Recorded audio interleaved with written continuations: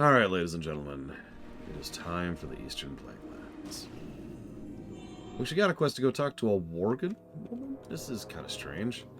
She's got a caravan over here. The quest says, I saw the strangest commotion coming through town the other day.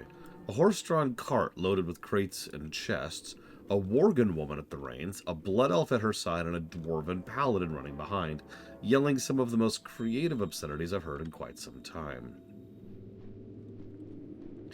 They look like they're heading to the East Plagues, though I imagine it'd be hard to get past Thonderil by now. I wonder what they're up to.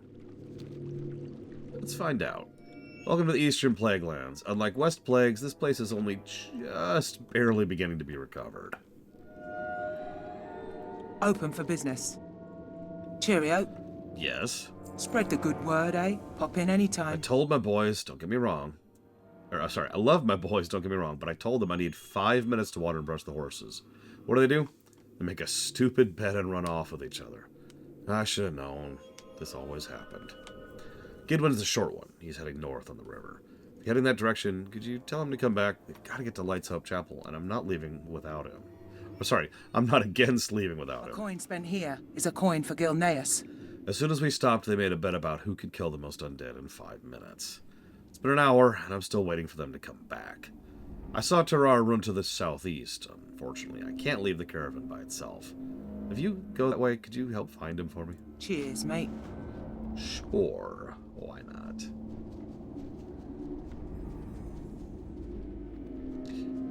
Hey, Ismaristar. I haven't made a snowman in an extraordinarily long period of time. The one I made was pathetic. Tiny. Like 10 inches tall. Took forever to do, too. Which is probably the part about it I remember the most. How much effort it was just to make such a tiny little thing.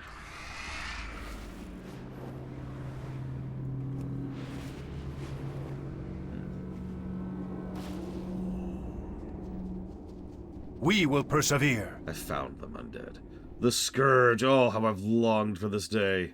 Farewell. I remember when I was young, I would sneak off to the Ghostlands and beat up zombies for hours on end. Nobody even paid me, I just did it. Now, look in front of you. Those are some serious zombies. Let's just start beating up them too. Do you want to join me? Death to all who oppose us. Sure.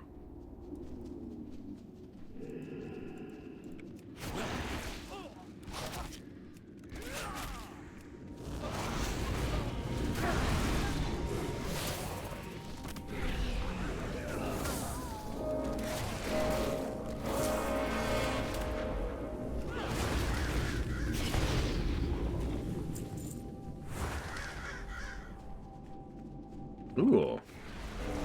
I don't want too many spoilers, because I still haven't had a chance to poke. Oh yeah, by the way, negative story. But I'm curious what you thought in general. Man. 4 feet. Jesus, Primarch. Negative story.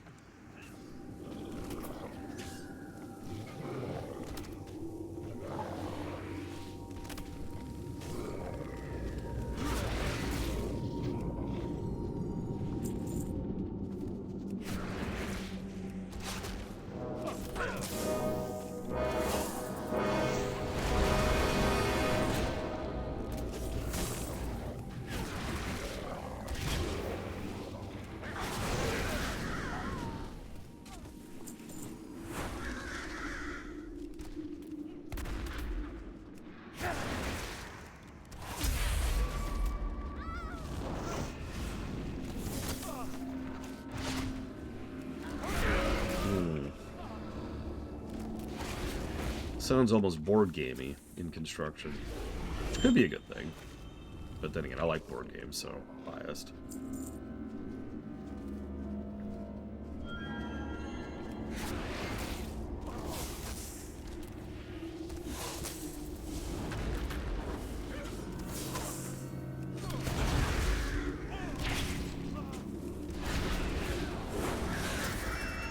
I wonder how long we'll end up playing when we finally get to it for the review. I mentioned earlier today there was... Oh, hang on. 5 should be enough. Oh, look at the time. I gotta head back to camp. My traveling companion Fiona runs a small vendor shop out of her caravan. She and I and our friend Gidwin are on our way to Light's Hope Chapel. I'm sure you could join us if you like, though Fiona might be a little mad at me. She always forgets why she's mad if you give her a gift. Kill some of the plague hounds and bring their blood. She'll love it. You want me... Okay. Sure. Earlier we were talking about, you know, games I might actually be able to start putting dealer's choice towards. You know, games I'm actually interested in. One of the bundles of games I've been debating putting towards is basically a bunch of indie games I've been interested in, but I've never had a chance to actually look at, including Loop Hero.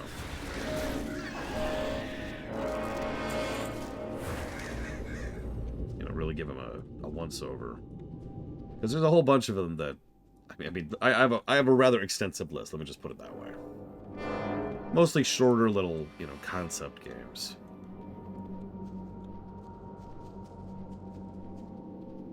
Some of which people have already played and praised the hell out of, like Dave the Diver, for example. It's one I've been wanting to touch for quite a while. Yep. Enjoy that music, Cloden. In fact, let's just go ahead and do this. Hang on.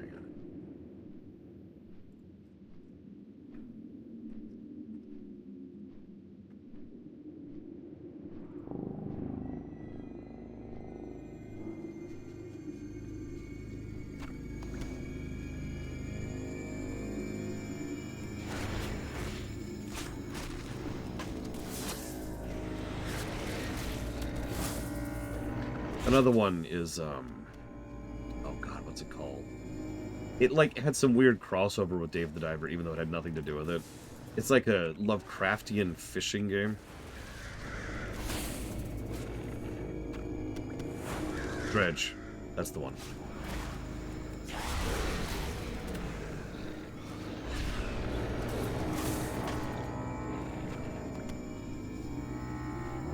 I still need to answer Pillaging Snow's question.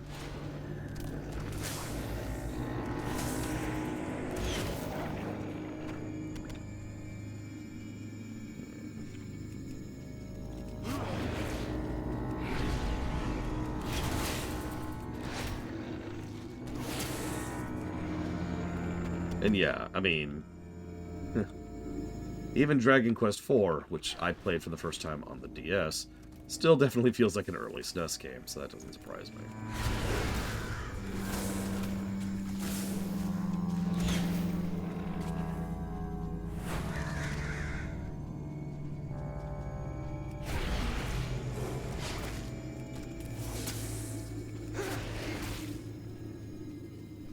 That's true. You're right, Dakota. And every single chapter starts off really grindy. It escalates fast, because, you know, staircase leveling system, but you still start off kind of...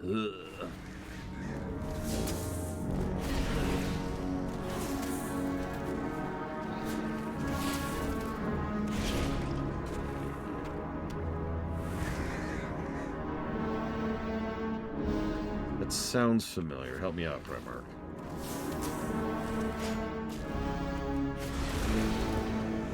Oh, okay. I do not agree that Sylvanas was a warmonger prior to Warcraft 3. Ergo, you are 100% right, Luderuth, and I abandoned this line of reasoning immediately.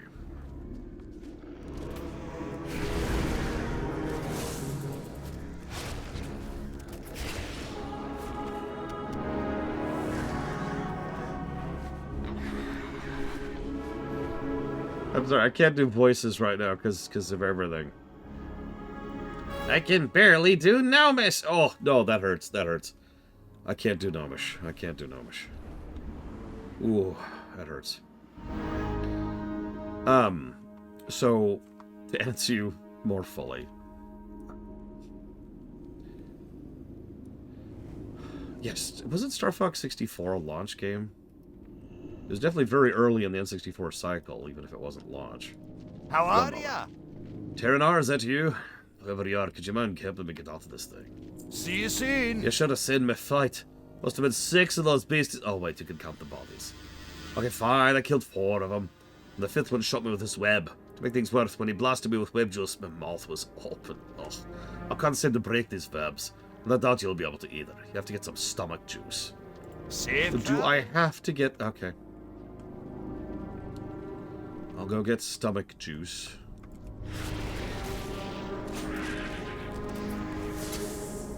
I mean, just... let's just move on. So, it's one of those situations, Linnerith, where nothing anywhere says she was a warmonger. We've actually had arguments about this exact same concept multiple times, where I say such and such, and then you say, but wait, nothing in the game says such and such. And you're right, nothing in the game says such and such. But based on her attitude, her dialogue choice, the manner in which she holds herself, her behavior during the Second War, where she was barely interested in defending the Alliance. In fact, she pretty much stayed completely out of the Alliance affairs until the dragons showed up and started burning down portions of Quel'Thalas. The fact that she is a militant general in charge of an army which is right alongside the Amani, who've been fighting them for centuries. You know, all kinds of little stuff like that. She's also a bit of a... This has nothing to do with her being a warmonger. But she's definitely, well, she's into cronyism, let's put it that way. Now, what's funny is we could prove that pretty definitively here in WoW. Because only the people who are most loyal to her are the ones that she promotes and puts into positions of prominence and power. Now that makes sense. As I've already pointed out, even in Cata, the game was starting to make a distinction between typical Forsaken and Sylvanas loyalists, right? So that makes sense why they do that. But this was true even beforehand, because of Nathanos. She was totally banging Nathanos, and as a result, pushed him into joining the High Elven military against the wishes and beliefs of everyone else involved. Never gave any actual reasoning for it other than, just trust me, bro. And what's really funny is, like, it's so unnecessary, right? Nathanos was actually a pretty decent archer. He would have made a great ranger, a great addition to the rangers. But instead, the only reason she dragged him up was because she was sleeping with him. Fun fact, this is also why Nathanos gets a Type 4 body. I don't think they ever show it on camera, Linnerith. I know, hang on, I was actually just checking this during my lunch break, because I was curious. Give me a sec. I don't remember the thing in particular.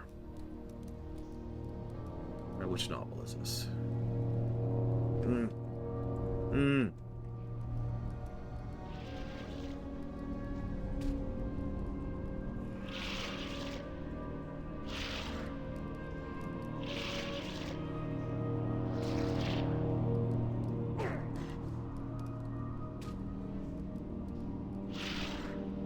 Oh, that hurts. Oh, that hurts. Oh.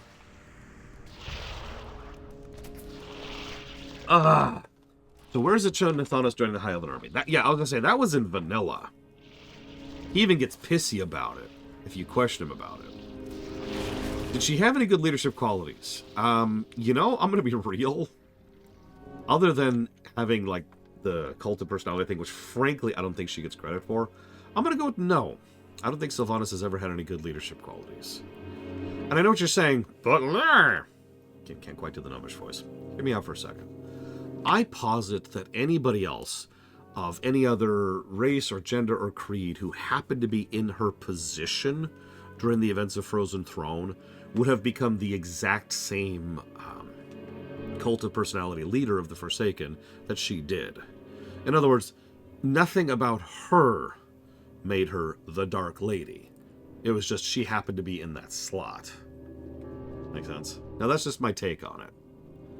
Yeah, Garrosh has charisma. Weirdly enough, he is a populist. He is very much in favor of getting the people, and getting people on his side, right? Sylvanas just always sort of presumes authority. And most of the time she gets it, And if you follow the course of the quest, and it's always down to the little stuff, like the individual quests we just saw in Hillsbrad and in West Plagues. But if you pay attention, more and more Sylvanas presumes authority, and more people don't give it to her. And that eventually leads to the events of BFA. Anyway, sorry. So, what book is this? Ah, looks like it's Blood of the Highborn is the specific book.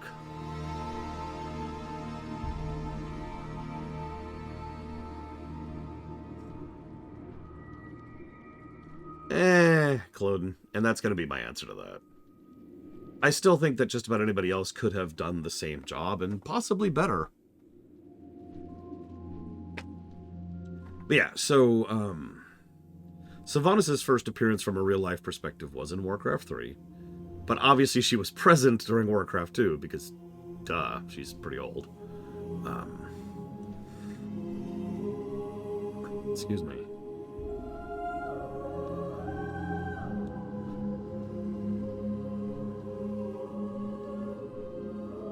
I can't remember why I was looking that up. You asked me about where it shows up. Anyways, whatever, it doesn't matter.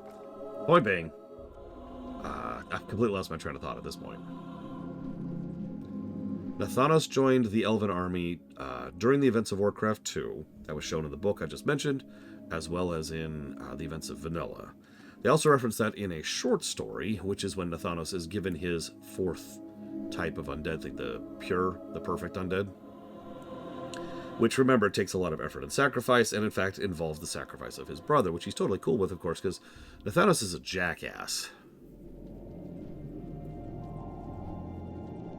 That's all I really have to say to that. Screw Nathanos. I'm actually glad we haven't really interacted with him yet, because I kind of hate him as a character.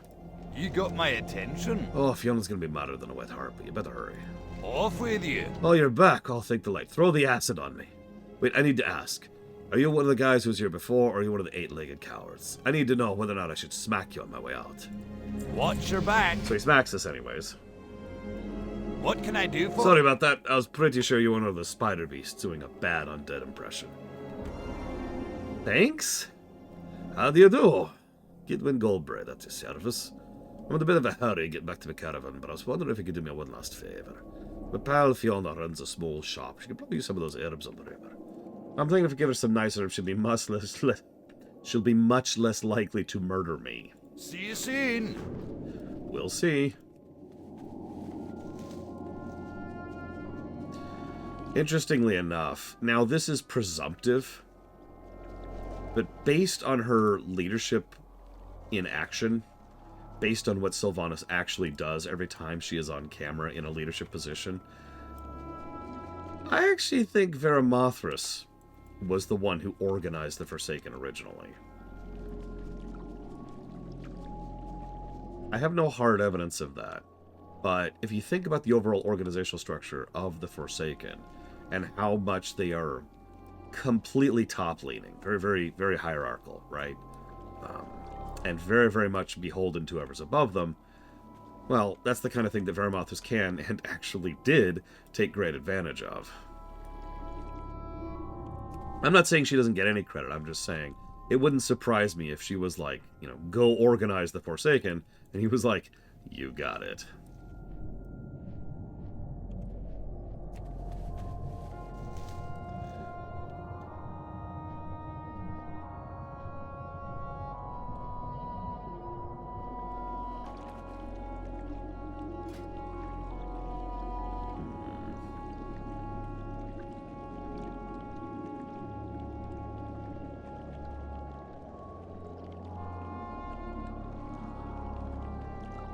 Let's go ahead and grab... yeah, exactly, Cloden. Like, you can't tell me that Verimothras wasn't all about the Dark Lady watches over you. Like, they have so many phrases and sayings that are just part of their everyday language. That kind of built-in culture is the kind of thing that takes years to set up. And, oh, it's been about 4 years since Warcraft 3, huh? How may I help you?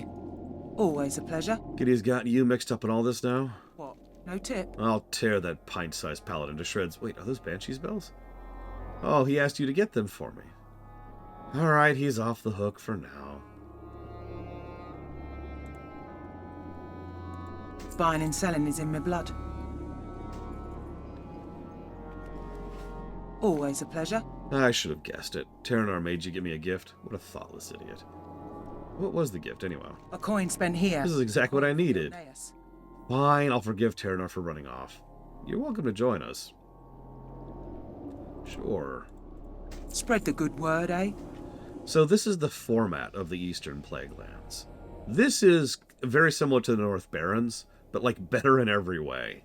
So we do a couple of quests. In fact, hang on. So not counting vector quests, we had 1, 2, 3, 4 quests, right? Quick and dirty, local area. Then we get a vector quest. Buying and selling is in my blood. Then we go ahead and hop on the caravan, and we make a trip now to the next stop. Shotgun! Hey now, why do you get to sit in front? Yeah, we're back here, by the way. Because I won our bet. And because I called shotgun. Who says you won the bet? We haven't compared tallies yet. Fine, I killed 5 zombies, and they were huge. How many undead did you kill? Pretty sure I killed 6. I'm going to bet that you only killed 4. How did you know that? I didn't. You just told me. No, so seriously. How'd your undead hunting go? I want to hear stories. Gidwin? Are you ignoring me? Giddy? You're mad at me, aren't you? Remember when we were kids? We'd spend all day pretending to fight the trolls, or the murlocs, or the girls. Don't do this, Terranar. We had a name for ourselves. What was it? You remember damn well enough what it was. I'm dead serious. I've completely forgotten. The Paladin Pals. Gidwin, you can sit in front with me next time. Maybe I don't want to. Maybe I like it better sitting back here with my new friend. It smells like horse up there. Hey, there's a tower up ahead. Why don't we stop and rest for a bit? Merry Christmas, Sice. Don't worry, I'll be streaming tomorrow, too. We just rested a few minutes ago. Let's go to Lights Up Chapel. The roads are rough, Gidwin. I don't want to risk losing a horse. We won't lose a horse. Look at them. They're exactly like they were when we started. Actually, I agree with Fiona. The Argent Crusade can wait for a little while. But besides, our guest maybe got off the Caravan soon. Now, okay. Let's talk structure. I don't get to talk about zone structure all that often. Right, let me go ahead and switch back to in-game music for a second here. Oh, me too, Primarch. So, you could just go ahead of the caravan. Do this quest, and then this quest, and then this quest, and then this quest. You won't get all the quests, but you really can just move forward and do a lot of the stuff anyways at the various quest hubs, right? But the game really wants you to follow through with the caravan. In fact, it's literally visible on the mini-map to indicate where it currently is. Furthermore, I kind of glossed over this earlier, but you notice that question mark over the caravan itself? Well, we've got Fiona, Gidwin, and Terranar right now. So, as we go through this zone, we get a special buff based on which thing we pick. So if I pick the Talisman, for example, it gives me a chance to do holy damage on successful attacks in the Eastern Plaguelands. Oop. So now I've switched my buff over to... there it is right there, Terranar's Talisman, see? So we get special buffs based on how far we're at in the caravan. We can switch them at will at the caravan, and the caravan always takes us to the next quest hub. There's also a cutscene in between basically every hub. So the story leads to the gameplay, leads to the story, leads to the gameplay. Hey, Ganos. Merry Christmas. I talk a lot about flow, but this is some of the most interesting flow in the entirety of Cataclysm, until we get to the actual endgame catazones, which will... there's some fun flow in those. Bashir, excuse me.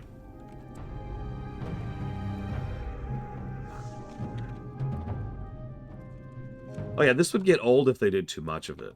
But they do a very good job with it here, and it makes a degree of sense. The Eastern Plaguelands is still a high-level zone. It's still more dangerous than most of the zones, and it's still pretty big. See you around, Dakota. Happy holidays. And so it makes sense that they give you this extra little bit of boosty, but also, I'm just going to spoil this for you, as we gain more people for the Caravan, we're going to get more buffs from that Caravan. And each one of those is going to give us different options for how we progress through the zone. It also, there's a lot of really cool story beats. I'm getting ahead of myself, but the point is, I really like this I kept trying to think of a word other than structure, because I keep using the word structure. Framework. I like this framework for the zone.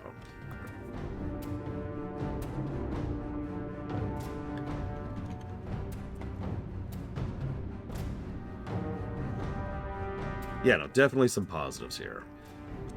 Also probably going to get some character positives for the duo, for reasons I probably don't even need to explain already.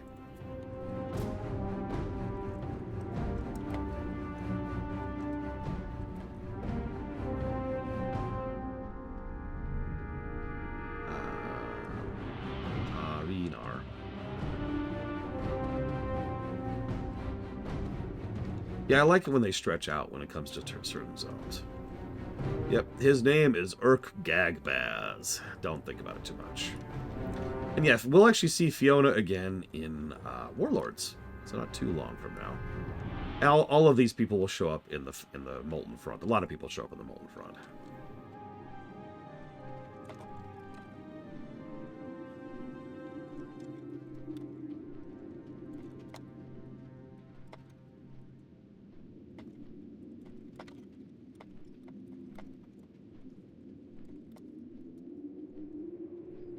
Okay, sorry. So, don't want to get too ahead of myself with positives. So let's turn in first. I have what you say hi, Valerian. Hi, Valerian. Happy holidays. Pop in anytime. Hope the ride wasn't too bumpy for you.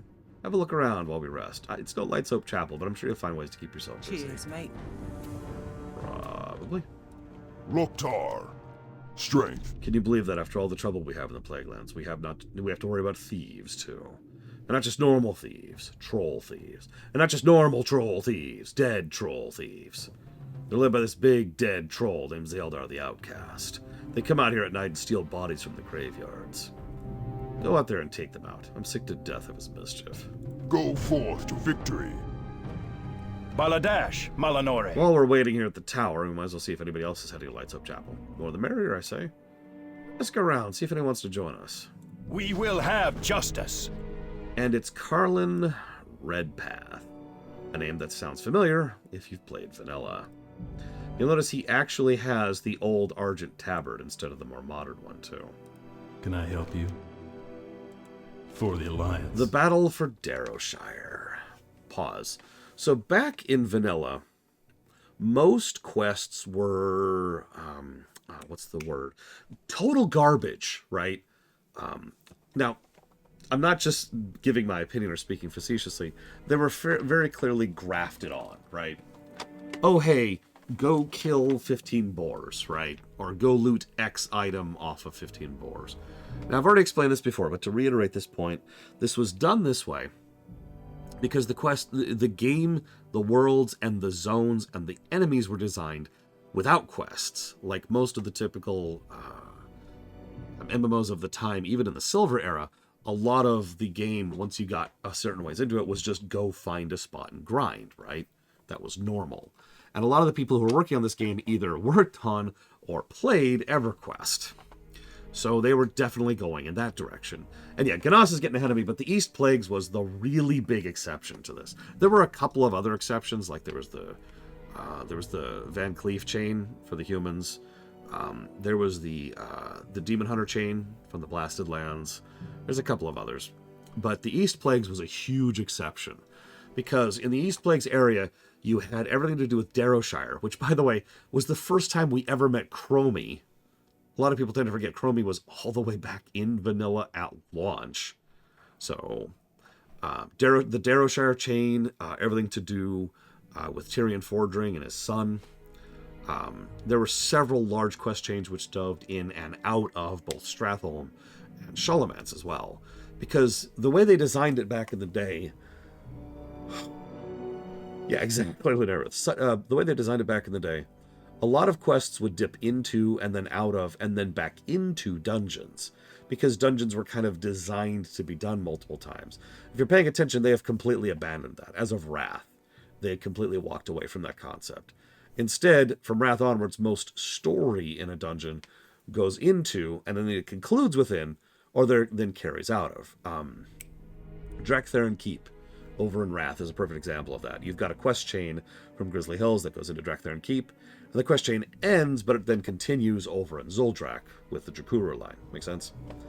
So, a lot of those quests were designed to push you in and out of the two big dungeons in the area, which were probably two of the better designed dungeons in vanilla, Charlemagne's and Stratholme.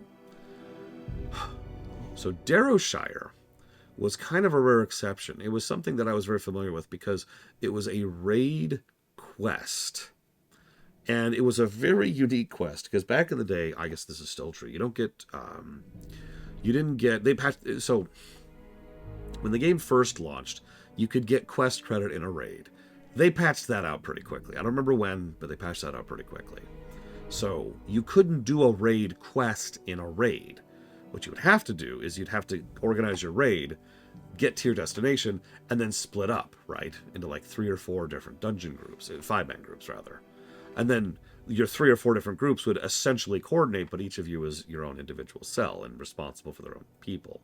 So you'd get to Darrowshire, and there'd be the East group, the North group, the West group, and usually a roamer. But you could do it with 15 people if you wanted to, especially if they were geared and knew what they were doing. Yeah, but that's different. J. Plummer has nothing to do with anything. So the Darrowshire quest, which was not a raid quest, and therefore required not being in a raid, was something that was considered really substantial back in the day because of how much time and effort and work it took to put into it.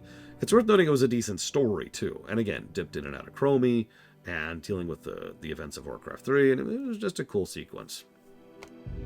But throughout the whole thing, one of the biggest elements of it was dealing with the events of the Redpath family, namely, Carlin Redpath. The battle for Darrowshire still haunts me.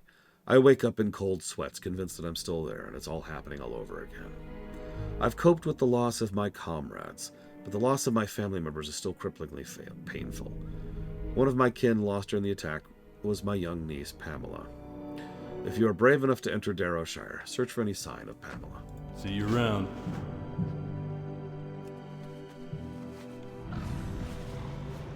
Oh, hang on.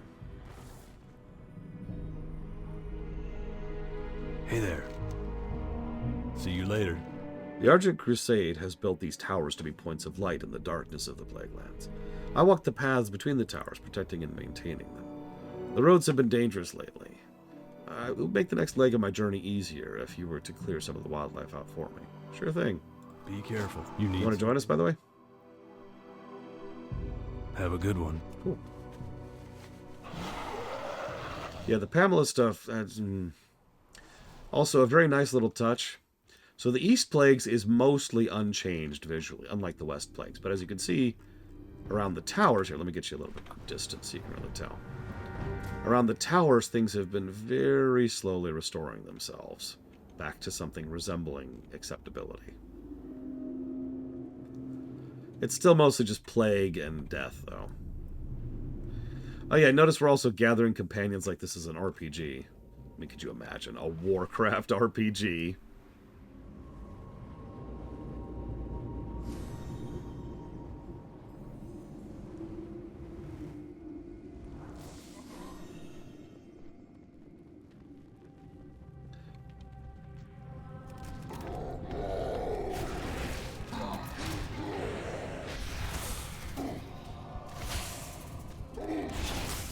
I think it would be more accurate to say that the plague is just kind of running out, if that makes sense, Ganas. Now, that's purely my own take on the matter, based on my own knowledge of how the plague works. But because no one is really, like, spreading it and supporting it, the idea being that it's running out of fuel, right? And by using consistent and persistent druidic and holy energies, they're able to kind of very slowly allow the land to just kind of start restoring itself around it. So, it would be more accurate to say that the plagued land is dying, ceasing to exist, and is slowly being replaced by unplagued land. That's my take, though. I don't know for certain.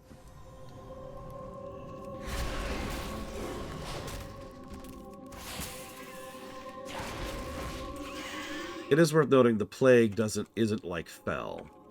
Fel is kind of self-sustaining. Simply by existing, it continues to burn all life around it. That's one of the reasons why Felwood is still so messed up to this very day. Oh yeah, tell me about it, Gross. I hope they touch up on it, at least a little bit. So I was actually thinking about a Warcraft RPG. That is to say, obviously a single-player Warcraft RPG. And I started thinking about the format it could take. Because I'm probably the only person in the universe who actually gives a damn about the gameplay of an RPG. So I started thinking, what would make the most interesting gameplay format for a Warcraft RPG? And of course, the first answer is an RTS! Now that sounds like a joke, but I'm kinda not joking. Exactly, the Nerith. You get it. You get where I'm thinking there. Fel is consumptive. But death is just part of the cycle.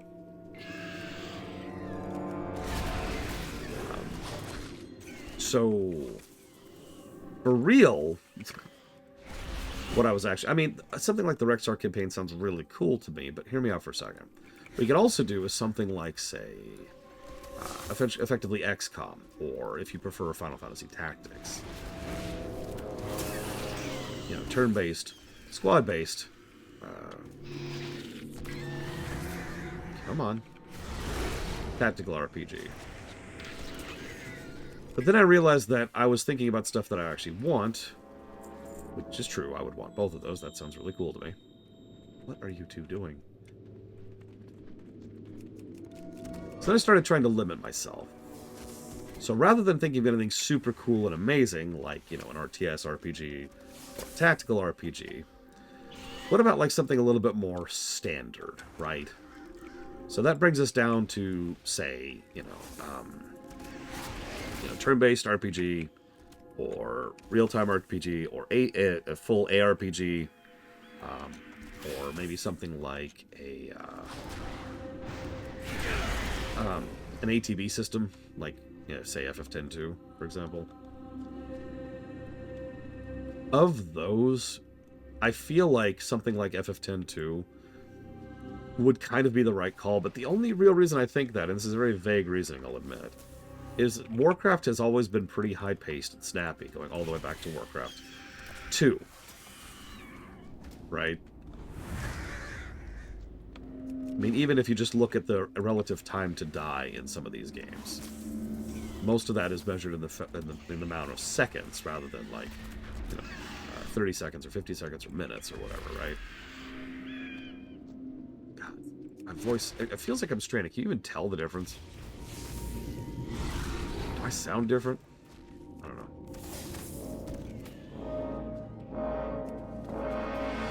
Oh, there's everyone's favorite song. I can see a CRPG format working with Warcraft, yeah. You can still have tactically stuff there. I also admit something like DOS 2 would be essentially perfect, although it's worth noting DOS 2 is an insanely time-consuming and labor-intensive kind of RPG to make. Hello. I'm Pamela. What's your name? My Auntie Marlene told me to stay here in the house because Father had to go and fight. My father's the bravest man in the whole world, but I've been here for a long time and he hasn't come for me. Sometimes bad people come and whisper to me, but I want my dad to make them go away. He's not here. Sometimes when it's dark, I want to play with my doll, but I can't because I left her doll. Will you go find my doll for me?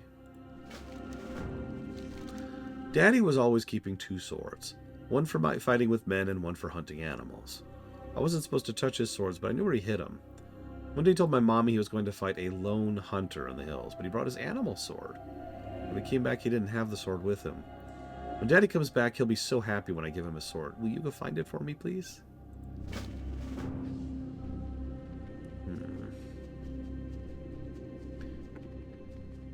This is only extremely horrific.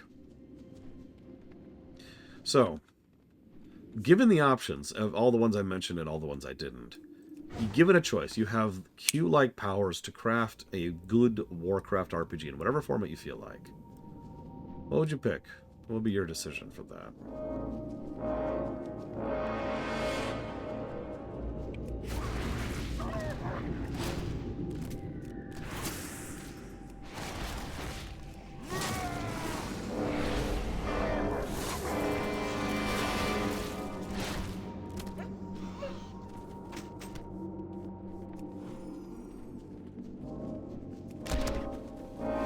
Skyrim-esque?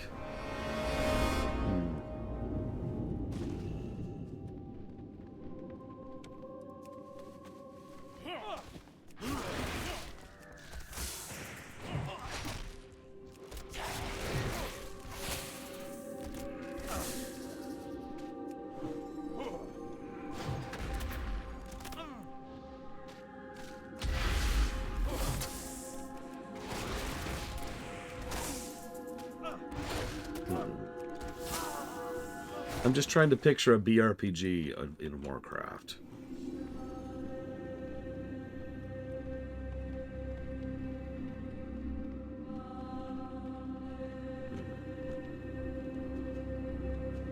Thought it was in there.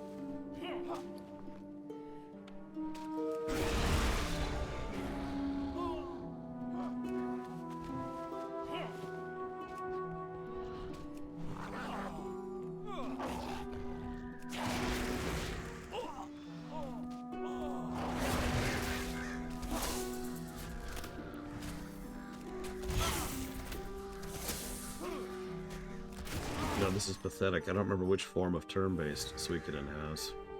Not off the top of my head.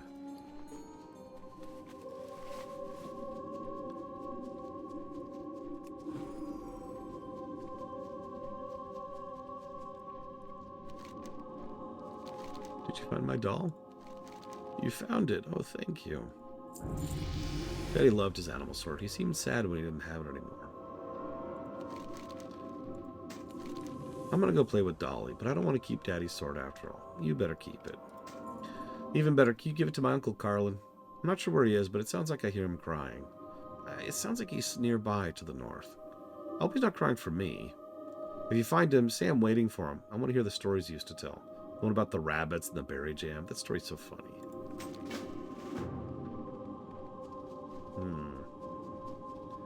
So I think that's side-based, is I think what we decided to call that, Valerian. See you around, Primarch. Enjoy the roast beef. Sorry, the roast beast.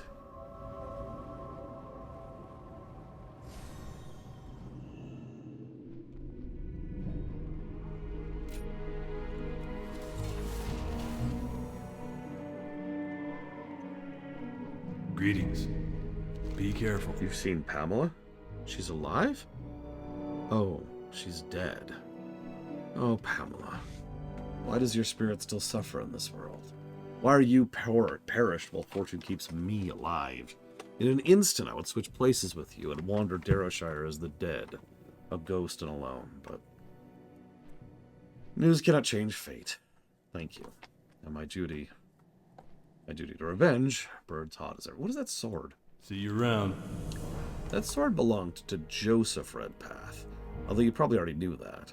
I wish Joseph could be with his daughter, but it cannot be so. His soul was twisted by the scourge and he became a monster. Pamela's fate is sealed, but perhaps we can change Joseph's fate. A strange gnome arrived at the tower not long ago. Her name is Chromy. See you later. Dun, dun, dun, wah, wah, wah. What do you need? Notice she was not there earlier, if you're paying attention. Be safe. Anaria Shola. Remember the sun well. Is this hello or goodbye? There's something timely about your visit. You're not from the future, are you? Good luck on your next adventure. What's this? A war sword? A butter knife? I'm useless when it comes back to blades. Oh, this sword was once held in the hand of a great man, but there's much tragedy in that man's past. Are you here to help him? It's too late now, but maybe we could help him in the past. We'll meet again. I've seen it. I am Chronormu, but you may call me Chromy. I am comfortable with such familiarity. How did I know your name, you ask? I'm one of the Bronze Dragonflight, forever attuned to the ebb and flow of time. You can see we've also met before, and to that again, and we will meet again. Yes, we will. It's been a pleasure. The annals of Darrowshire tell of the villains of that battle. How the ghoul lord Horgus the Ravager was destroyed by Alliance forces during the battle. He was slain among the foothills north of here, and his skull remains there. Marduk the Black was never defeated, but his fabled sword now rusts, ownerless. It can be found near the sword to our southeast. Retrieve these items. I know not why, but I'm certain their fate lies with you. Take care of yourself out there. The heroes of Darrowshire held relics of their own, and inside of those relics lie more precious memories. First, speak with Carlin and obtain the extended annals of Darrowshire. Within the tome lies the narrative that will drive our excursion through time. Then head west to Mara Steed. Okay. Is this goodbye or hello? I keep losing track. It's fine. We got this. I require a rare reagent for the form of the spell I intend to cast. Skulls from the Scourge who took part in the battle. This quest sucked back in vanilla, by the way. You need 5 resonating skulls. The drop rate on skulls wasn't great, and the drop rate on getting a correct skull was much, much worse. Until next time. We used to hate doing this step because we would go through piles and piles of skulls before finally finding one that actually counted. 1. You also used to need more than just 5. For the Alliance.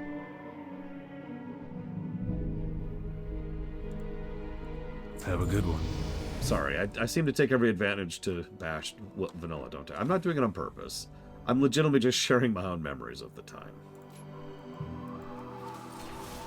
It was an interesting era. Huh? They need to resonate because we need skulls that were present at the battle. What can I help you with? May your blades never dull. Those druids never give up, I swear. I'd given up on the Plaguelands years ago, but the Cenarian Circle keep telling me the land is not beyond hope.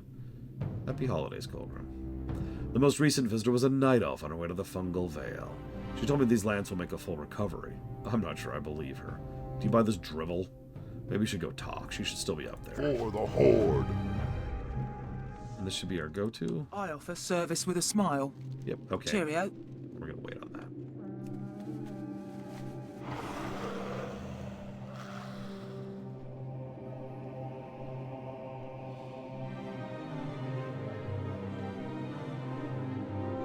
Sorry, I'm double-checking something because I'm curious.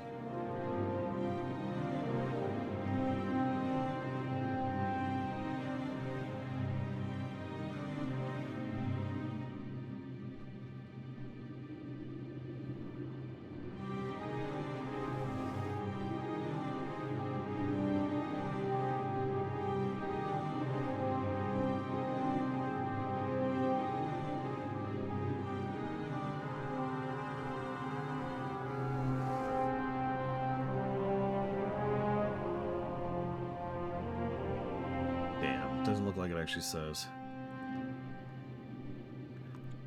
So I was just curious of something. I've actually mentioned this before. If you track each interaction with Chromy when she reveals herself, that is to say when she shows her dragon form, you'll notice that it changes based on when exactly you interact with her. If that makes any sense. In other words, sometimes she's full adult, sometimes she's whelp, sometimes she's like a full, like she's the adolescent dragon form. You get it. And so you can kind of pay attention to her timeline relative to her. But I was curious if anybody had already done the work for me and just mapped that all out. Because the only one I remember is that by the time we did the culling of Stratholme, she was already a full adult.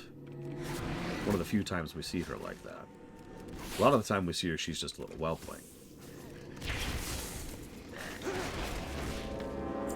Either way, I admit I'm not sure when exactly her timeline lines up with ours. Or, to be more specific, I'm not sure when her first interaction was with us.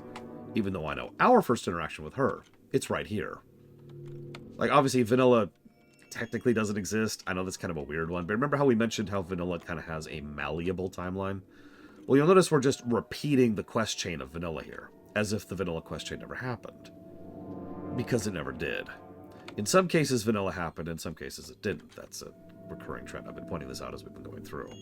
So in this case, since vanilla was never there, this is canonically our very, very first interaction with Chromy. Chronologically, is leveling from 1 to 60, right?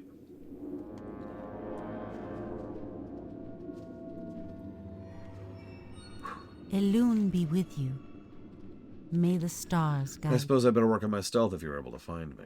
Are you interested in helping me heal the Plaguelands? Go in peace. You have a keen eye to have seen me here hiding among the grasses. Ahead of us lies the Fungal Vale, an area the Scourge still cling tightly to. These floating constructs to continually re-plague the land. Elune light your path. Actually, now I'm disagreeing with myself. Let me come back to that. Goddess watch over. Scourge forces have made it to the point to ensure that nothing survives in the Fungal Vale. All you'll find are husks of rotted mushrooms and scorched grasses. The 3 corners of the Vale are home to 3 large ziggurats, which they use to reanimate their dead. Yet even in this place, life finds a way to flourish. Take my seeds, plant them in the middle of the ziggurats. I can't plant anything with those horns playing. Bwah, bwah, bwah, bwah.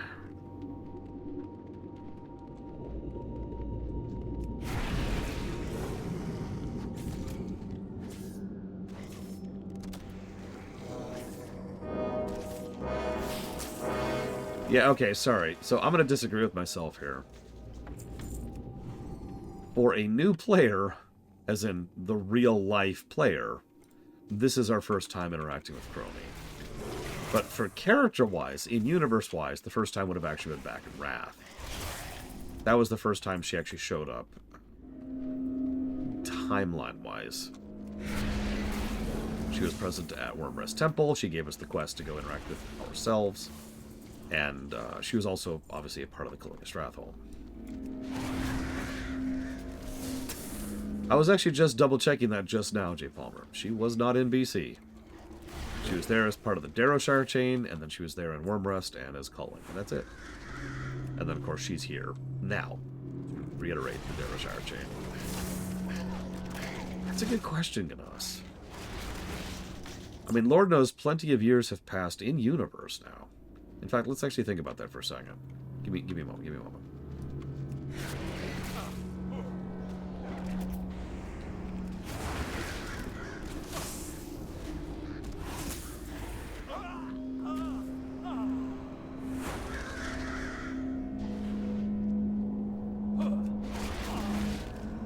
So it's been a little over 13 years since vanilla as of now in War Within. That is plenty of time for a whole new generation to have started showing up.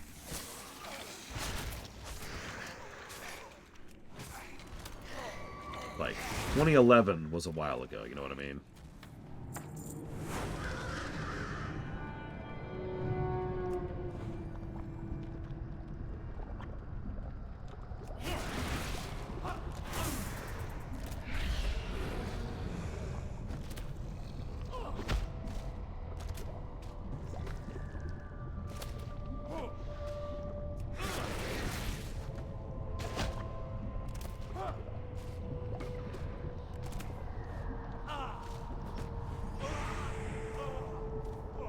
Yeah, like Dagran is Miristar.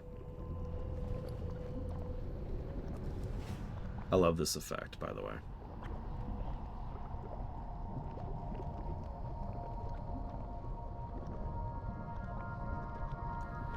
It's actually a pretty simple effect, I just like it.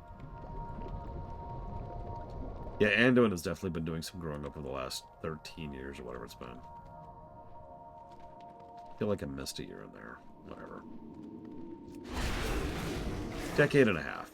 We'll just round it up or down.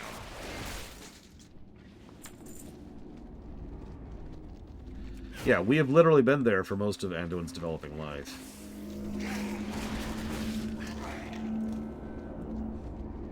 So yeah, let's see. From an in-universe perspective, obviously we're going to have vanilla characters. BC wasn't much of a new starting point, because by simply going to BC meant you were already one of the... See, that sounds like a good method. BC, you were already at least a little bit of a vet, right? They weren't sending newbies to Outland, so that's not a starting point. And same thing with Wrath, right?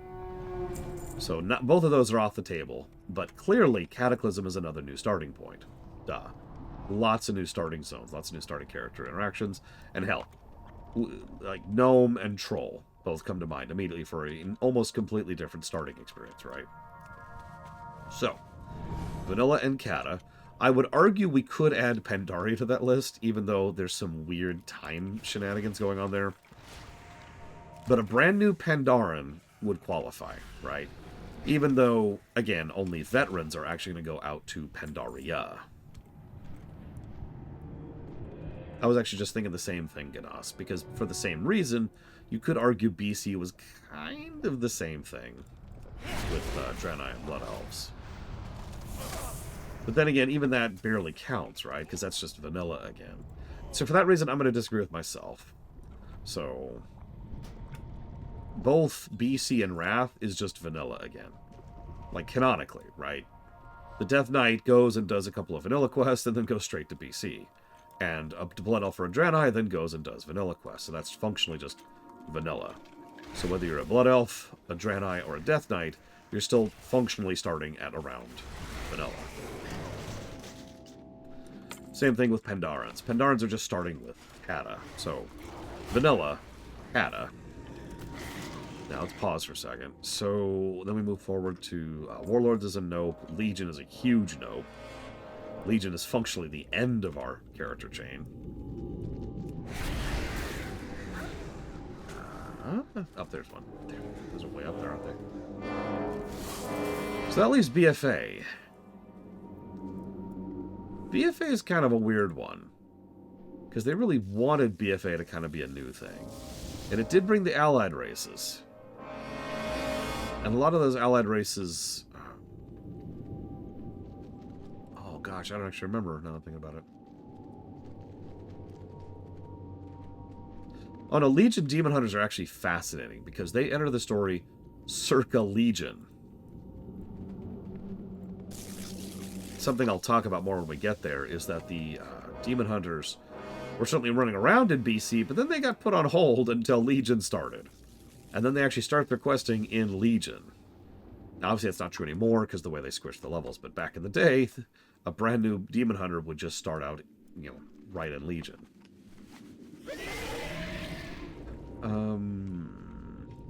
Let's go ahead and run these through the thing. Look at that drop rate. Look at that drop rate. Oh my god, I'm so spoiled. I'm spoiled. I'm trying to remember what happened if you made a new allied race, because I remember you'd start at like level 10 or something, I want to say. But then where would it shunt you? Cata? Oh, that's a fair point, Ganas. That's a good point. What brings you here? The sooner those scourge are pushed out of the veil, the sooner we can heal it. Thank you. Go in peace. Even if the flowers died out shortly after they bloomed, they proved our point to the scourge. If they are losing, we are winning. And the horns. May the stars Bwah, guide you. bwah, bwah. Okay, so that means the allied races are functionally Cata again. Shadowlands had Exile's Reach and then shoved you straight out into Shadowlands, but that makes no sense, and it never did. That was always a dumb idea. So I think we actually only really have 3 Ganas.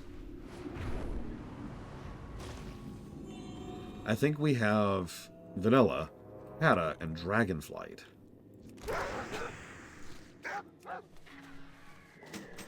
Dragonflight is such a hard reset. Excuse me, wrong terminology. Soft reset in universe and to the gameplay. That I could fully and 100% believe that a brand new adventurer could have just started their adventuring campaign and go straight to Dragonflight. That's also ignoring the fact... What's still in there? God dang it. It's also ignoring the fact that if you start a brand new character, now, the very first thing it does is it pushes you straight to Dragonflight as soon as you hit level 10. Like, there's a reason that's become a meme, right? Shut up, Raytheon! But I believe that's our three. That's our three, eras. What do you mean, Cyber Exile? You don't like my minion army of the damned? The dead and the dying. Or, sorry, what? Where's this? Oh. Roland has it.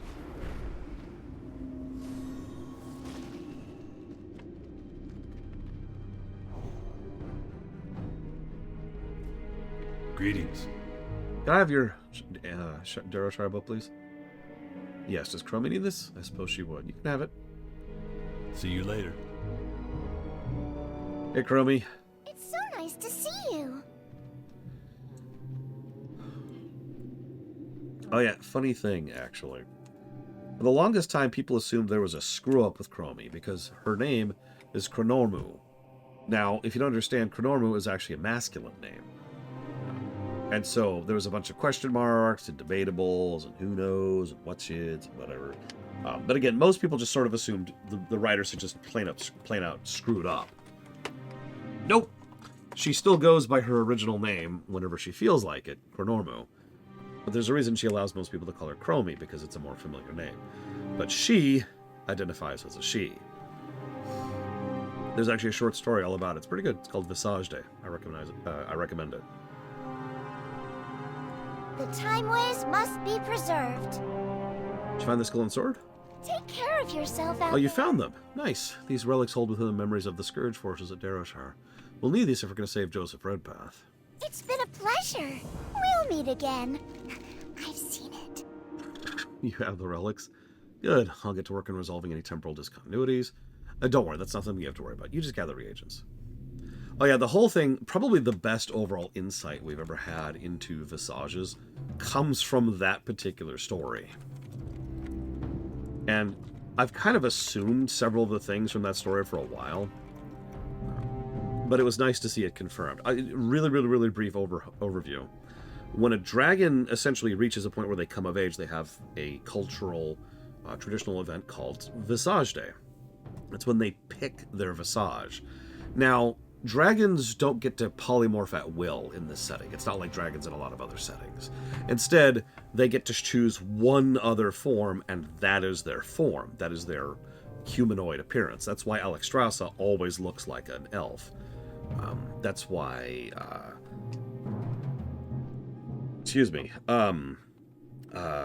Calicos always looks like a human with the blue hair, right? Stuff like that. Yeah, they choose it. Exactly, Lord Harriman. They decide, and they say, boom, that's me. And so Chromy, she decided gnome, which was actually considered pretty unusual at the time. And that's also when she solidified her identity. But it's a cool little thing, and it's actually really neat, because their visage is functionally still them, right? Like we were talking about this. If you were to, for example, kill a dragon when they're in their visage form, they're still dead.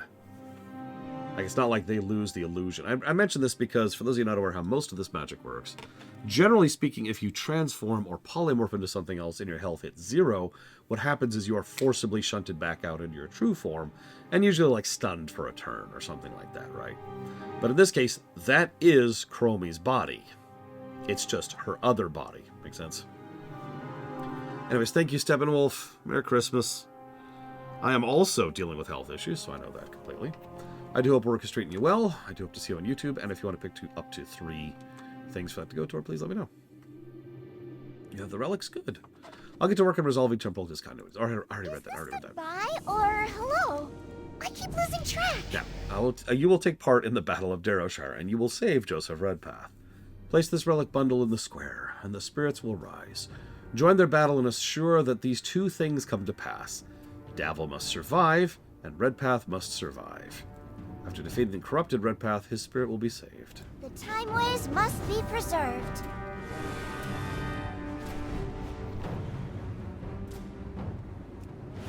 Oh yeah, we also have a debuff called Haunted. You probably haven't noticed, but I've had a ghost show up periodically and say things like, for example, I was devoured by Horgus. I can still feel his teeth on me. Stuff like that.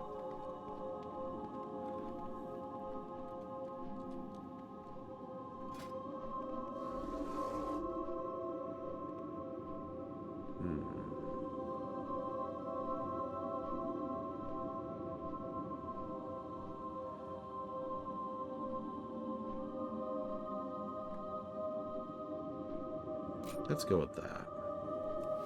Because I want to have even more pets.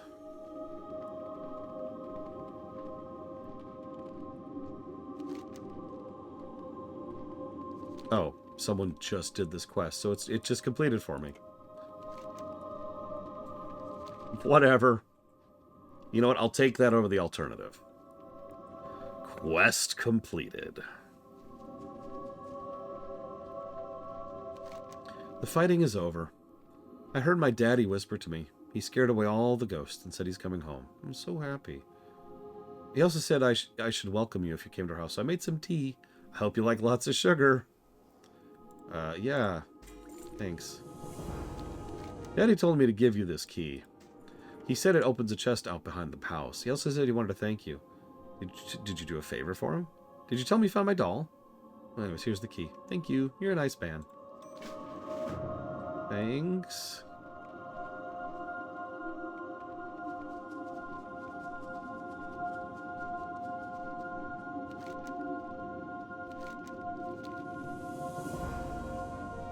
Aw, I forgot about this. I missed you so much, Daddy. I missed you too, honey. And I'm finally home.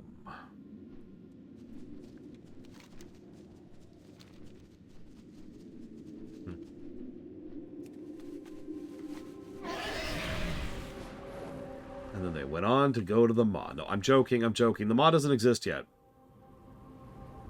Not. So now we have Argus's journal, which is the journal from the guy we just recruited. It gives us an experience bonus while we're here. But also Pamela's doll. You see a small doll sitting at the back of the corner. Terranar tells you it must belong to Gidwin. Gidwin says it's probably Terranar's. We'll go ahead and pull out Pamela's thing for this. What do you offer? The only honest merchant's a Gilnean merchant. I believe the horses are ready. Argus Highbeacon, the gentleman who works at the Crusade, spoke with me earlier. I understand he'll be coming with us, and that's great. I'll make sure to make room for him. I know you're busy, so no hurry. But I run whenever a you're ready, business here. hop into the caravan. Round 2. This hardly seems fair. Now Gidwin's on top. Why do I have to sit up top with all this stuff? Because you're short. Because you're the bravest, dear. I'd have bounced one of these trunks off your head, Terranar. I know I promised you the front seat, but I have an elderly guest. I'm sorry. Fiona, I must warn you, Gidwin only wants to sit in front because he wants to kiss you. Oh, shut up, you doll. You probably want to kiss her 100 times. Do not.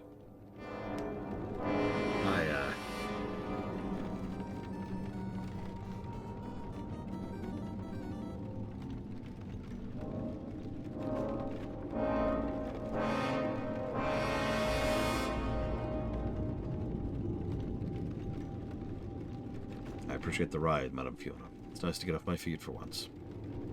Do you normally walk these roads alone? Yes, I do, though it was easier when I was younger. These days I have to be more careful. If you don't mind me asking, what do you do that requires so much walking? I service the towers, mostly repairs and maintenance, some minor magic work.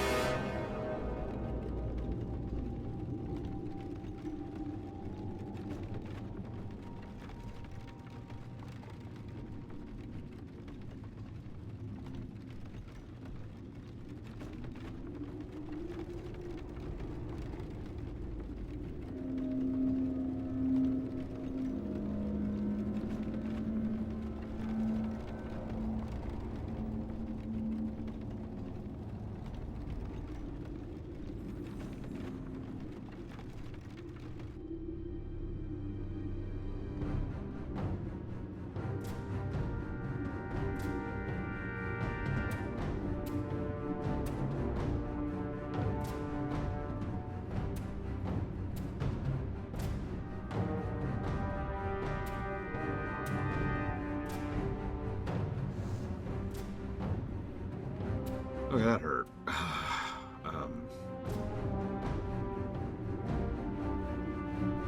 Thank you, Warp Core. Always appreciate.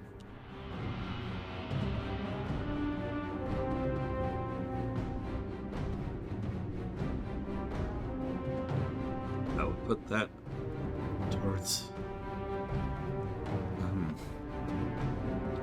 Ace Combat.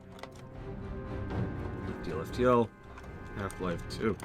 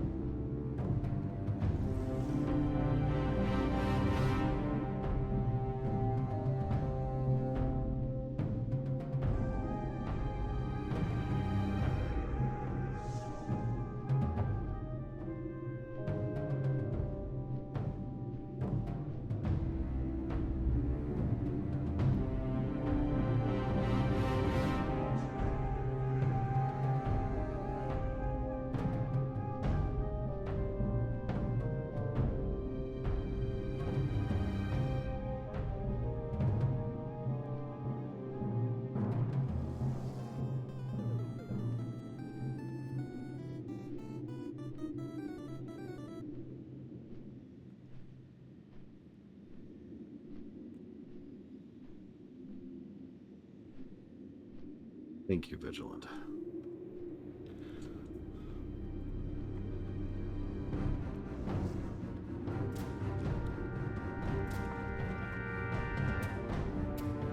Old World Blues. And that's it. Apparently. Merry Christmas, Vigilant. And thank you again.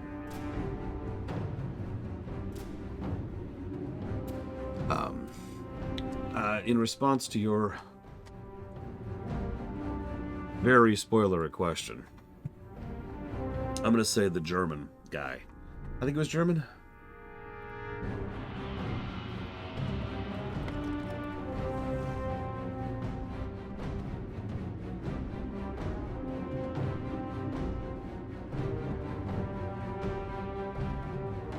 Strauss. Yeah, I'm right. Leopold Strauss. Yeah.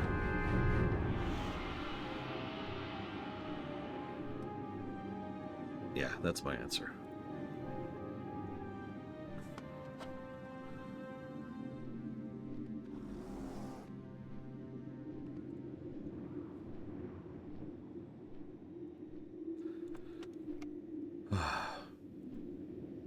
Apologies. To finish the cutscene a little bit. So, Gidwin and Terranar are adorable for a second, and then Argus is like, I appreciate the ride. Madam Fiona, it's nice to get off my feet for once. Do you normally walk these roads alone? Yes, I do, although it was easier when I was younger.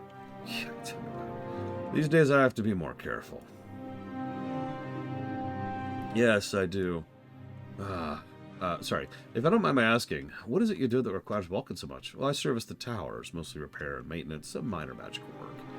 Without proper upkeep, buildings in the Plaguelands tend to waste away. Noble work. I find it satisfying. I enjoy working with my hands. Ditto, actually. By the way, if any of you need anything repaired, let me know. I'm at your service. Should be part of the Crusade, huh? Think you could put in a good word for us? We're looking to join the Order. Well, certainly. I don't make it out to Light's Hope very often, but when you arrive, tell Max Tarosis I sent you. He lets you call him Max? Ma'am, would you mind dropping me off at Light's Shield Tower? I have to stop here. I was just going to drop you off. We'll be happy to wait for you. No, stopped again. You know, Light's Hope isn't far, young paladin. Might as well just walking. Walking, eh? And then we get here. Another fun and interesting cutscene for another fun and interesting story positive.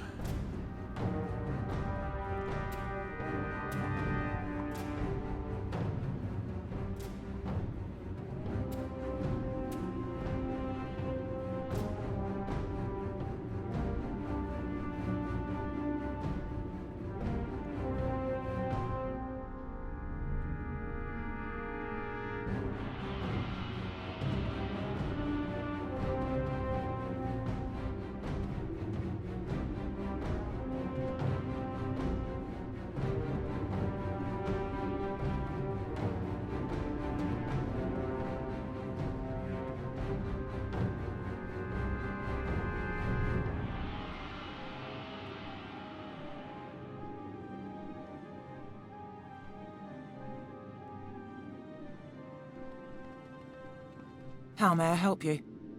What, no tip? I run a stand-up business here. As soon as we arrived, those two lunkhead paladins ran off to Light's Hope Chapel. It's still a ways away, but if we're going to follow Argus along his tour, this is about as close as we're going to get. Check in on them, make sure they're alright. I know they can handle themselves, but it'd make me feel better to know you're watching over them. Always a pleasure. Going back to that whole RPG thing, too. Another nice little tidbit here is the fact that Terranar and Gidwin are already decently leveled in lore, right? But they're still... Well, there's no nice way to say this. They're still kind of noobs. And East Plagues is still a dangerous place. So there's kind of that just added little vibe on top of everything else that I tend to enjoy. Interesting. Very good. Yeah, high ability, no experience. Good way to put that. Greetings, stranger. You've entered the heart of the Plaguelands. Hope you brought your undead killing gear with you. The plague spreads more slowly these days, so the cult has to step up production to keep the land brown and dead, as they like it. I've got a plan to stop them. Take my mortar and pestle. Use it on living rot from the undead creatures in Corrin's Crossing. We're going to make a little present for the cultists. Very well, then. Be seeing you. Some of my counterparts have told me the land wants to heal, but several high-ranking dead, along with the Cult of the Damned, are not allowing it to. It means we've got to stop them. I've got a plan, but first I need you to get a cultist disguise. Off and away. Okay, I can do that. The scaling may surprise them. We got this. Need help? I love the sea. Yes, it was I, Frederick Calston, who introduced the sea life to the lake in the southwest. I'd hoped to provide the Crusade with a source of fresh food.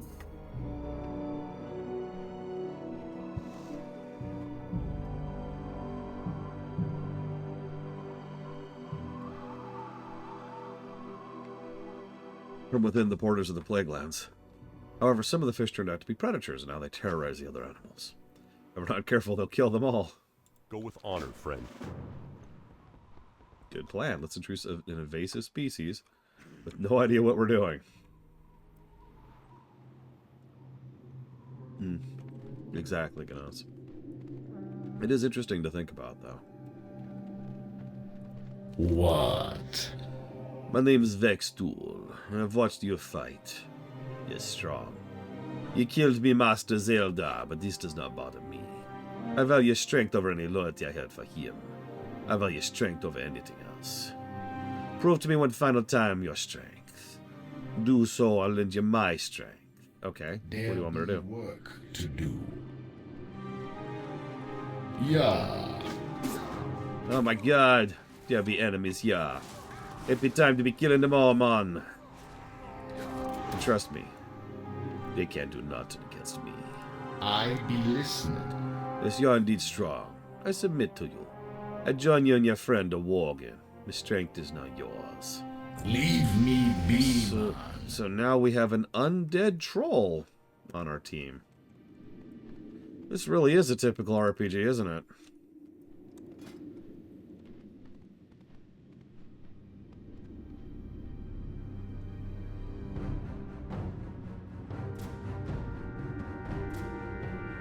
Let's go with that.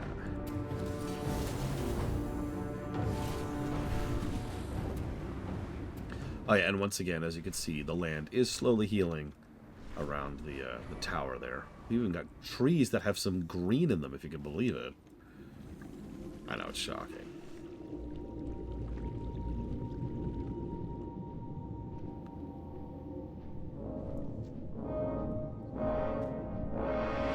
Oh yeah, there it is. There's the best song in the game.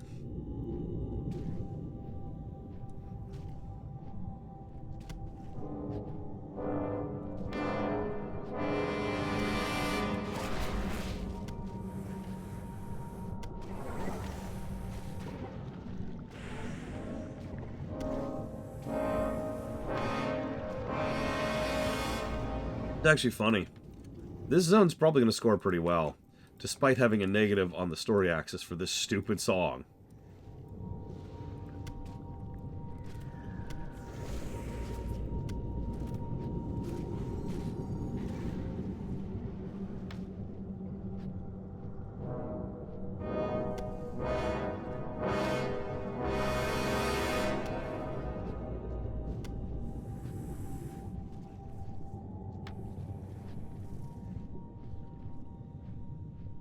Ah, crap. There's another beast hunter down here.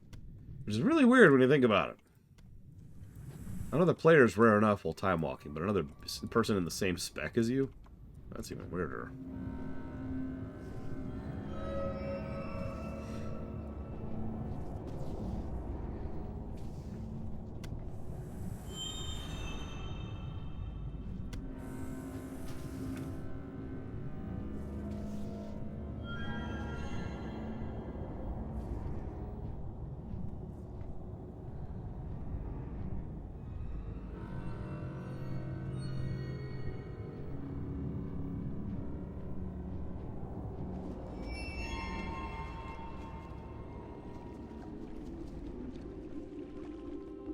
Being full while drinking alcohol. Isn't that how that's supposed to be? Or is it just carbs that helps dilute the alcohol? I don't know. I'm not a drinker, so I know nothing.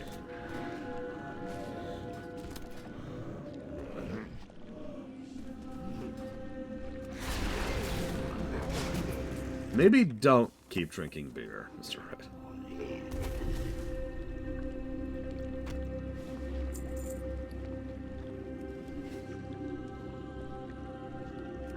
Oh yeah, water. That's the other thing. I know about water.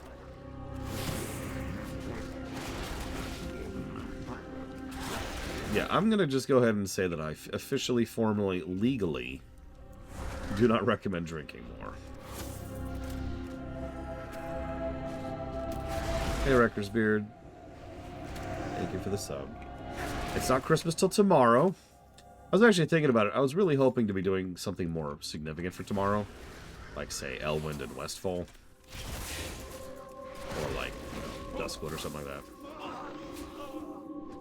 But it occurred to me this actually might work out in a really strange way. Because tomorrow we'll be streaming Hinterlands and Arathi. And that sounds like the perfect thing to stream on Christmas. Nobody will be really paying attention anyways. We'll have, like, no people here actually present because everyone will be doing their Christmas stuff. And so we'll just be able to chill and hang out.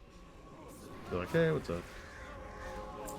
Yeah, Arathi is not a very involved zone. Okay, you got both pieces. Good. These will help when trying to sneak into the death camp. What? Anybody who shows up is going to be more than welcome, but I don't anticipate having much of a crowd tomorrow. That's okay. By the way, Rector Spirit, if you want to put that towards up to 3 things, please let me know.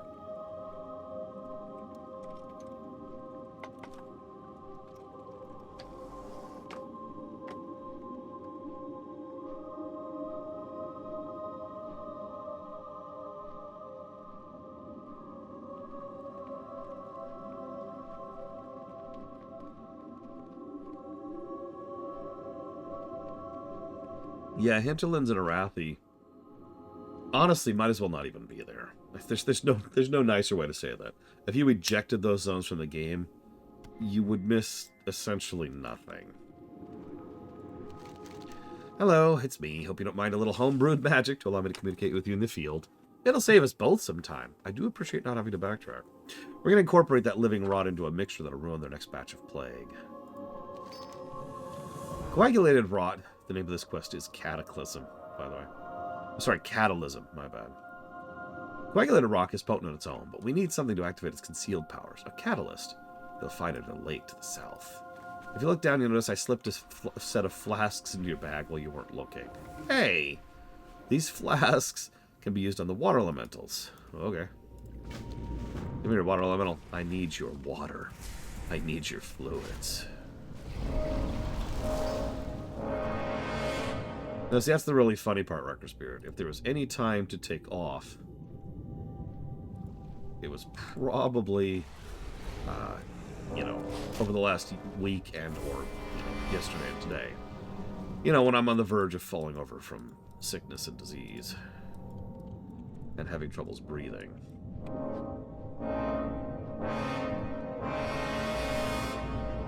Why?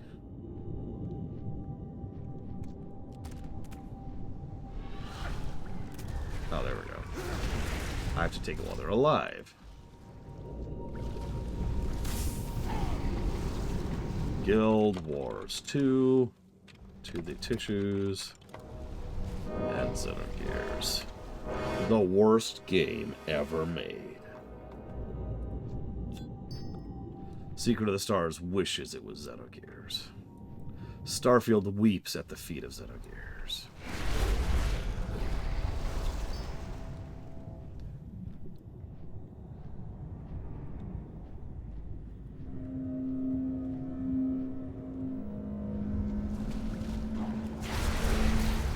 I actually have no idea how Xenogears would review. I've said it before and I'll say it again. Just because I don't like something doesn't mean it's not going to score particularly well. Chrono Cross is the other big one. And I think one of the last of the big PS1 JRPGs we haven't covered. I could be wrong. There's probably like a dozen I'm missing.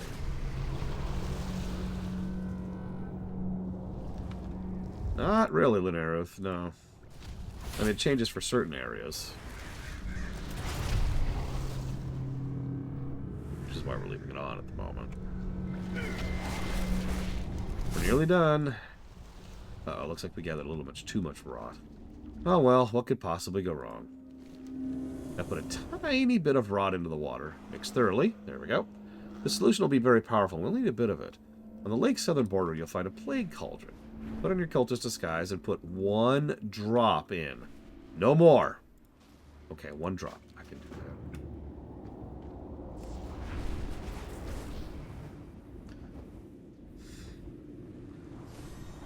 The biggest reason I'm scared about doing a Xenogears review is because it's a beloved classic.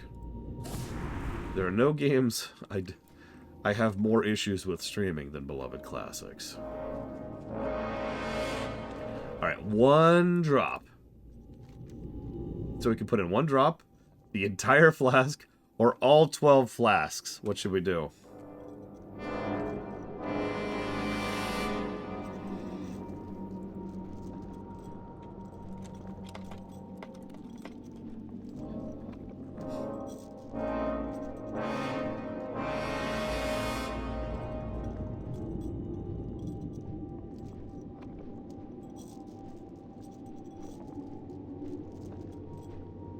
12 it is. Ooh, okay, we're fine.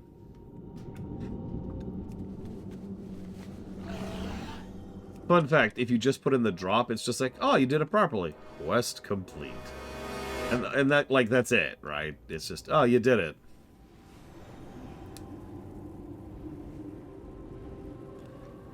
I don't know if afraid's the right word, Ganos. I have plenty of proven experience in history that shows that fans are not a big fan of the fact when I tend to review games they consider beloved classics not very well. Now, I understand that. I'm not actually blaming anyone for it. If there was a game I loved from my childhood, and I'm like, hey, please play this game, and the person plays, and I'm like, wow, this sucks, and this sucks, and this sucks. That's not going to feel great, right? But you can see the point. Like, it's kind of a no-win scenario there.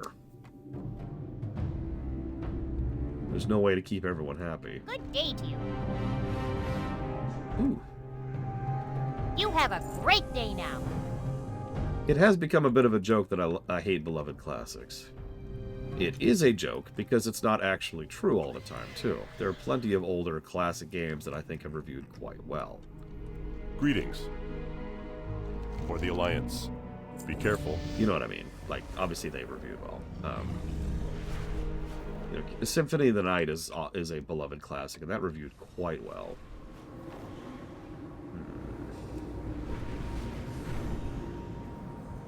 It is fun to play up the joke. Hell, even FF7, which is probably one of the most beloved classics of the 90s, is probably going to review pretty well.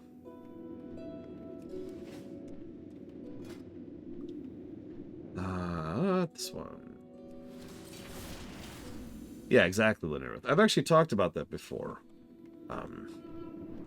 Most of the time, when someone's playing, you know, a game, or watching a movie, or seeing a show, or whatever, right?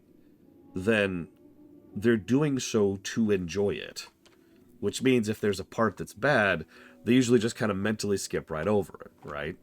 You probably know exactly what I'm talking about. I've done the same thing. It's human nature. If we overall enjoy it, and if we're replaying it or rewatching it or whatever to enjoy it, we're willing to just kind of like, and just kind of skip right over the negative.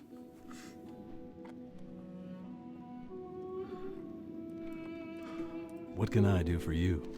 I can't believe it. We're literally feet away from becoming sworn members of the Argent Crusade. We'd already been in there if not for Terranor's dallying. If it doesn't quit chatting with the locals soon, I'm going to head in there myself. Off with you. I've always wanted to join the Crusade. It's part of the reason I became a paladin. Years of practice, honing my craft, and I'm finally ready. Terranor thinks he's ready, but I'm not sure.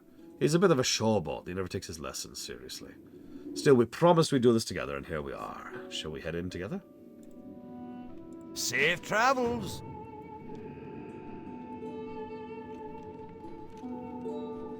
Good afternoon, Eve-O. Merry Christmas Eve. Need help? Welcome to Light's Chapel. You wish to join the Crusade? Very well. We have plenty of tasks for new recruits, but first, a test. Light bless you. Behind our chapel, you'll find a small crypt. Interred within are the bodies of our fallen heroes, those who gave their lives in the war with the Scourge. Their spirits are at peace, but they return intermittently to test new members. The three of you may test together. Enter the crypt and read from this scroll. Lord Raymond George, my predecessor, will preside over your test. For the Alliance. Yeah, there's this weird thing in the middle of the floor. It's so strange. I wouldn't worry about it too much. Actually, yeah, Final Fantasy X is a perfect example of a game where you can just kind of ride over the problems. Or Dragon Age Inquisition, to use another example. Both of those games have substantial flaws to them that it's relatively easy to just kind of, boop, right over it and just skip them, right?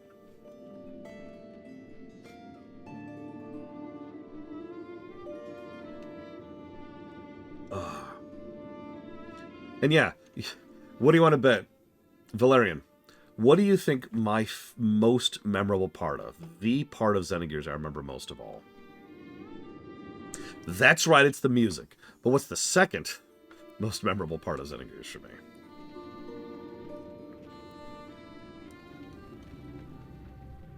Yeah, it's the frickin' sewers.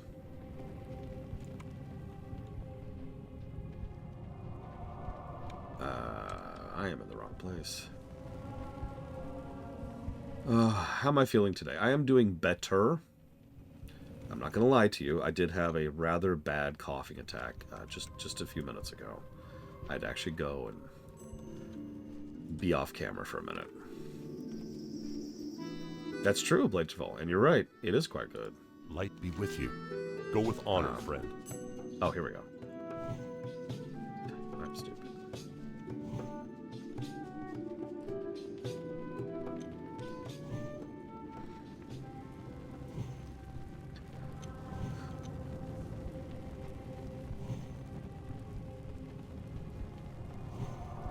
Duchess pancakes. That sounds pretty good still. To me. Maybe. I don't know.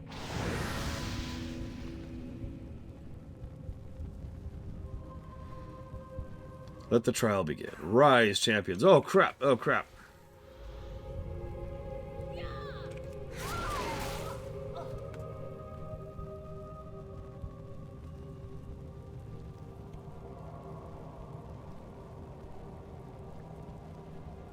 I mean, at the end of the day, this is going to sound extremely strange. I'm a very, very firm believer in the massive segregation between enjoyability and quality. I've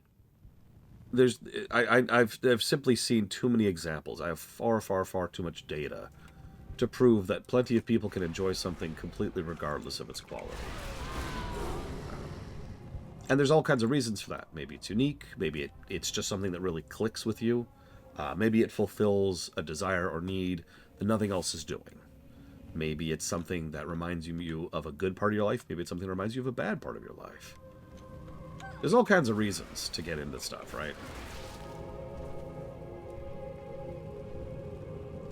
Dozens and dozens of reasons to be like, yeah.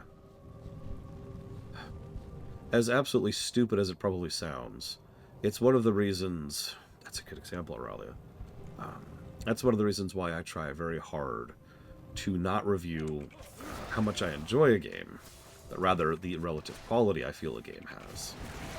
Because as I said, I do believe, I know that's a dumb way to put that, but that is a separate thing, that is a separate and measurable quantity.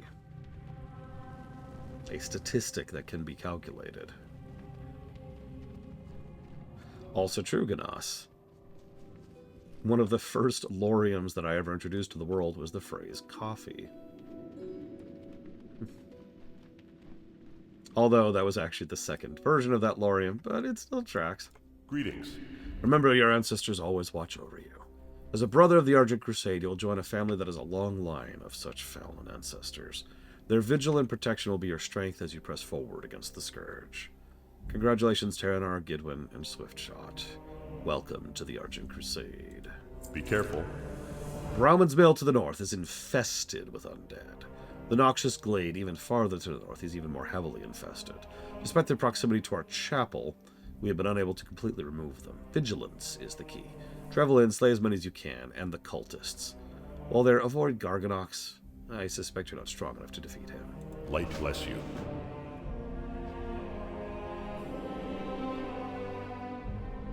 Oh, since Pillars of Snow is there, really quick.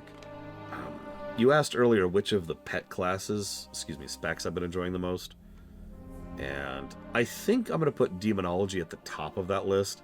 There's just something enjoyable about getting a little over a dozen, or I think it's 24, like 24-ish pets, all just pouring fire into something at once.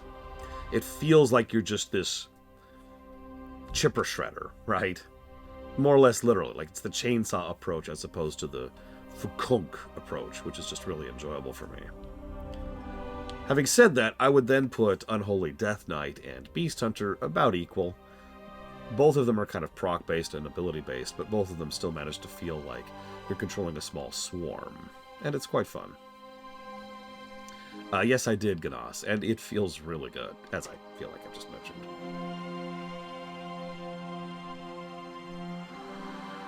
Can I help you?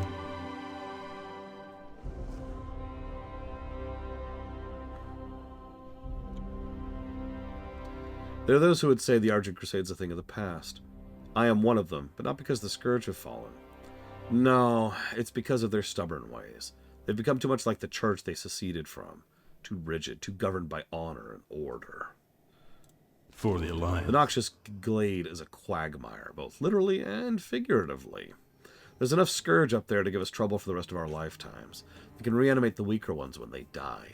They never stop coming if we don't do something. Take these blades and drive them through the corpses of any scourged troopers you find. The blade is simple, but the enchantment prevents the bones from being reanimated. Be careful. What now?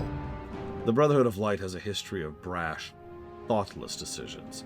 They bridged a gap between the Scarlet Crusade and the Argent Dawn.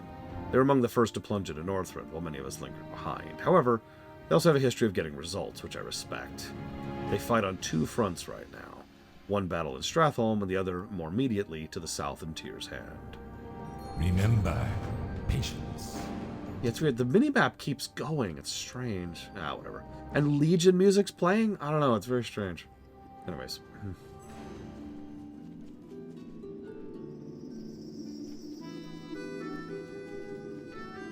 How are you? Hey.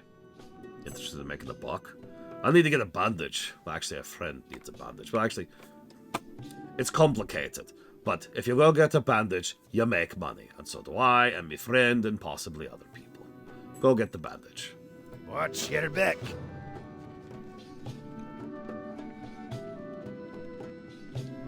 What's funny, by the way, is East Plagues actually has a go-to. To go to the Badlands.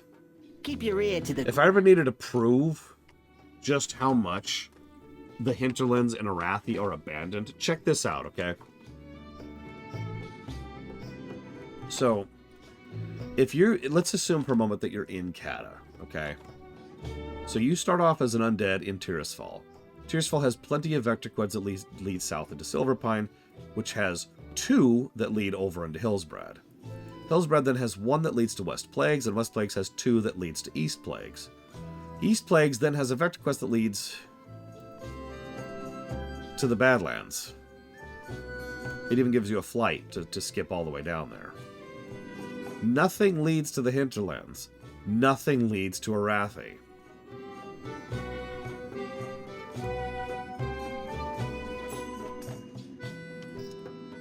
Anyways. Greetings. We have problems maintaining our food supplies in this far east. Around here, the only manner of beast unaffected by the ravages of the plague are the carrion worms. While rather bland in taste, the meat can be preserved to last for months. We need several hundred more pounds to be fully stocked. Ugh, gross. Just, that's, nope, not thinking about it. Not thinking about it.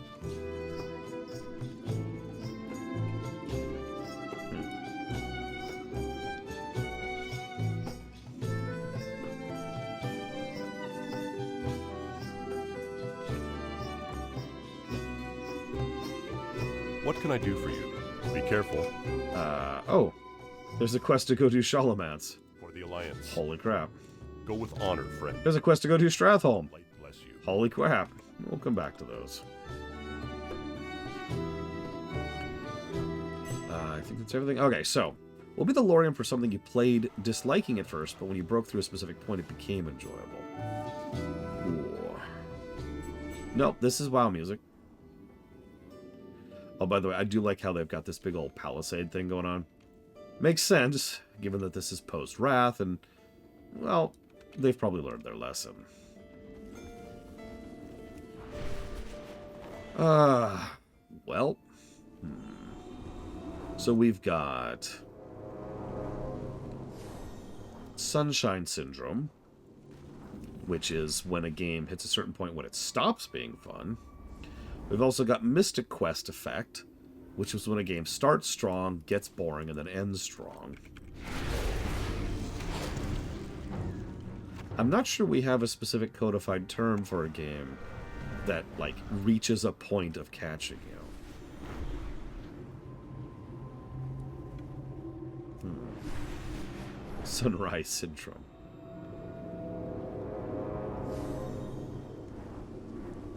I mean, Sunshine... Did I say sunset? Oh my god, am I that out of it? Sunshine Syndrome is actually named for Super Mario Sunshine. Also, I like the alliteration. And the reason I use that example in particular is, A, it was one of the first games I ever saw which had this, and B, it is a very, very strong example of Sunshine Syndrome. Super Mario Sunshine is actually a very fun game until you hit a certain point, which is about when you get to the amusement park. And then it's just, it just gets so bad so fast. Like, it's rare I've seen a game nosedive in quality that hard.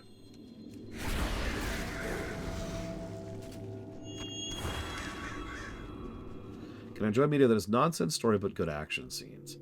Yeah, I like Transformers.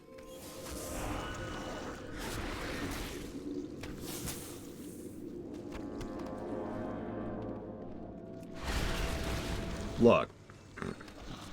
Giant robots beating the crap out of each other is enjoyable. I don't know what you want from me.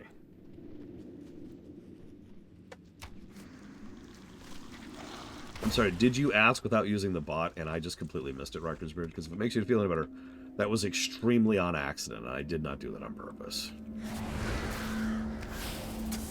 Dragon Age 2 definitely has Sunshine Syndrome very hard.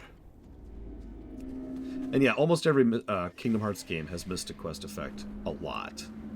Like, because Kingdom Hearts 1, first section, island, intrigue, build-up, development, mystery, some cool stuff, and interesting combat, and then a boss battle, and then, like, 15 hours of boredom, and then you get to Hollow Bastion.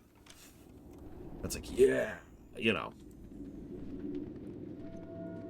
Yeah, Sunshine Syndrome is actually extremely common, to the point where I would go so far as to say that it's more rare to find a game that does not have Sunshine Syndrome. Like, it is extraordinarily normal. One moment, please.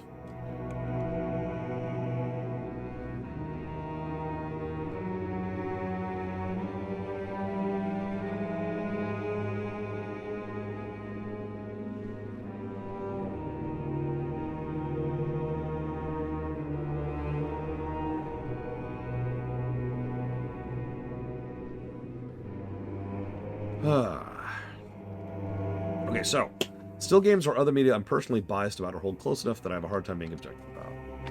You know, honestly, at this point, not really. I don't know if you were there for this Records period, but I had a bit of a revelation earlier this year, and it really wasn't that recent, that I don't really like stuff that I don't consider to be high quality. Or at the very least, I only like portions of it, right? Or I wish I could like it more, but I don't. And you get the idea. Like, I'll use a specific example. There's a PC game that came out in 1994 called TIE Fighter. Now, TIE Fighter was revolutionary for the time.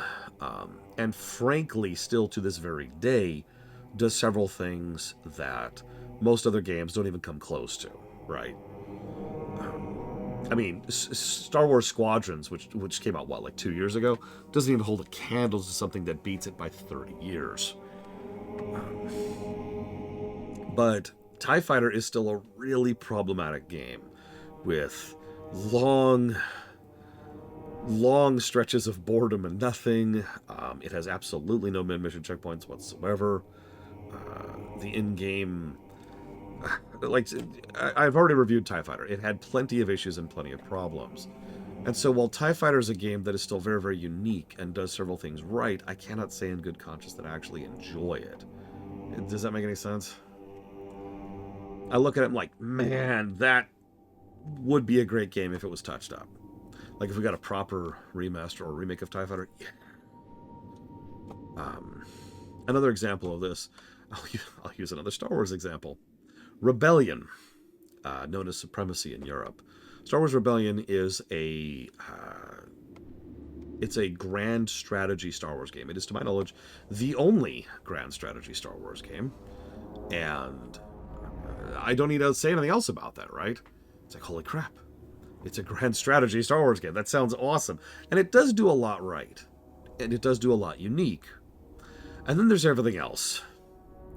And once again, I cannot in good conscience say I actually enjoy Rebellion, because its flaws are just so glaring and drag the game down so hard. You know? It is possible that doing the show has changed how I interact with games. That is entirely feasible.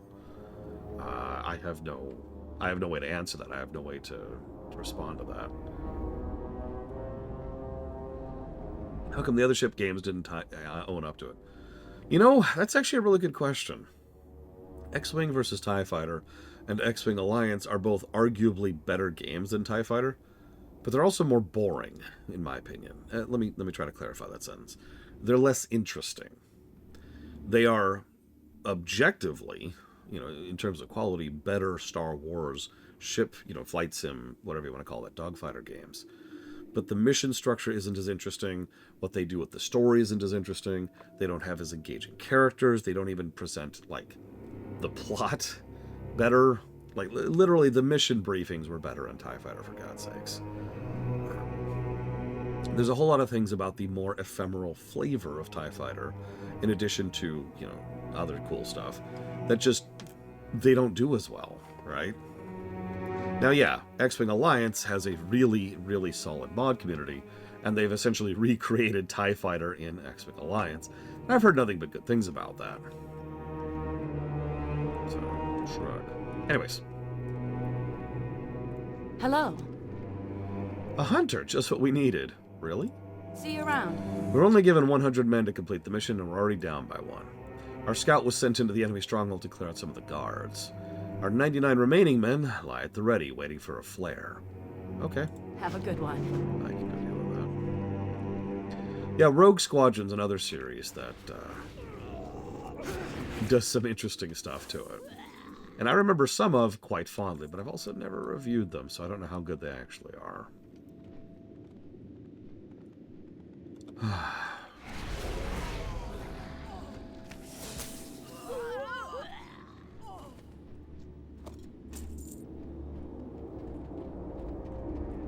Oh, that could be Auralia. I'm not sure.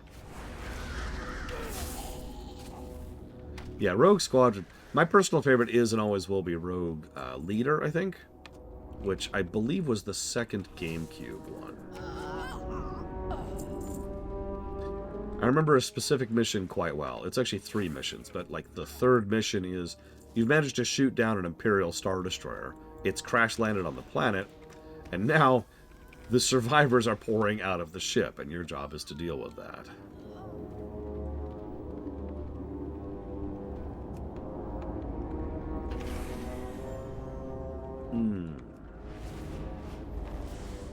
Well, there's our scout, who didn't make it. The flare is fully assembled, and the matches lie unused next to the fuse. The fallen Sarturian got closer to setting off the flare than you'd guessed. The Scarlet Crusade maintains a well-fortified abbey in the western tier of Tyr's Hand. The abbey will need to be secured to proceed further. One of the key fortifications is the barracks. Let's go take out both of those, shall we? Oh, by the way, you might not even notice. You're probably thinking, hang on, Lore, you said the Scarlet Crusade is dead and done. Yes, I did.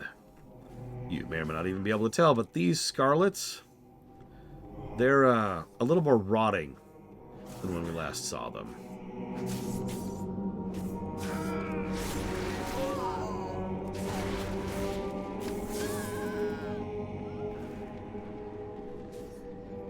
They are quite literally rotten bastards now. You need something? Well met. Can I trust you to assist me in taking the Abbey away? See you around. Have a good one. A few of our men didn't make it through the portals, which are supposed to open inside this Abbey. You've already proven your elusiveness and battle hardiness. Now I need you to do so again. The Abbey has 2 wings, Library and the Hall of Arms. In each wing you should find a portal. Use this keystone on the portal. Doing so should force it open. See you later. See you around. The fate of the Scarlet Crusade is tragic, if somewhat ironic. At one point they led the charge of humanity against the undead. Now they resemble the corpses they once hunted. What caused their descent into undeath isn't certain. It was Balnazzar! But that doesn't make them any less dangerous. One of the deadliest was an assassin with by the name of Rohan. We have intel that places him atop the bell tower. Find him and kill him, and try not to die. Have a good one. I don't know.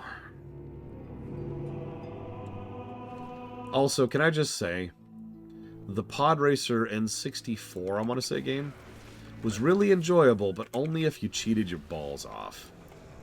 And I know what you're thinking. What? But no, hear me out for a second. There was a cheat that completely removed damage, which meant you could just go full tilt.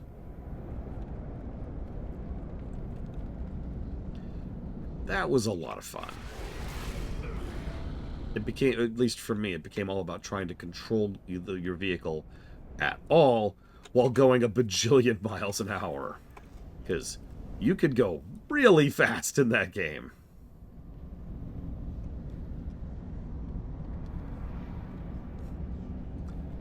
If you give me a minute, I could even point out which specific pod I like to use, although it only shows up like for a couple of seconds in the actual movie. Oh no, I was straight up playing it like F-Zero. Funnily enough, the only F-Zero game I ever liked was the GameCube one, where you could go absolutely ludicrously fast. Huh. There's no one up here. Oh well, I guess I'll just leave. Haha, gotcha.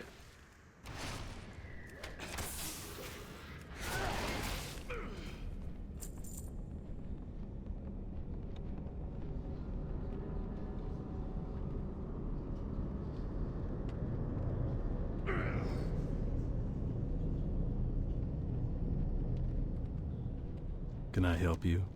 Be careful. The Abbey will fall shortly. We can soon move on. For the Alliance. The death of Rohan eases my spirits a bit. I once fought beside him, you know. He was an emissary of the Scarlet Crusade. One of the few that deigned to join us in our battle against Kel'Thuzad. How quickly things change. Have a good one. Can you sense it? The taint is already lifting from this building.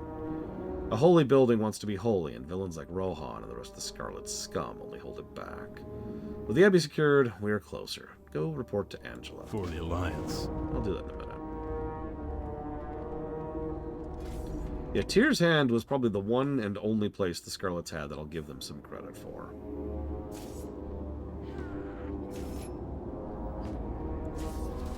This is actually kind of impressive. It was also from Warcraft 2. Speaking of which, while I was coughing my brains out yesterday, I needed something to keep myself mentally distracted while I was getting some work done. So I went ahead and pulled up a speedrun of Warcraft 2.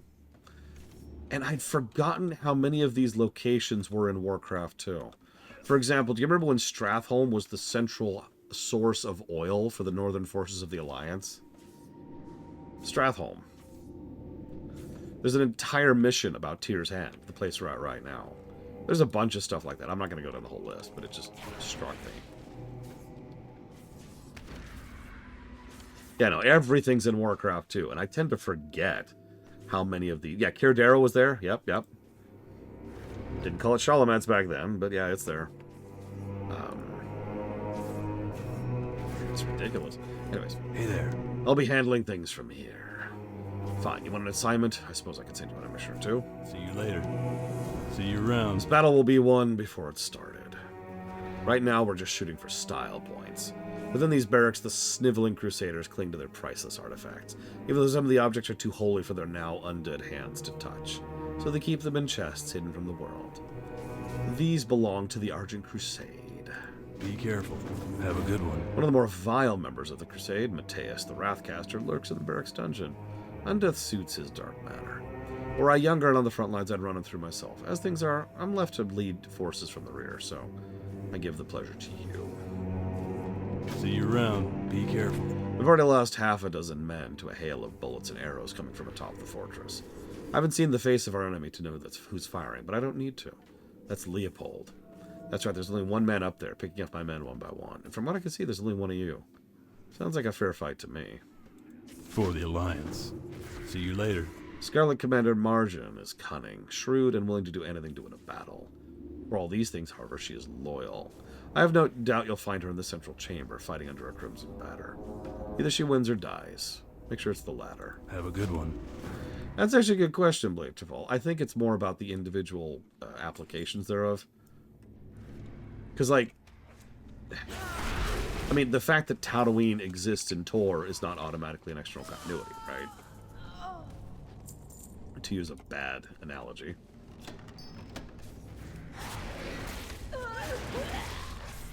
It is kind of fascinating to see how the world has developed over the years. One of my favorite things is how many of the maps refer to Stonewind, the capital of Azeroth, Kingdom of Azeroth.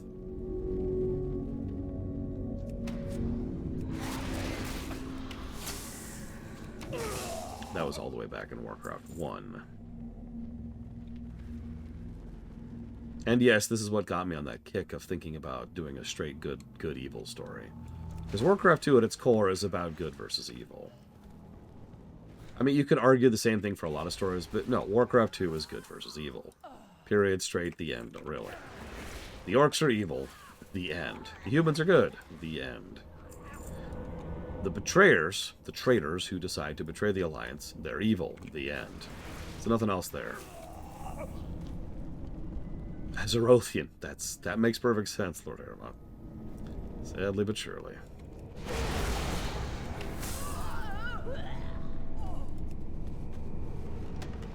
Yep, orange. How do you tell the enemy? Because they're orange. So if I was to say what FF14 1.0 did well, what would my answer be?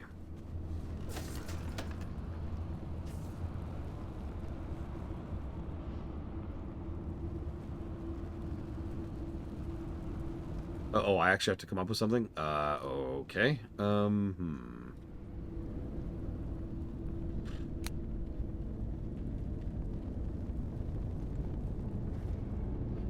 Well...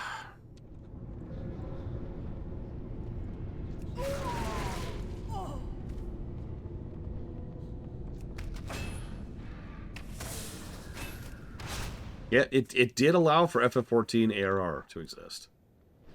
That is true.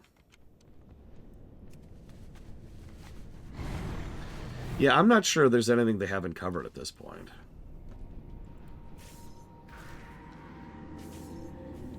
Hang on. Now you got me thinking.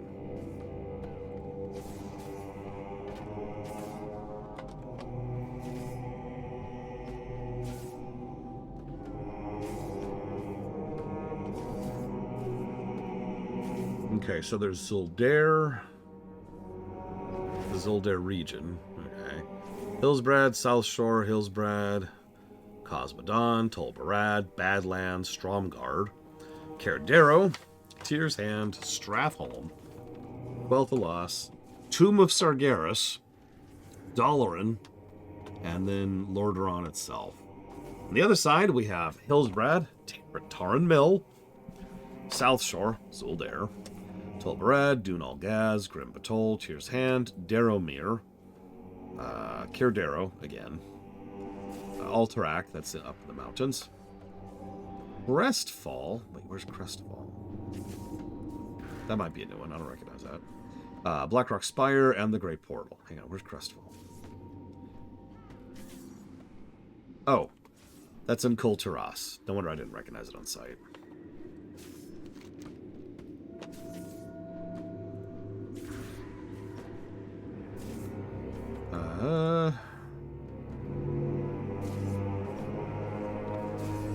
Where is it? Oh, god dang it.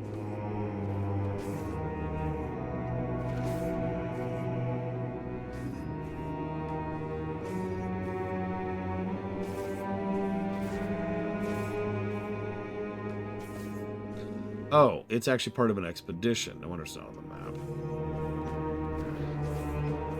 Well, whatever. So yeah, that's everywhere except possibly Zuldair. You know, hang on.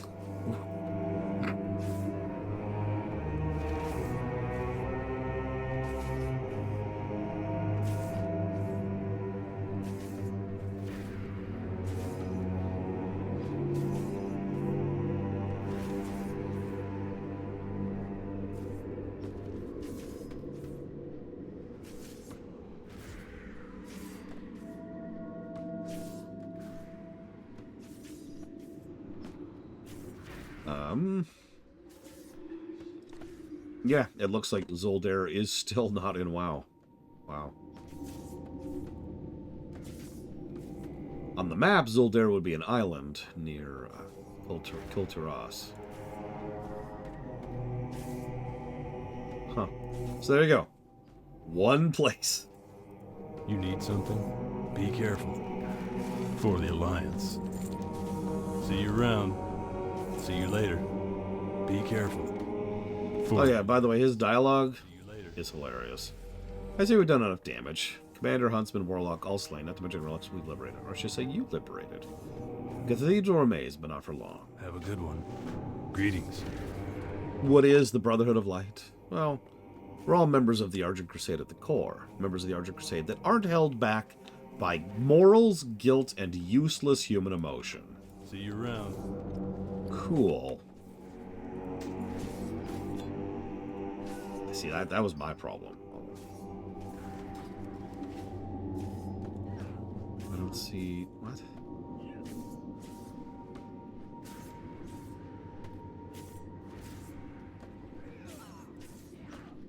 Yeah, these are the asshole Crusaders.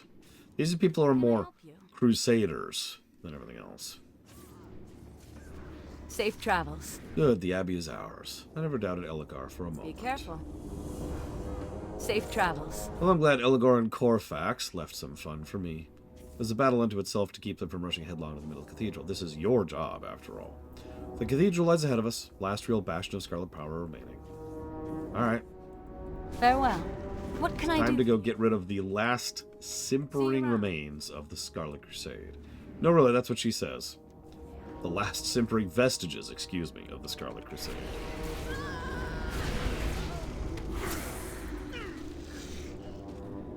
Go, my minions.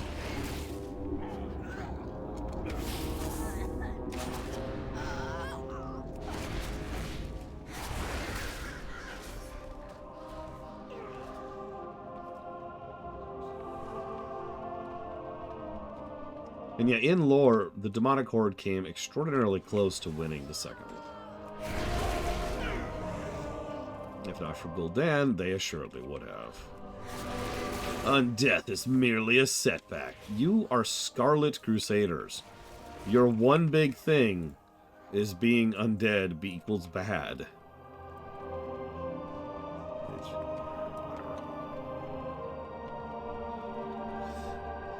So, story was better being boots to the ground compared to Modern Warfare 14. I think I'll agree with that. We become well-known champions and like saviors of the land very quickly in ARR. Like, honestly, Heavensward was a bit more down-to-earth than ARR was. It's not a dig, it's just interesting.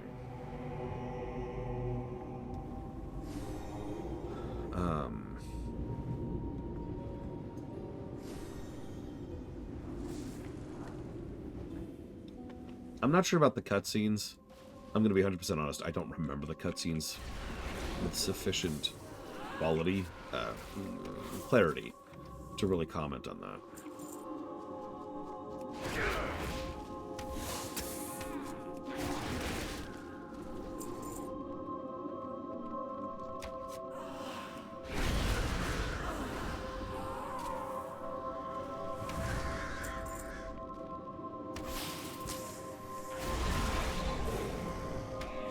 Listen.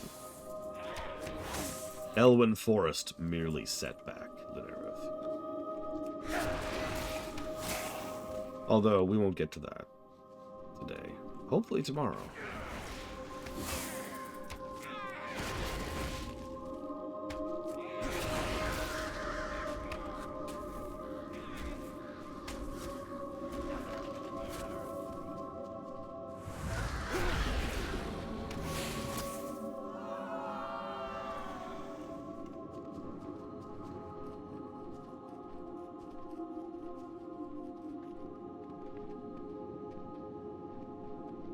Yeah, but you like ARR, Valerian, which legally makes your opinion completely invalid, and I think technically also makes you Hitler. I'm not sure. I'll check the rules on that. I actually did enjoy Stormblood for what it was. Improving the gameplay. And I mean that.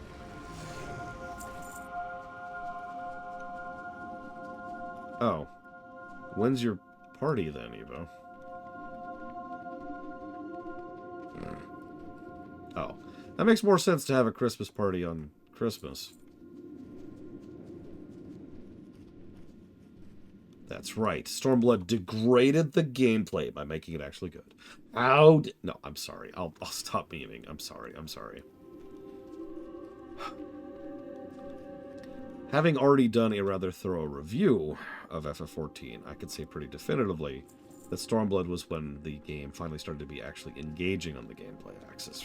For me, obviously. Bosses started having boss mechanics, dungeons started having a structure to them. Stormblood is when they standardized the indicators. Stuff like that.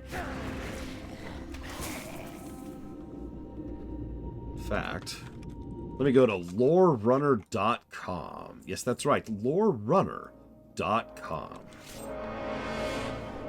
Where you will hear the Eastern Plaguelands music non-stop, even after you've closed the window. There is no escape. Stop crying. So, let's see. Yeah.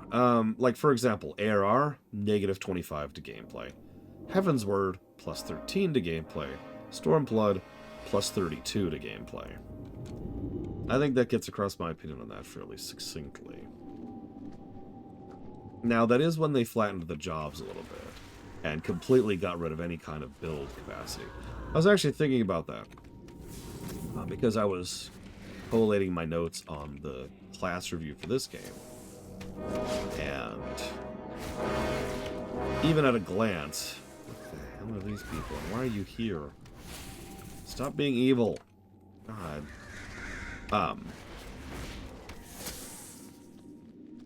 Several people were wondering, do you think FF14 or WoW, jobs are better? And my answer is, WoW, like easily and without even hesitation. But it's not just the fact that I think they're superior job design-wise, although I do, it's worth noting. But rather, WoW jobs just have advantages that FF14 jobs don't have. For example, builds. The mere fact that I can look at this screen and come up with all kinds of different builds, and they're viable and varied, and change up how I physically play the game. That's great. 14 does not have that at all. If you're playing a dancer, you're playing a dancer, period. Now, I'm not necessarily saying there's anything wrong with that. I enjoy playing a dancer quite a bit. It also allows them to design around that, because they have a standardized set of this is what a thing is. But it does mean those are positives that cannot exist for FF14, because FF14 has no builds. Make sense? Thank you for coming to my TED Talk.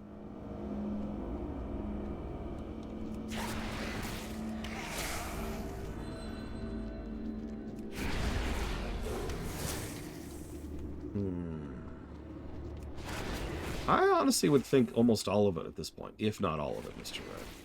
A lot of the quests we've been doing here, which I know you haven't been listening because you're busy trying to shovel more and more beer down your throat, quit, have been specifically knocking over the remnants of the Scourge, the Scarlet Crusade, and the Cult of the Damned. And a lot of those have been very specifically trying to prevent them from continuing to spread the plague. And they've already stated flat out that without people continuing to spread the plague is receding. And that's before we get into the fact that there's a bunch of druids and paladins who are actively going out of the way to try and push back. And that was back in Cataclysm, which is like 8 years ago in lore. I wouldn't be surprised if we've completely reclaimed the Plaguelands at this point, canonically. What was I going for? Oh yeah. Call of the Wild. Yes, that's right. I want even more pets. Yes, really. Well met. You will see. You will grow to tolerate the taste of worm. Winds. Thanks. Do I have to? Is there another option here? May the eternal sun shine upon you.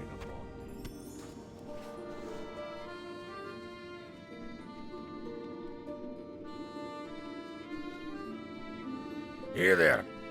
You've been fighting undead. I'm Bremen. Off with you. Oh, well. Here's someone who gets things done. Here's your cut. Be good. Thanks, I think. I do like the flesh of the living. What can I do for you? Have a good one. Our duty for the day is done. It's only a matter of time before we defeat the Scourge. Yeah, pretty much. Like, the Scourge are gone, dude.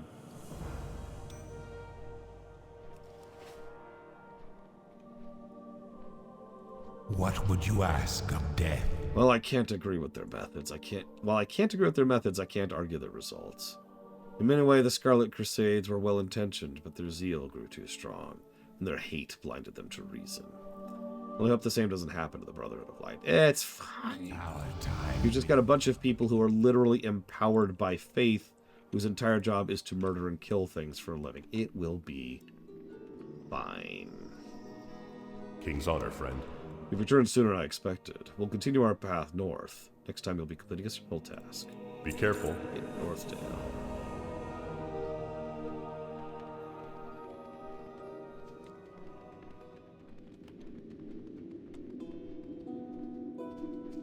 Ah, I've been expecting you.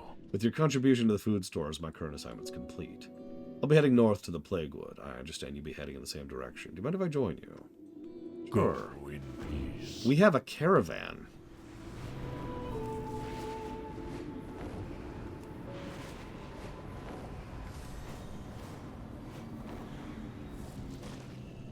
Oh god, quests.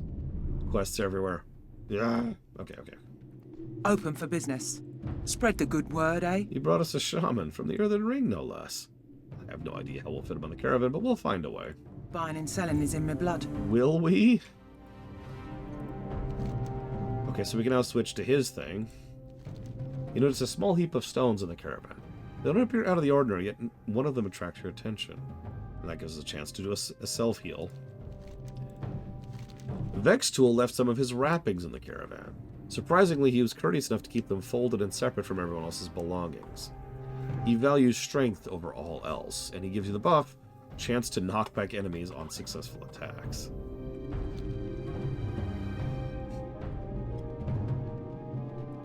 Get on with it. Time I asked a favor of you. Far to the north of the East Voltaire, hidden among the hills, is the Mosflair capital. It was there I was born, it was there I died. The traitor Threjin sits atop Zulmashar Ziggurat. It was my every right to be there, but he took the seat from me with treachery and deceit. He ain't strong, he's weak.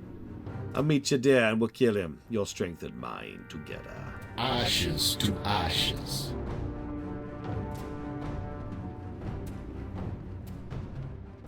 Me too, Esmira Star. In fact, I agree completely. One moment.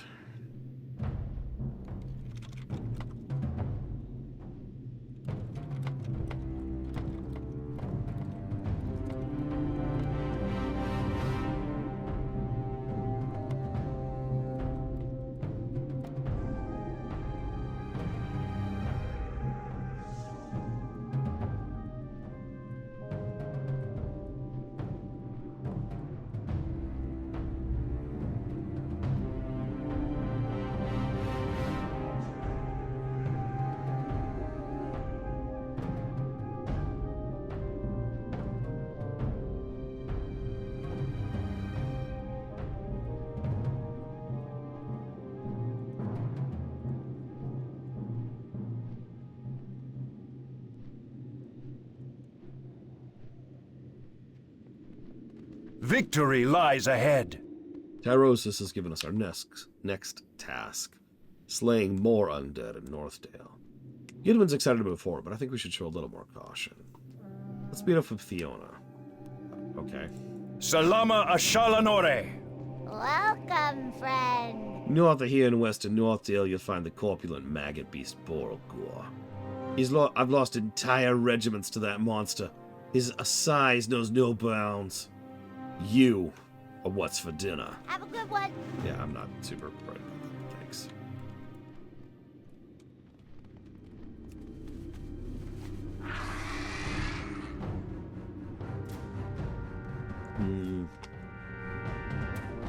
That's actually a tough one. May the light embrace you. The moss flares of Zulbush are spit in the face of the light. They cannibalize, criminalize, and prioritize the forces of evil over good. I advise you remove their eyes and give rise to their demise and goodbyes to the unwise.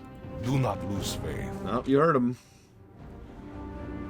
I feel like it was around BFA, I want to say, was when the button bloat was particularly bad. And wow, check me on that, because I'm not sure if I'm sure about that.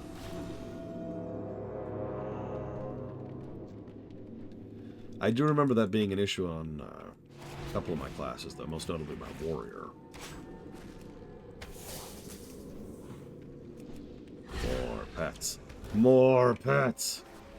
More pets. More pets. Powerful pets. Oh, they're all dead.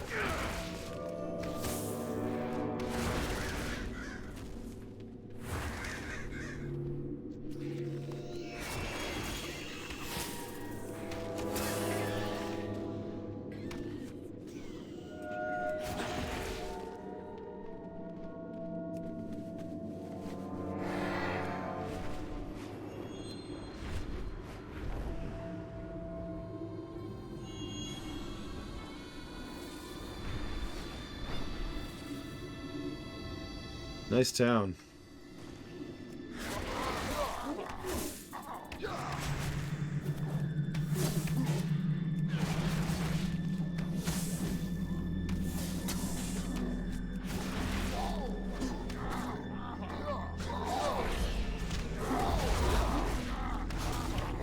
Wow, this actually hurts.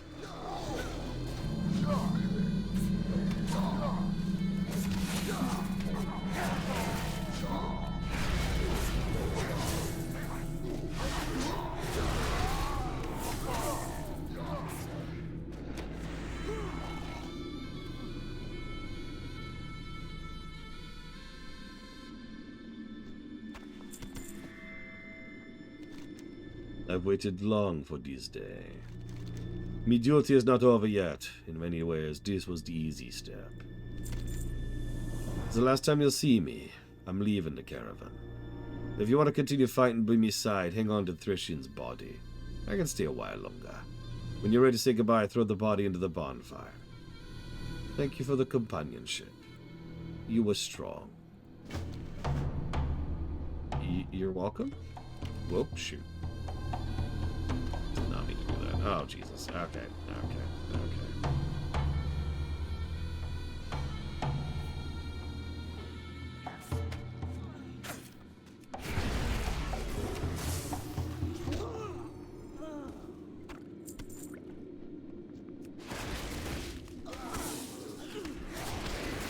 Now, Ralia. It's 2-1-1-1-1-1.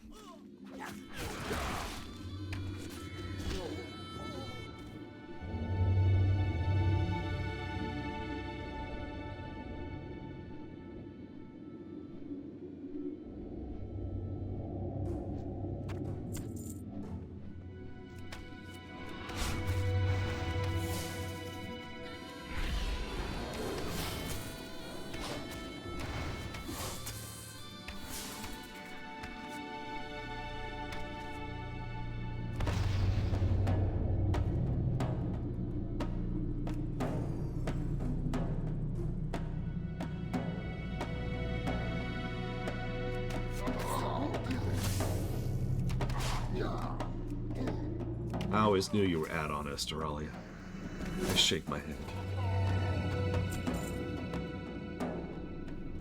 Looking down upon me for my usage of add-ons.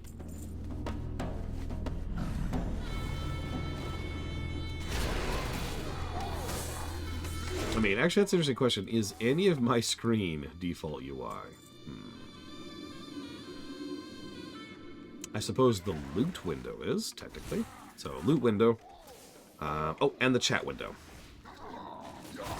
And the quest log. Although, I have an add-on for the quest log, but it only shows up for certain types of quests. So quest log, loot window, chat window.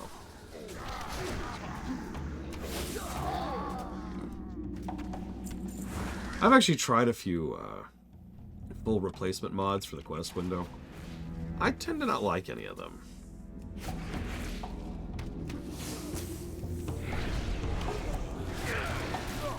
Like, I don't know, they tend to just be too, for me.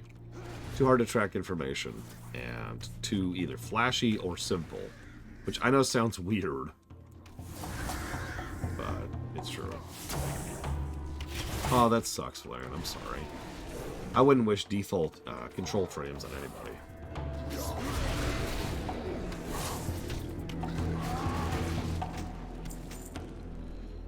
Or control keys or hotkeys or whatever.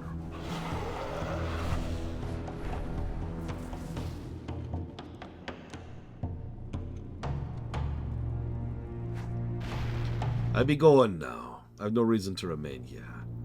I may be undead, but me wheel is me own. I'll see ya on the green fields at the other side.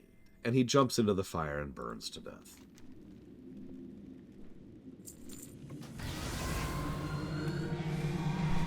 Don't worry, we'll see him on the other side. Actually, unfortunately, I don't think he's there, which really sucks, because that would have been the perfect time for him to show back up. Hi, Sean. Merry Christmas Eve. Hope you're enjoying it.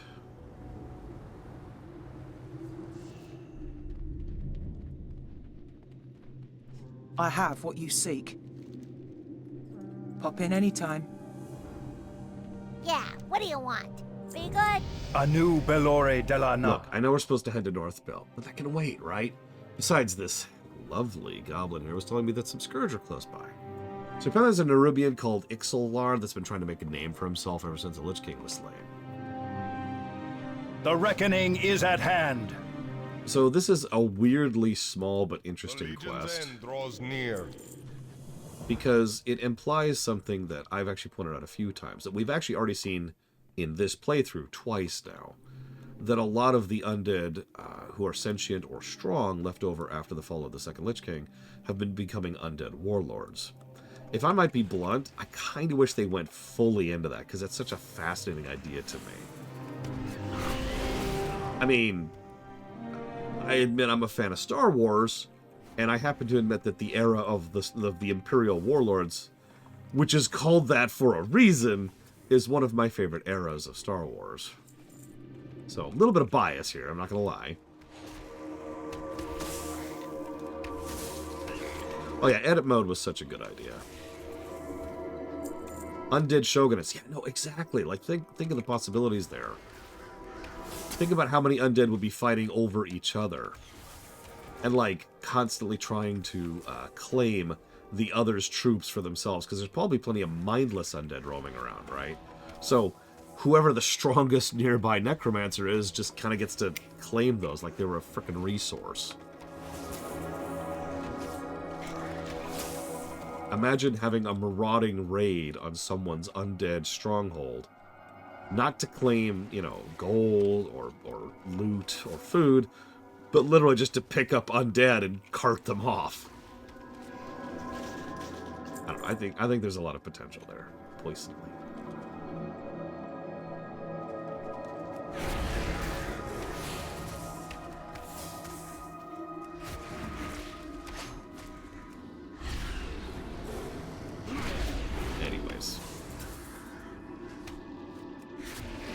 Oh, even better, Lord Haramont. Like, we can even keep you being good. Just you decide to go ahead and take over a particular shogunate as its new, you know, undead warlord. And then use your position in order to try and knock over one of the other ones who's causing issues nearby.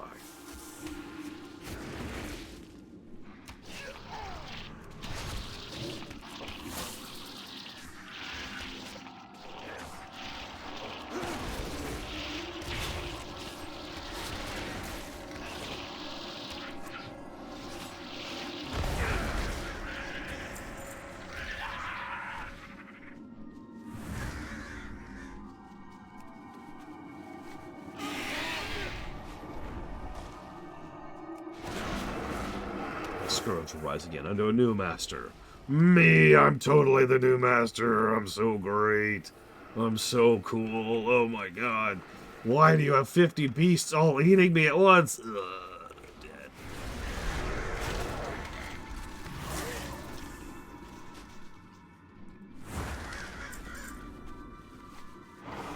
Oh yeah, there you go. That could work too, Arspruce. Actually, if you want to go the truly good guy route, you know, it'd be really wild. Going through and freeing the undead. You know, giving them free will back. Reattaching their souls. And then they're like, oh. Huh.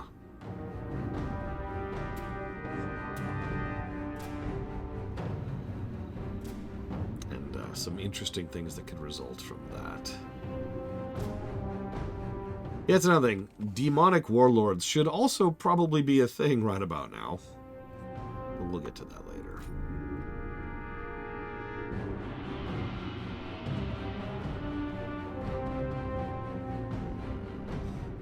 I was hoping for an ability that gave me even more pets. But alas.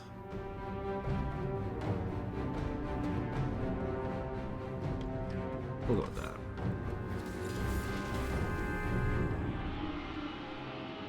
Yeah, exactly, Lord Aramont. What do you offer? The only honest merchants. I couldn't stop him. Well, you and Terranar were out giddy around north alone. Terranar, you should have known better. He gets so impatient sometimes and you only egg him on. If he gets in trouble, I'm blaming you for this. What? A coin spent here is a coin for Gilneas. Our enemies will fall. Dwarf. He's always getting in trouble with Fiona. Look at her. She won't even talk to me. I'm going to stay here and try to mend my friendship with my Morgan friend. Would you mind going and making sure Gidwin's alright? I'm sure he's fine. He knows how to take care of himself. He headed north. He can't have gone far. Remember the Sunwell.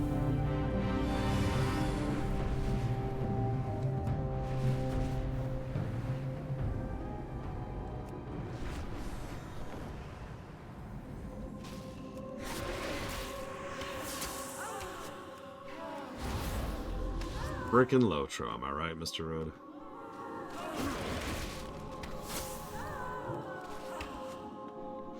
Well, I found Gidwin's prayer book.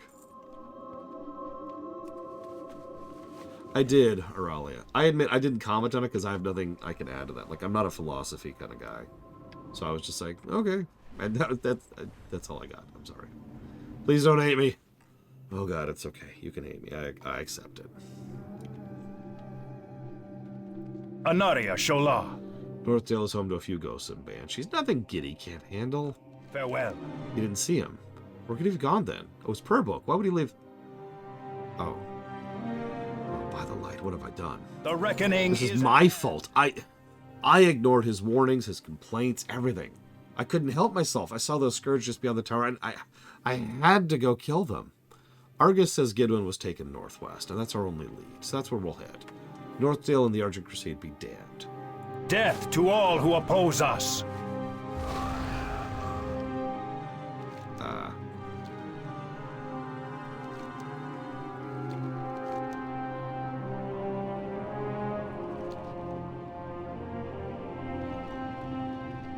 Can't believe I let Gidwin run off like that. It's not your fault, Terranar. He ran off of his own will. None of us could have stopped him. Maybe he was just certain... We can't be certain he was killed. Maybe he ran off somewhere. He'd never leave his prayer book behind. He was always nose deep in that book, studying. He was always studying, trying to get better. Even more reason to believe he's still alive. A paladin like Gidwin makes a fine death knight. Any member of the Scourge powerful enough to defeat him would know that. It's likely he's being held somewhere awaiting a death ritual. Really? That's great news! Actually, it's pretty bad news, but considering the alternatives, we're to find him when we're heading in the right direction. It's likely he was taken to Stratholme, or the Plague Wood. Both are places of great evil. It's the leg of my journey I shun the most. I'm not sure I'm ready to go in there alone. You're not alone, Terranar. You've made some allies on the way. Besides, you're a skilled paladin in your own right. Me? Skilled? Gidwin was the good paladin. He's the one who stayed up for hours every night practicing. Yeah, it was you who continually kept up with him without practice. I watched you both fight. You've got natural talent. Maybe that's why he left without you. What do you mean? Perhaps he felt he needed to prove he was as talented as you. This is all my fault. I've got to find him and set things right.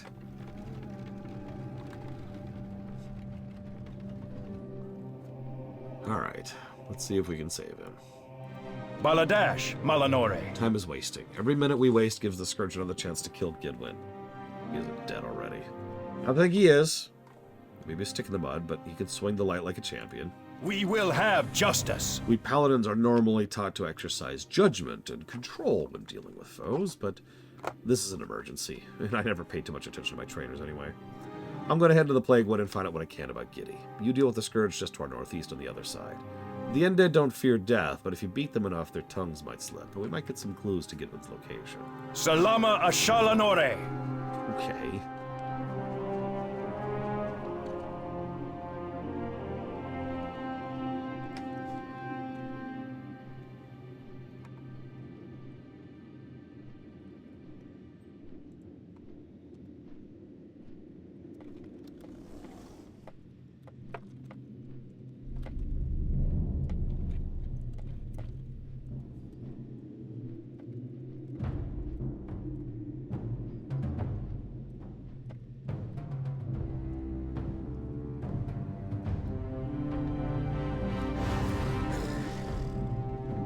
Arcanon Poros. Good health. That's another Stratholme quest, by the way.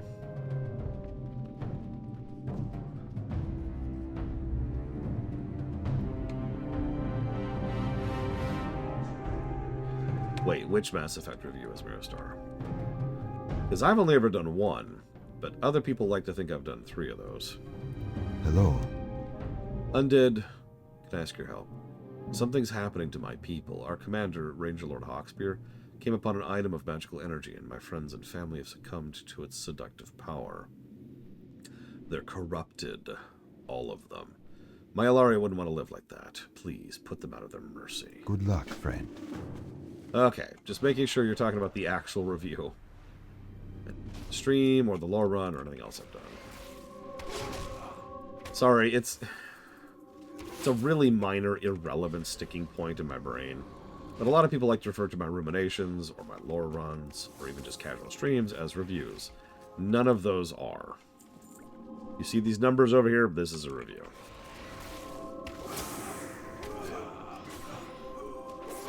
Yeah, I noticed more and more trees over here. And a little bit more green, too. Just a bit. Just a bit. So if you're paying attention, these all used to be high elves. Some of the only high elves in the game, actually.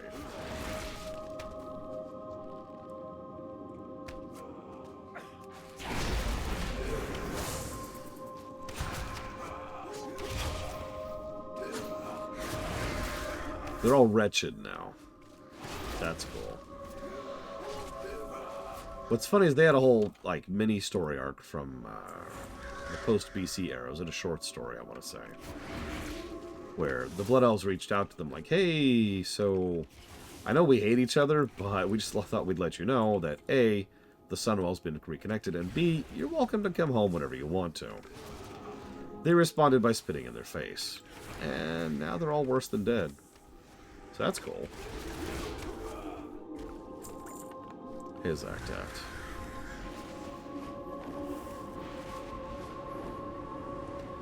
I also have to comment on how much I love that Acaris is just hanging out up there.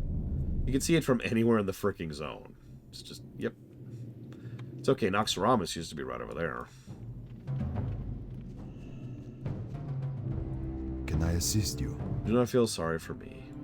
Those are my friends that you saw, but they were already as good as dead. Till next we meet. Okay, that's horrifying.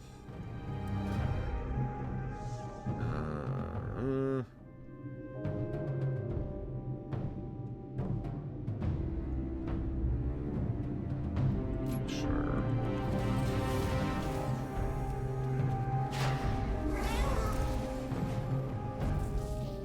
Alright, time to beat up Scourge. One of my favorite things to do.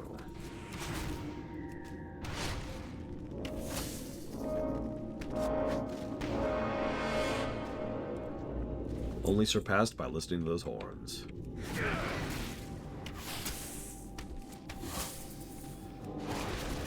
Oh god, Aurelia. The best part is just setting up that overlay would actually be really easy to do. I wouldn't actually do it in 360 because, you know, duh. But that would be funny, admittedly.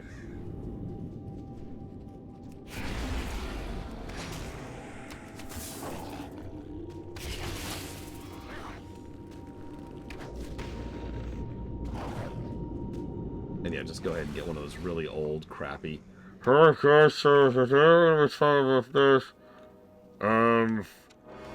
need you to this prefer this is right side left, okay.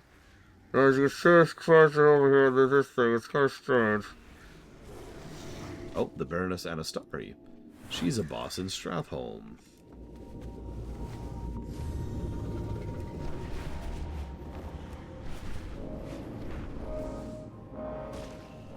I offer service with a smile. Sounds like you were successful. Hopefully there's enough information to find Gidwin. Cheers, mate. Tyrann wasn't joking when he said he didn't care about judgment and caution. He nearly took off that high elf's head as he ran into the Plaguewood. You should go after him. Plaguewood's a big place. Good luck. Cheerio. Can I help you? Be careful. With the recent unfortunate developments involving Gidwin, it might not be wise for a man my age to take the dangerous trip through the Plaguewood. That's fine. I can visit the Plaguewood Tower on my next trip. However, I do have a delivery that I need to get there. You're younger than I and stronger in combat. Will you take this to him? Sure. See you later. I can do that.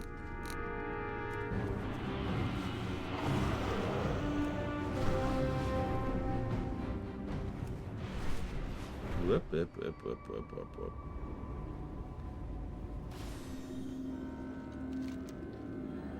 I have seen many things in my day. The peaks of Mount Hyjal, the oddities of Outland, a wall of scourged soldiers. But I've never seen a bat as big or shockingly white as Duskwing. How he taunts me from his roost. The albino demon circles southwest of here. Track him down and destroy him. Yeah, that just kind of struck me there. It's like, holy crap. Yeah, I can tell you've seen some stuff, buddy.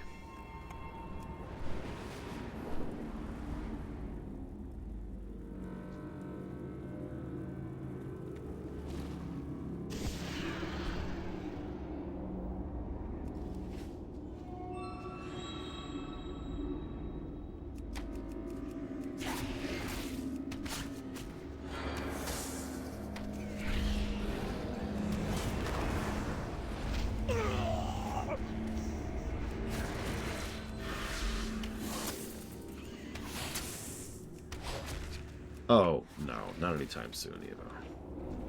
I mean, I guess I shouldn't say that. We've actually been making decent time in the Northern Kingdom. Despite the constant health-related interruptions. Let me go ahead and give you a little bit of our upcoming ETA. So next thing we're doing is Hinterlands and Arathi.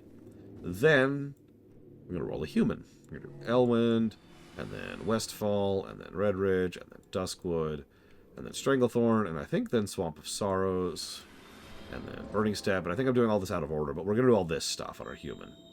Then, we're going to get on our gnome, and we're going to do all this stuff. Then it will finally be time to do endgame zones. I believe we are starting with Vashir, I want to say. I'm not actually 100% on that.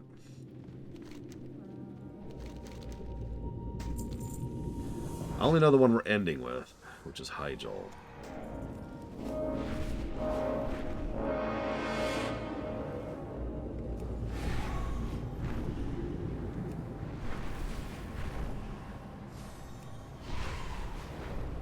After Hyjal, we do the Firelands. After Firelands, we do the finale. Our enemies will fall. I haven't found anything but brainless undead and plenty of them. I was just about to kill my way into Stratholme when you arrived. Did you have any more success? Farewell. Baroness Anastari holds him. Here in the Plaguewood. Plaguewood's a big place, but we'll find him. We will find him. Immediately to our east and west is a pair of necropoli. Inside you'll find some Death Knights, if Rivendare's lieutenants. I doubt either of them will have any use for a paladin hostage, but maybe they'll have information. The reckoning is at hand. For the Alliance. You can't just kill the Scourge. They come back. You must destroy the vile matter that makes up their being, and even then they may come back as specters. Few undead use up as much mass as the abominations. Kill them and burn their bodies. Never let your rage dissipate, undead. Remember, these undead abominations are sewn together from the bodies of good people. Their crime is that they exist. Be careful. Have a good one. The Battle of Darrowshire was one of the many tragedies we humans suffered at the hands of the Scourge. Its effects are still felt to this day. Many of the town's valiant defenders now roam as ghastly servants of the Scourge. We will end their misery. Hunt cannibal ghouls. Many of these fiends were once the good folk of Darrowshire, and destroying their forms will set their souls free. For the Alliance. See you later. I've been collecting the skulls of the skeletons I defeat. I've got a small pile of them. If you come across any skulls, you're welcome to add to the pile. A huge pile of skulls seems to keep the ways of undead at bay, and it just makes me happy to look at it. See you around. Uh-huh. Well, that's not creepy at all, is it?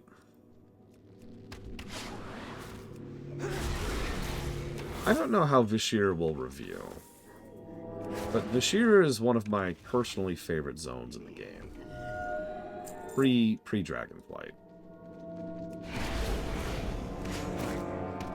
I would say that it's not quite at the level of, say, Ajuna, which is really, really, really good.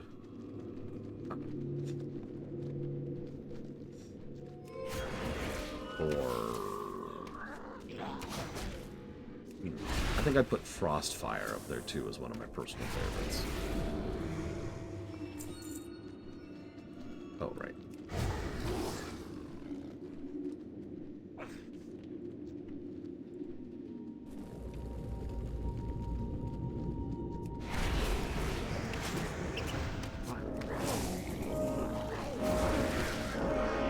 It's okay, you will someday, Eva. Yeah, so Eva was starting to go through Vashir, and then she was like, I hate WoW and everything about it, and you're literally Hitler. Now, I don't think she actually disliked Vashir at all, and frankly, anytime she says that, I just roll my eyes a bit at her. Because what she actually disliked was playing Priest. I find this doubly funny because Priest is so far our highest rated class we've got going on. But point being, she wasn't enjoying Priest gameplay. No problems with that. And so she wasn't enjoying Vashir because she was doing it on her Priest. And she also refuses to play anything other than Mage, which just drives me bonkers. But that's neither here nor there.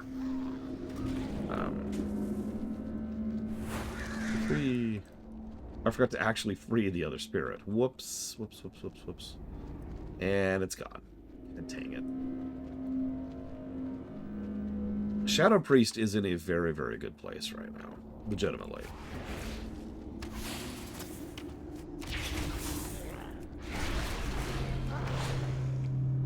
I'm a little bit shocked how good it is right now. There we go. It's okay, Evo. I know you want to level a tank.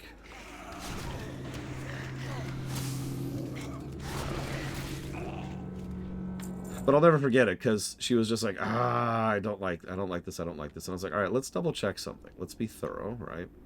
Let's do our due diligence. So we went to any zone that wasn't Vashir to see if she was still going to like it, because she was speculating it was Vashir. So we went to Oldham.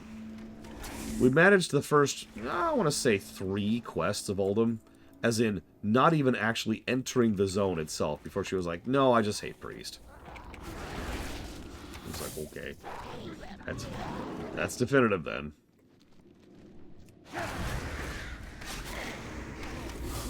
So in gameplay, who's the most powerful monk in Final Fantasy? In gameplay.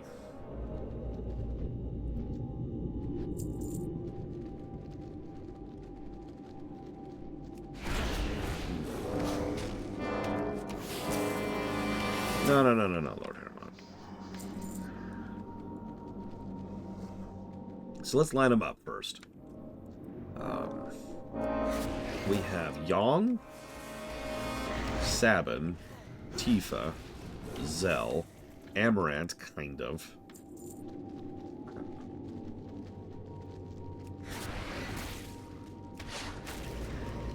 And I'll stop there. I mean, I was gonna say snow, but like, let's just. There we go. Okay, so. You know what? Honestly, yeah. Hang on. Let's replace this music with something a little bit more appropriate to what's going on here. I think we can all agree on this. So, Yang is right out. Even just from a purely gameplay perspective, he's good, but he is outclassed by both of the other major melees in this party. And by both, I mean Edge and... not Edge, sorry. Not Edge. Kain and Cecil. Yang can actually do more damage than Edge under the right circumstances, but he also doesn't have throw.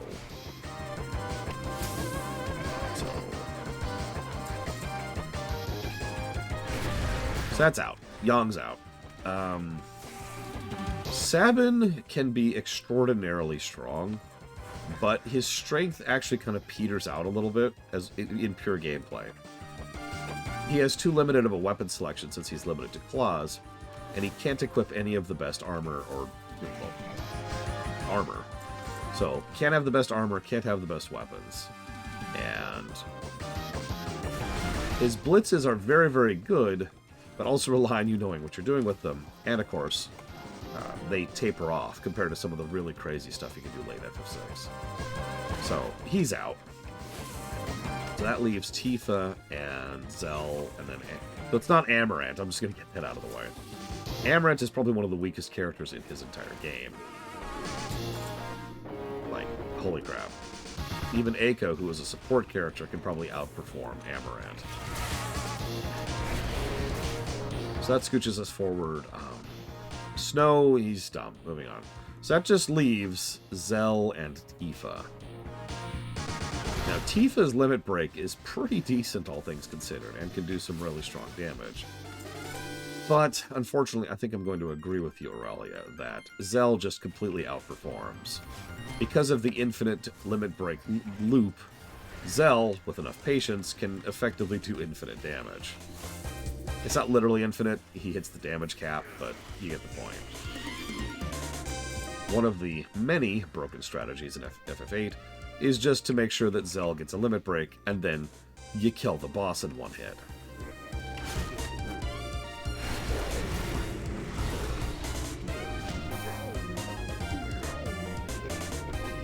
I used to know the pattern, but I haven't done that particular strategy in years, so I don't actually remember it by heart anymore. So I'd probably go with Zell...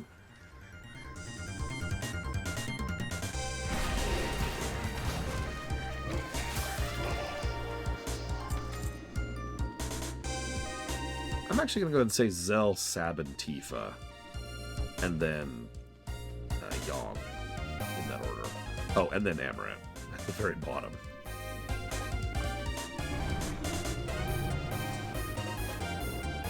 Also, if it's not obvious, I'm not actually shaming anybody for not playing alts. It is, I'm going to be very honest, frustrating to me, but for a very strange reason. Classes play pretty differently in WoW, because specs play pretty differently in WoW, because builds played it pretty differently in WoW. And so, I'm of the strong personal opinion that one of the best ways to play WoW is to try stuff out and see if you like it. It's a very, very simple concept. You don't know if you like it or not because you haven't tried it, right? Like, it's something I have a lot of personal familiarity with, because there's a lot of entire genres of games I never knew I liked until I finally tried them.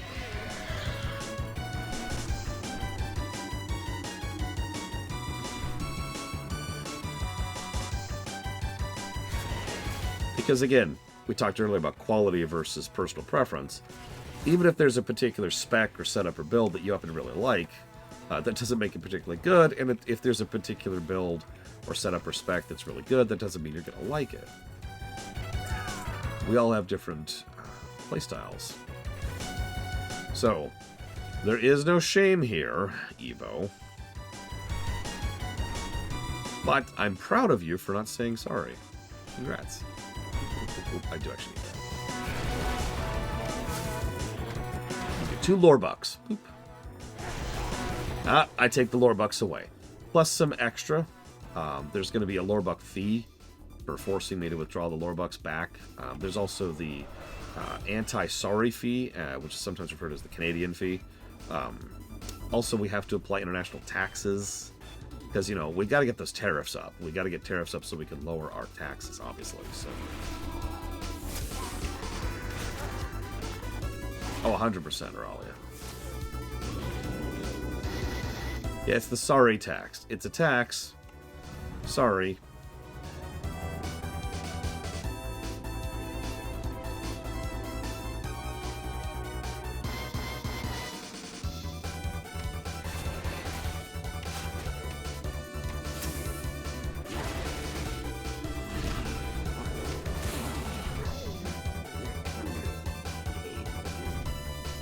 No, that's totally Monk. 100%.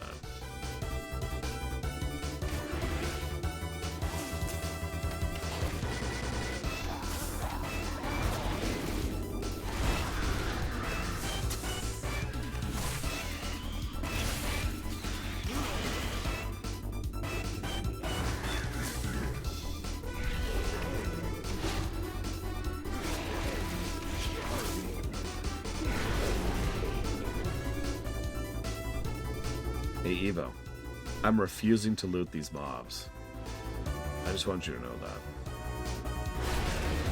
I'm pretty sure they did it because they wanted to be big, gross, horrible monsters back in Warcraft 3. And not for any reason that makes actual sense. And they do it now because they used to do it that way.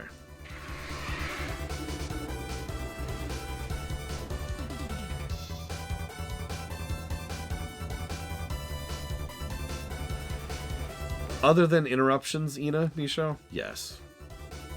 I've actually been doing some quiet mental calculations, and if I hadn't been interrupted a few times thanks to health and real life, I'd actually be completely on a pace. In fact, I'm actually ahead of pace.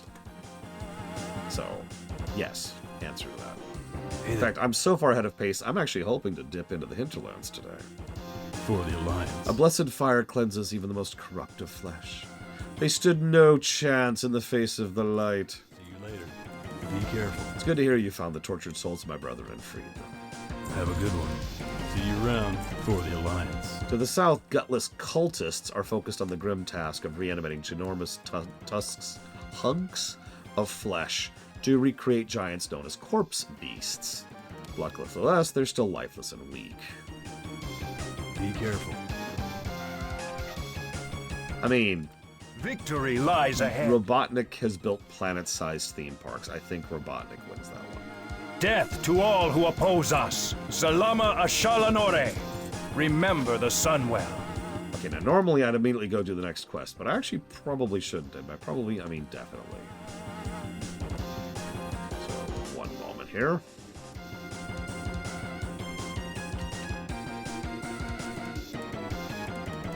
I'd still probably give that to Robotnik. Amon... Hang on, hold up. Which Amon are we talking about? Because I just realized I can think of 3 distinct characters named Amon.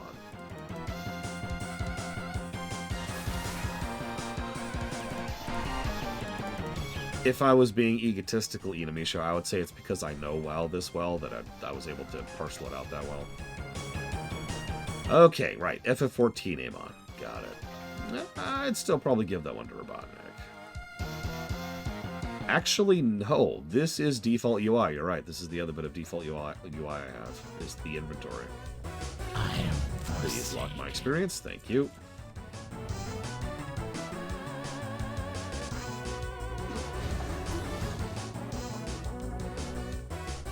It's not frustrating, Evo.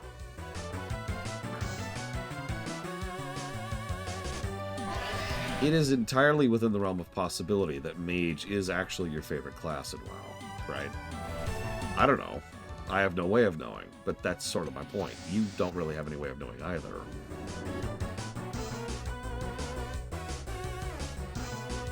Hell, as of this moment in time, I'm not sure what my favorite class in WoW is. I have been sort of deliberately holding off and doing a full playthrough of multiple classes because I knew this run was coming. And I knew the run would be a good way to play around with them and get a feel for them. Unfortunately, I don't know who Dr. Giro is, so I can't comment on that. Sorry.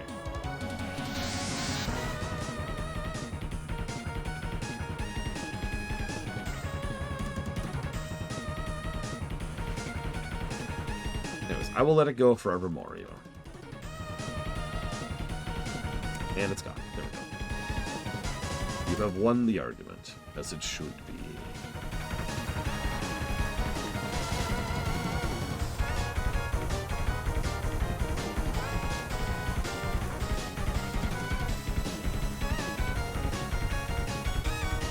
I love this.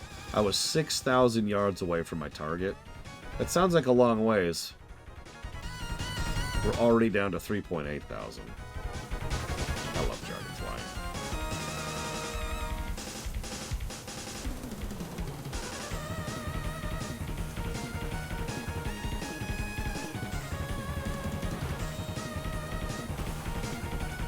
Oh man. Purely from a personal perspective, Machinist is one of my favorite FF14 classes. It's been quietly overtaking Dancer for me as my ranged preference. And if you know how much I like Dancer, you know how impressive that is.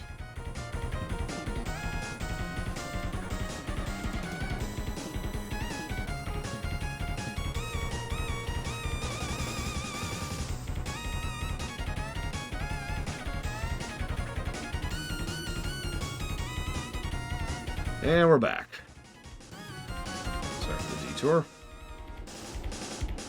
Just gonna drop this. What? What?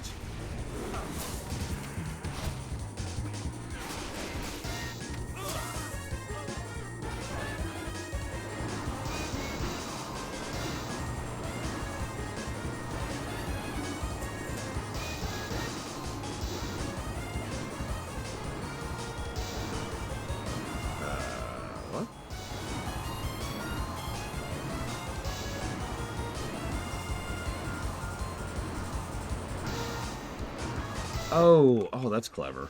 I like that. So, okay. We have to place 3 light wells near a mob corpse here, right?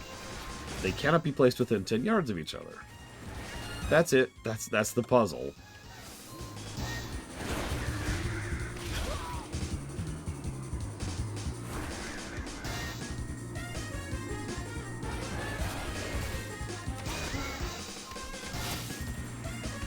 You also can't do it in combat. No, it's too far away. Hello, Korgoth. Merry Christmas. I do hope you find some reason to enjoy this year.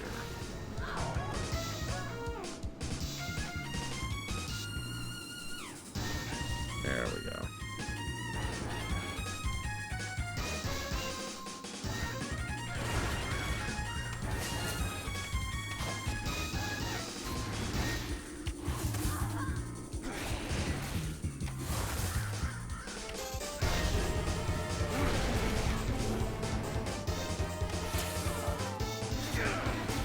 I imagine you can't play any hunter for the same reason, Aralia.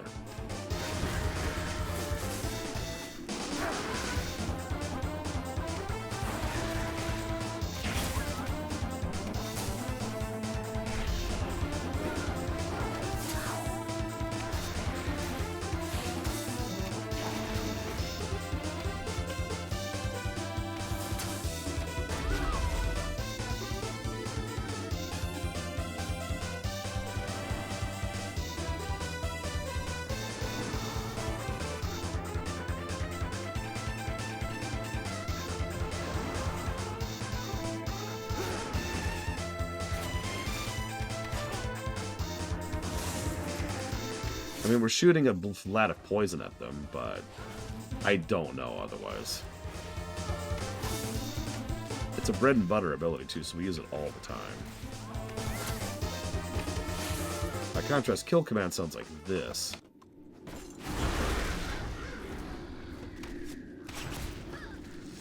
Oh, you mean this one?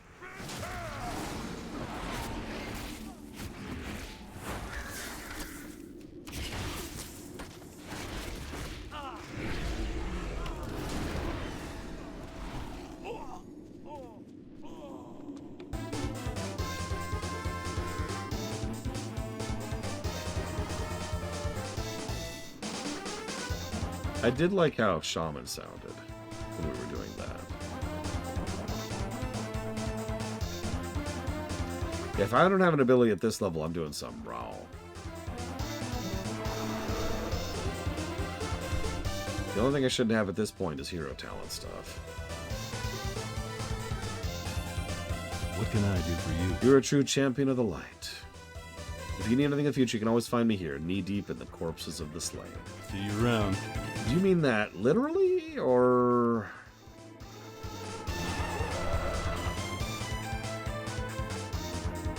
I'm just wondering, is all.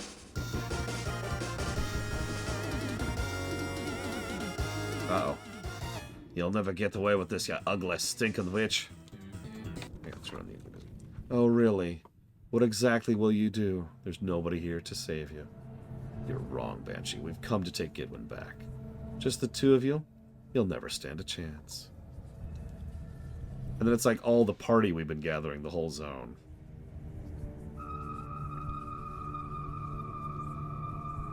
And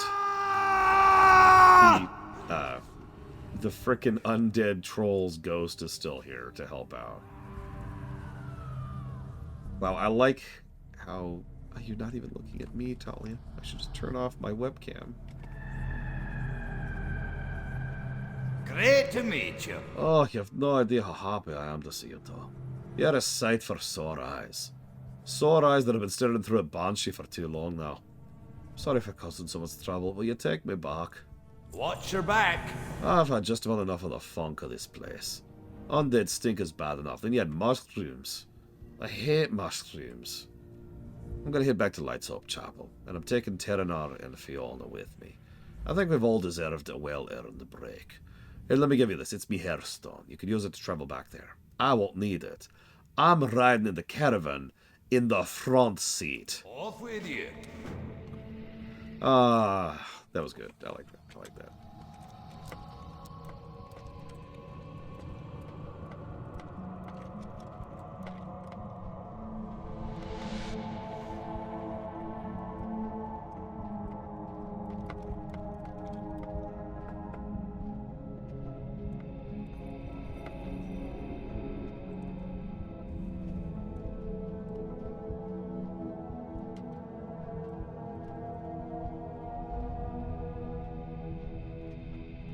That was fun.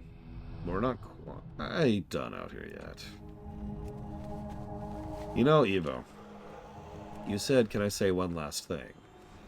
Committing the most heinous sin of all. That's not true. The second most heinous sin of all. Which is asking if you can ask a question. For that, you have to listen to the horns now.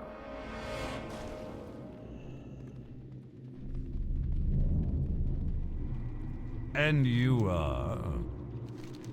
watch your back. Oh. Every time Argus comes plodding through the Plaguewood, I fear to be hang on. Farewell. I should actually read that out loud, because that's a nice little bit of characterization. Notice this is an undead Argent. I just want to make that clear. What do you require? Beware. Wait. The living. High Beacon Parcel. Is Argus safe? Did something happen? Trust no one. Every time Argus comes plodding through the Plaguewood, I fear to be his last. It's good to see he's wise enough to send a young blood like you in his stead. Victory for Sylvanas. I once worked for the so-called Banshee Queen, Sylvanas, as an apothecary. I used to admire her, but something's changed within her. She's not herself anymore. Yeah. I broke my vows with the Forsaken and joined the Crusade. Now I use my knowledge of alchemy to seek counter-plague agents, and the Plaguewood is the perfect place to do so. Watch your back. I like to check in on Augustus and Terradale every once in a while, just to make sure he's alright. Some of us undead cope with the plague better than others. It's west of here. Would you mind checking in on him for me? Trust no one. That is true, Evo. However, there's no excuse. It's not like you play WoW alone. Oh, there he is. Be quick about your business. Before the Scourge came, I had a great business. I bought and sold everything. Everything! And my prices were insane! Just ask anyone. Anyone who's not dead. Our time will You've come to the right place. No better place than Terrordale. That's right, Jewel of Lordaeron. Dark Lady, watch over you. The people of Terrordale. They were sick. And then they tried to do bad. Definitely not good times. The pigs, though, they also got sick. What did the pigs do to deserve to get sick? Nothing. People I can forget about. But the bad pigs make me sad. If you kill them, though, I might get happy. Beware the living. I'm ready for business. What do you want? Oh, wait, I can't open up shop without my receipt book. How am I going to keep track of things without my receipt book? Must have left it somewhere. Bring me my book. Please bring it to me. Bring me my book, and you'll see. I'll set up shop. You'll see my prices are insane. Victory for Sylvanas. Yeah, if it makes you feel any better, Evo, I have been struggling to try and drag Valerian kicking and screaming into a dungeon for like 5 days now, I want to say, something like that. And Valerian's like, no, I'm gonna fake destroying my entire computer just to have an excuse to not group with you. And thank you, Lord Haramont. Always appreciate your support. Let me jot that down real quick.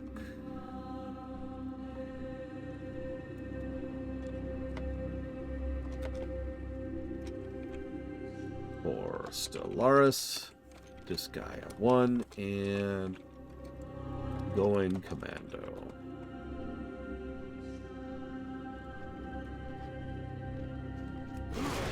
So, I do remember that comic, Evo. Okay, so, I want to say something, but I don't want to come across as mean. What do you think? Should I say it? Should I give in to the mean side? Should I let loose my true bullying capacity and become one of those toxic influencers? Ugh. Ah. Disgusting word in my mouth. Influencer. Ugh.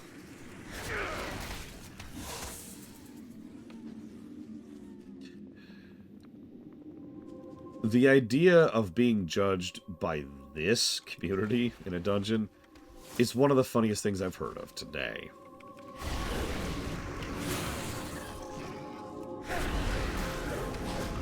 Like, we're probably the most tolerant, understanding, caring, marshmallow bunch you're gonna find. You want to go do random? Yeah, sure, you can be afraid all you want. That's cool. I understand completely. You want to group with us?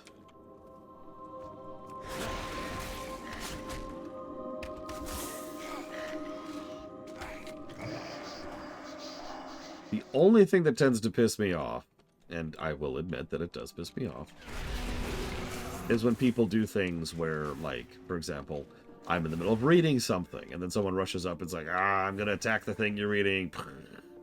Or I'm trying to turn in a quest, which involves reading, and then someone just turns in the quest, and therefore advances it so I can no longer read it. That does bother me, I'm not going to lie to you.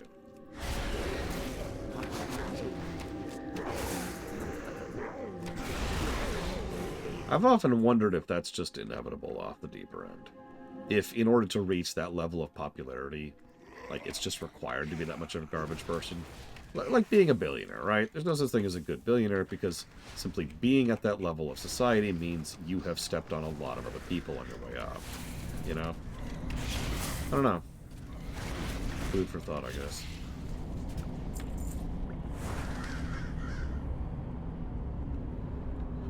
Where is this stupid book?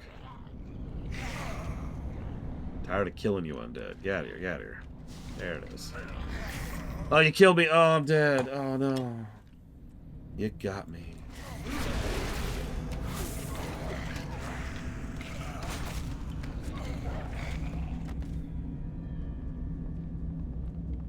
Well, that I don't know, Mr. Red. We're getting into hypotheticals at that point.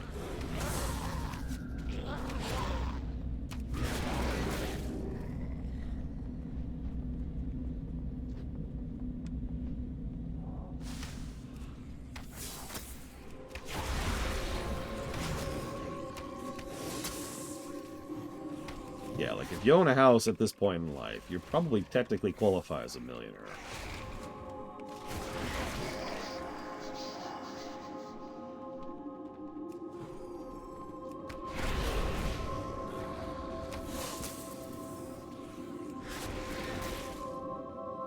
Twitch twitching. Looks like my connection's alright. What quest are you doing, Talia?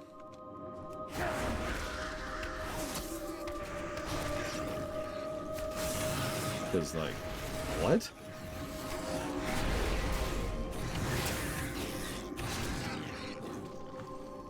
I'm just confused, because WoW, it shouldn't be physically possible to even show you quest rewards you can't use. According to whatever your loot spec is set at over here.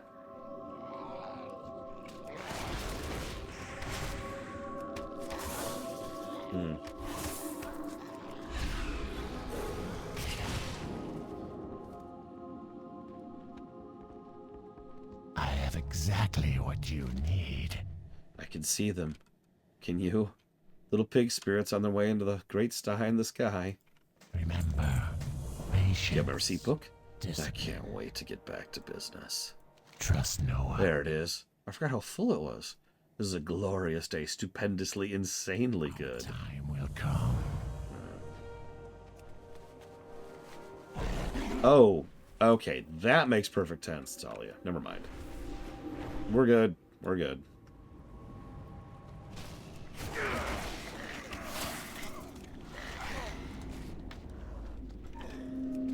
As a curiosity, do you have your loot spec set to Retribution?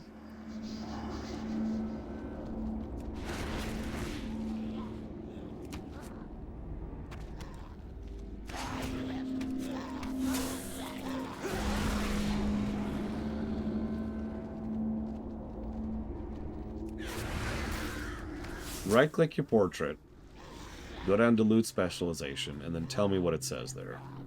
Tell me which one is highlighted. Either way, I believe you if it's set to red.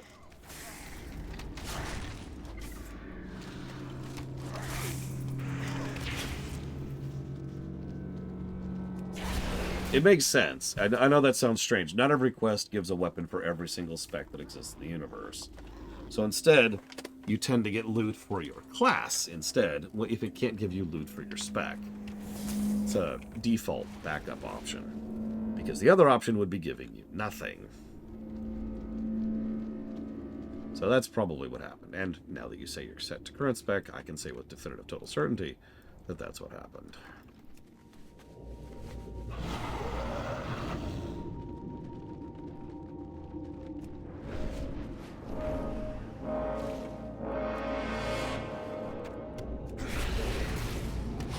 What do you think rot berries taste like?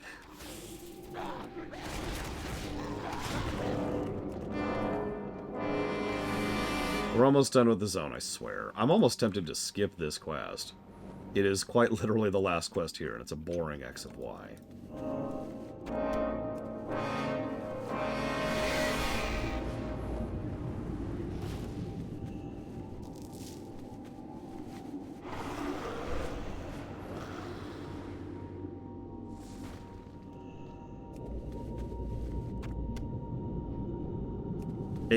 So the actual tooltip on Rotberry says tastes like sweet, sweet death.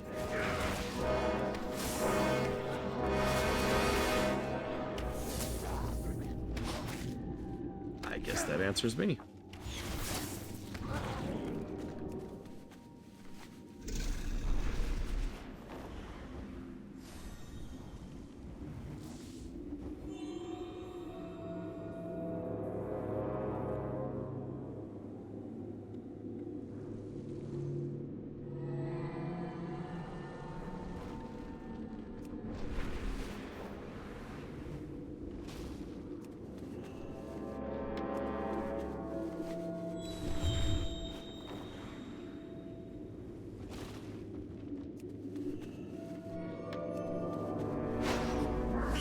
You know, for a zone this strong, this is a really weak and simpering ending to the zone. Why are these quests even here? After the main story chain has already finished, too. Like, alright, we did it. We've finished the main chain. Can you go get me some disembodied arms so I can make a potion? Sure.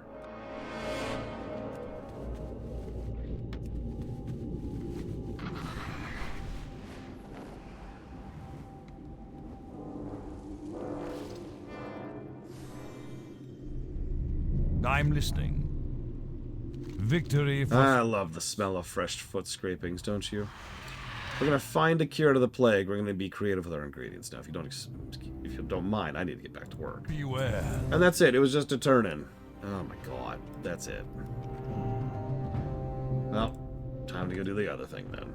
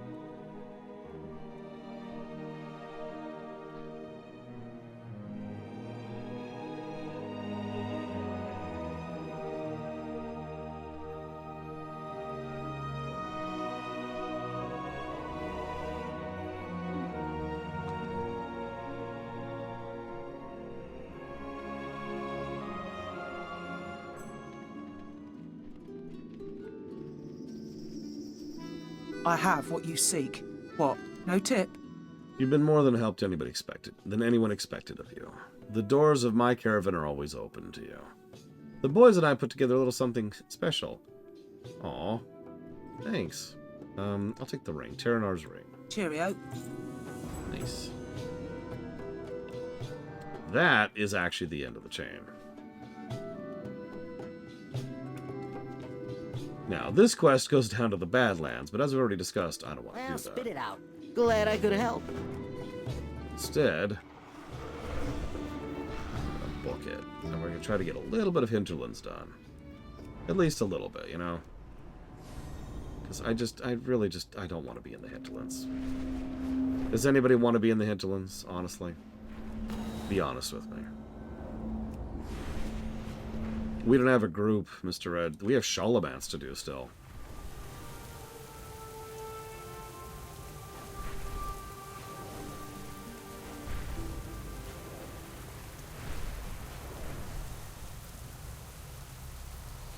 So here's the Hinterlands.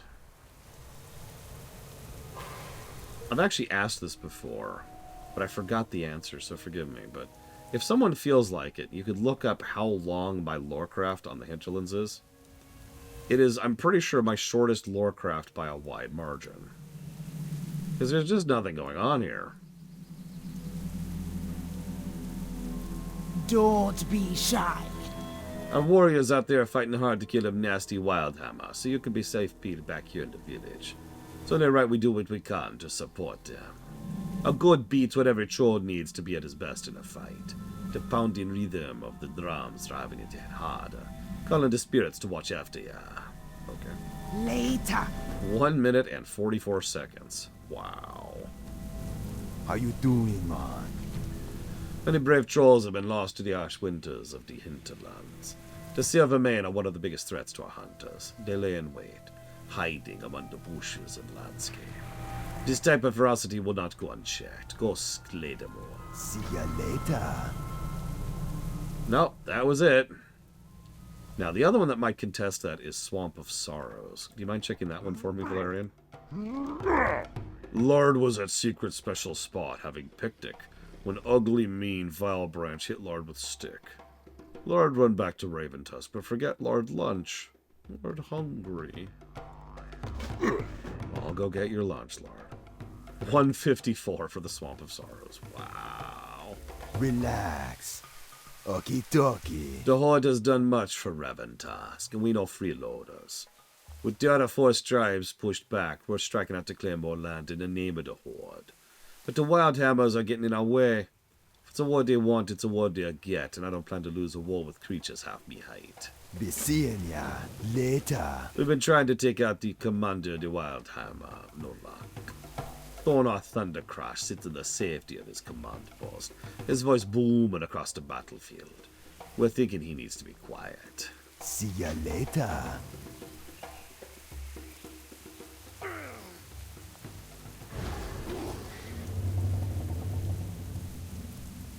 How you do it, man?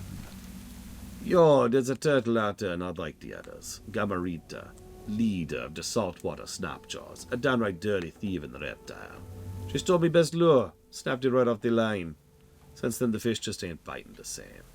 Go find her, get me lure out her stomach. Stay away from the voodoo. And then there's a fishing quest we are not going to do because, and I know this is going to be hard to believe, it's a fishing quest. Talk to me! You there. Do you know that stretch of across the northern beach are tens, if not hundreds of bottles of wine? Now you do. I'd be out there gathering them by the armload if those turtles weren't out after me. They crave blood, I swear. I'll pay you to bring me them. I'll, purchase the wine from you. Hurry back! No, Dragonflight's a good place to level. I ain't got no questions about that, Talia.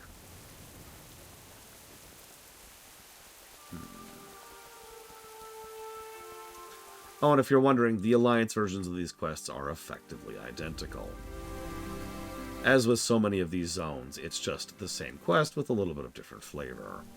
I'm not doing the same quest over again just so you could hear slightly different dialogue. Sorry.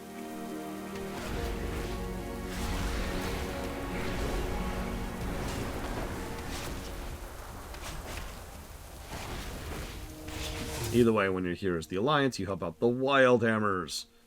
Guys who probably should have a little bit more fleshing out than they do.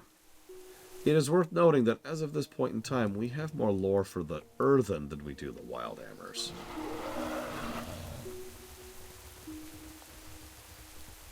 Really think about that for a second.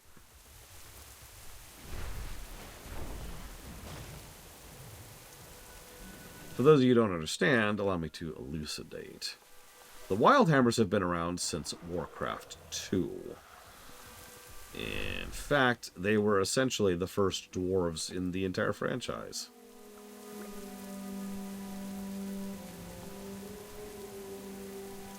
They're also one of the big three. The three primary clans? We'll go with clans of dwarves.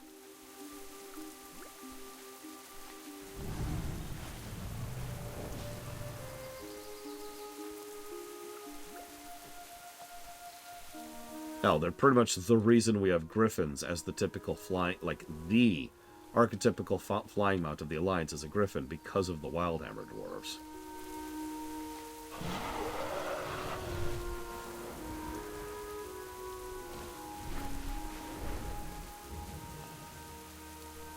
I'll just take that picnic basket.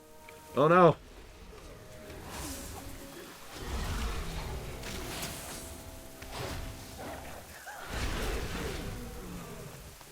You know, I have no idea, Talia.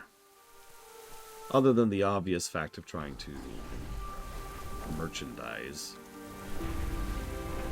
monetize as much as they can. I actually saw a really funny interview with Eon recently. Ion?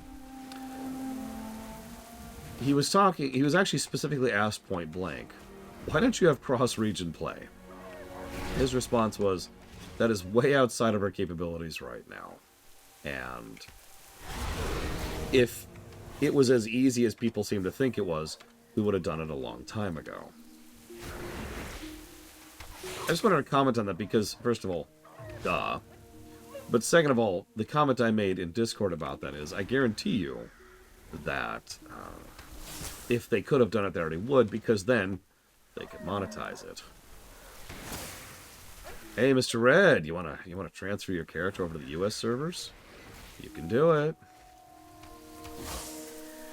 Yeah, I tend to dislike Ion, but honestly, most of that dislike is professional, not personal. You know what I mean?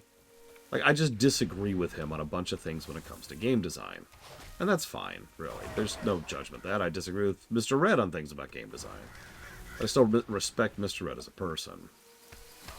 Ion's kind of in a similar boat, at least nowadays.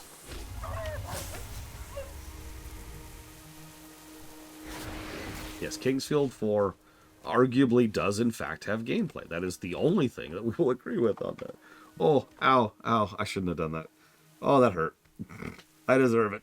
I deserve it. Oh.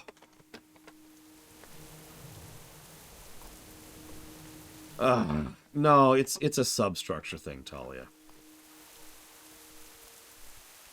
the bones of Warcraft, World of Warcraft, were built in 2003. You know? Like, the very nature of how its netcode is designed at a substructure level is so ingrained. Like, we talk about spaghetti code. This would be ripping entire chunks of the netcode out and replacing them with new code. Doable, but something you want to be really, really careful about, because you're not 100% sure what that's going to do to the entire rest of the game, right? And any programmer worth their salt will tell you that anytime you do that kind of a sea change to something, you're going to get unexpected results. Is it doable? Yes. Is it something they prioritize? No.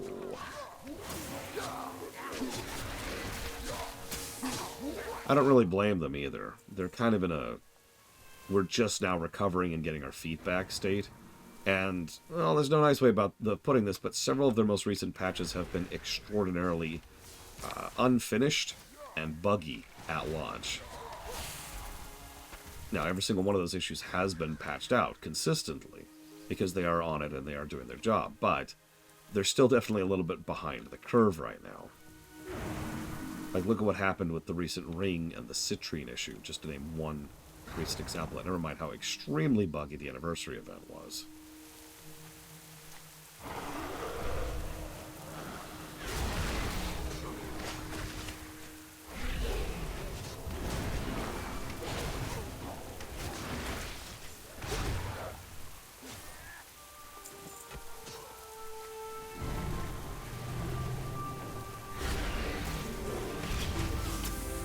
I know what you're thinking. Lore, would you pick that? You know, would you decide to go ahead and do it? Yes, but I wouldn't just say do it.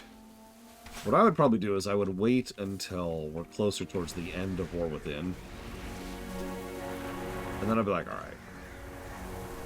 I would get together a team whose only job it was to try and figure out the practicalities of implementation. And more importantly, figure out the consequences of implementation. What kind of issues is this going to cause us, and in what direction?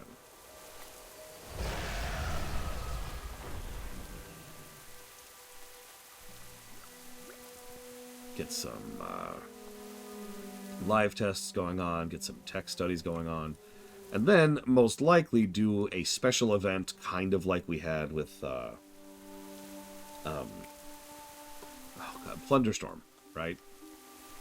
And have that event be on the test servers, the ones that are cross-region capable.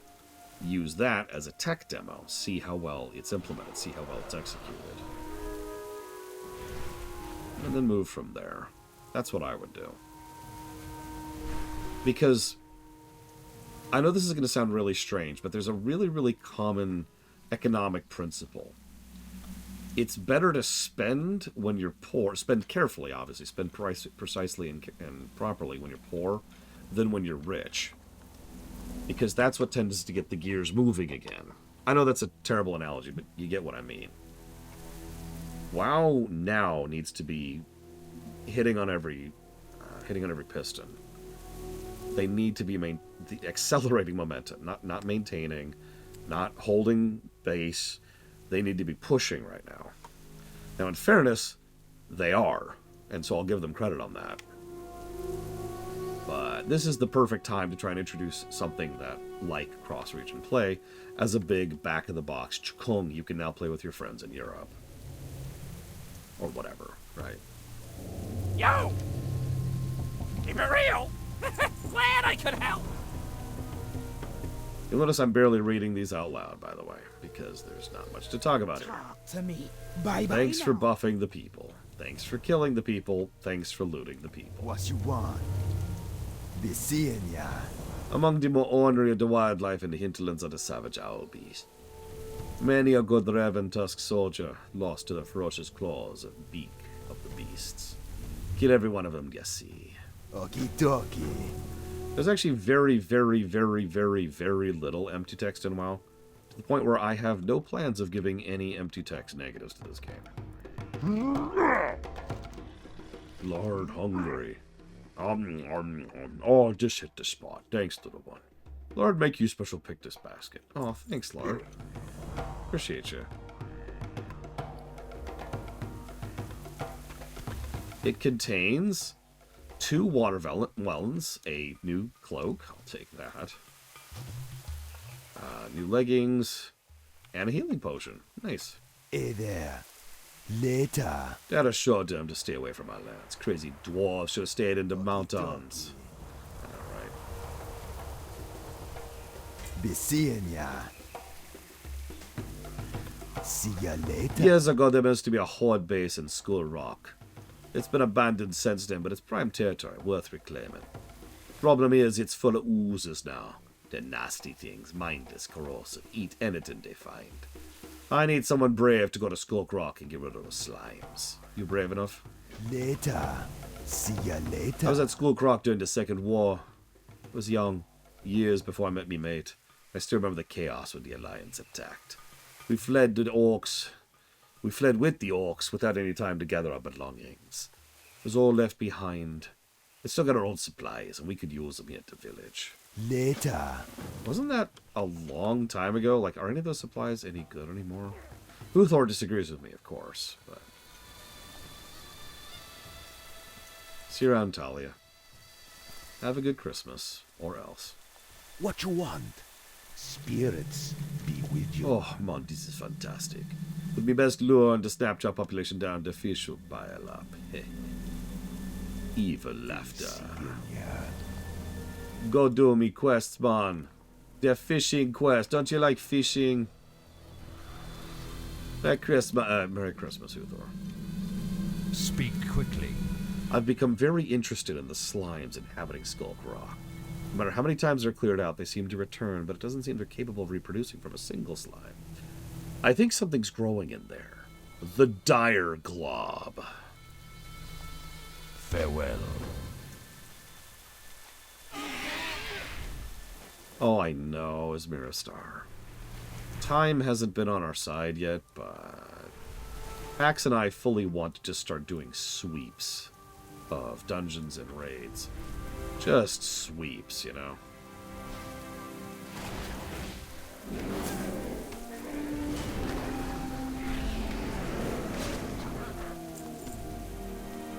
Hey, Eva. Hey, Eva. I'm not going to loot any of these owlbears.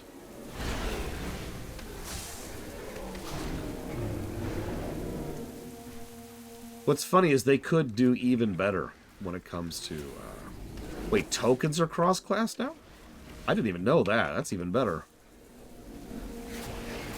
I was about to say it could be even better. I guess I was right.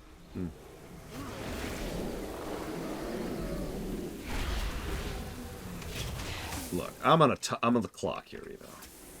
I've got to finish the Hinterlands. I am worse than Hitler. Hitler would have looted. He was actually really big on looting, funnily enough. Thank you, Zechariah, Jebediah, as always. If you happen to know what you'd like to put that towards, up to 3 future streams, please let me know.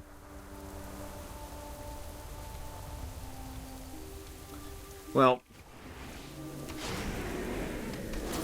one thing they could do, and this is an interesting one, because I know people are of different minds on this, but one thing they could do is make it so that you can change regardless of item type. One moment. Dealer's choice it is. Thank you again very much. And Merry Christmas. So in other words, I could wear cloth gear as my hunter and make my gun look like, I don't know, an axe, right? Something like that. Now, that's definitely a philosophy thing. We know with total certainty they have the ability to screw with that, right? They can definitely do that kind of cross thing. The tech exists. They have chosen not to. Now, that's fine. Like I said, it's a decision.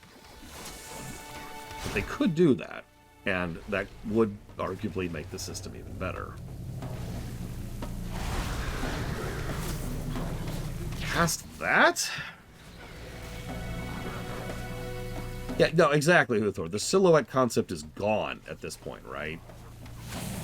Also, I don't know if WoW does this, but there's several games that do a thing where transmogs do not apply in certain zones.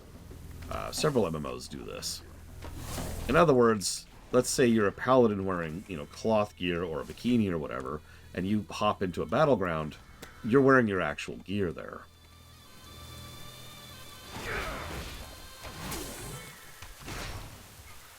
So if that really was a legitimate concern, to be clear, I don't know if it is, but if it was a legitimate concern, that is a solvable concern.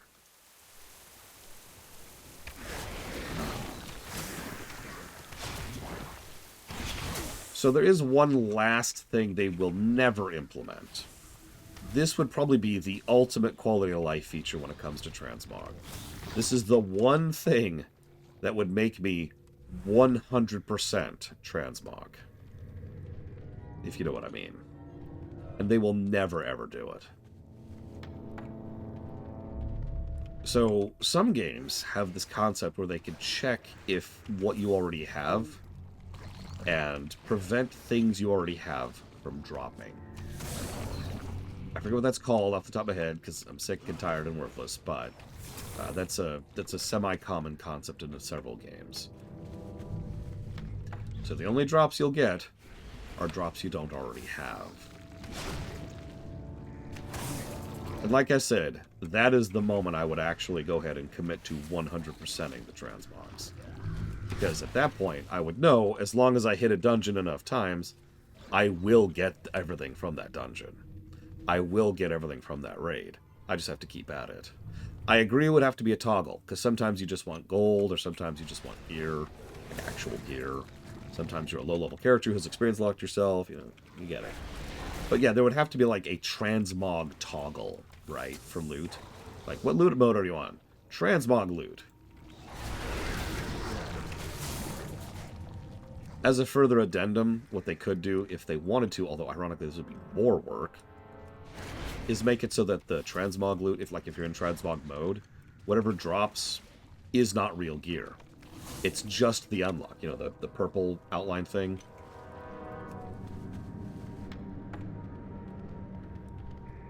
In other words, the only reason you're there is to get cosmetic unlocks.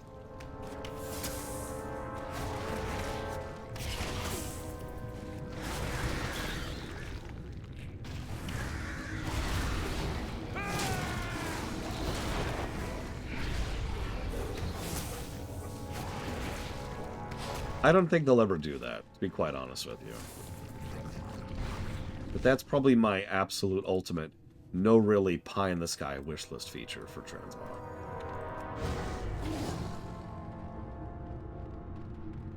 Bad luck prevention, I guess we could call that.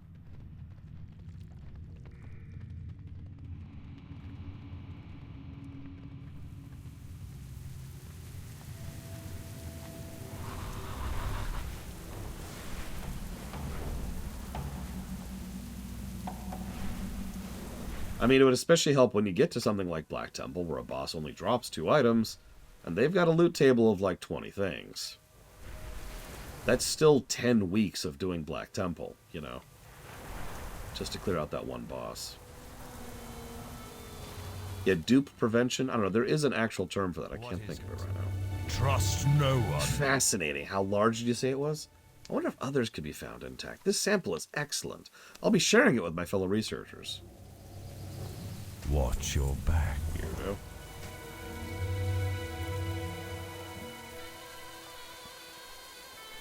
Who you be? Okie dokie. Okay. Be seeing ya.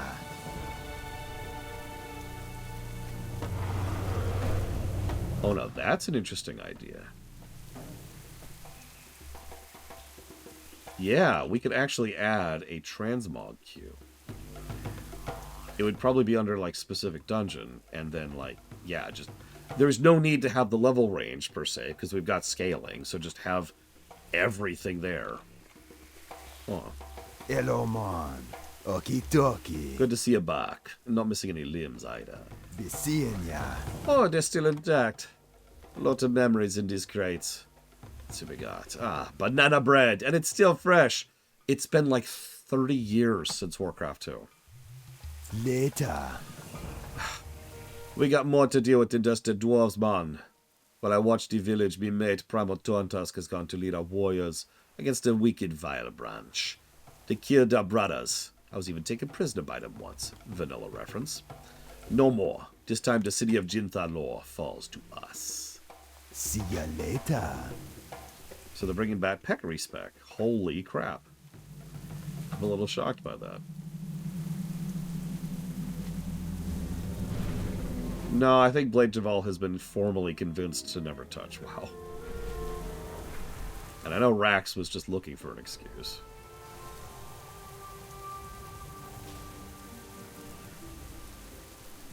Hey there. You be careful, man. Welcome, Hunter. We're gonna make the Vilebranch regret ever crossing us. Okay, okay. Today we make the first strike at the heart of the savage Vilebranch tribe. Show no mercy. There's no longer a spat between trolls. Every victory of the Raventusk is a victory for the Horde. The Vilebranch headhunters and witch doctors be the first to go. Stay away from the voodoo. Umboga is one of their strongest warriors and a sick butcher. He takes the heads of all he slays as trinkets, rewards, even weapons. It is his turn to be taken. Find Umboda 3 heads, slay him, and bring me his head. And bring it back to me, the middle one. Bye-bye now. The Vilebranch have hung their tiki masks all across the walls of Jinthalor. The spirit's not going to be watching over them for much longer. You take this torch, set fire to the tiki masks.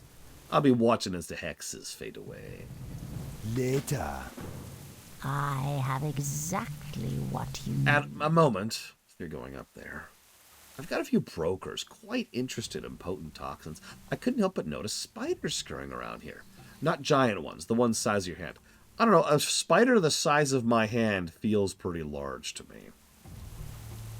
Dark Lady watch over you. Maybe that's just me.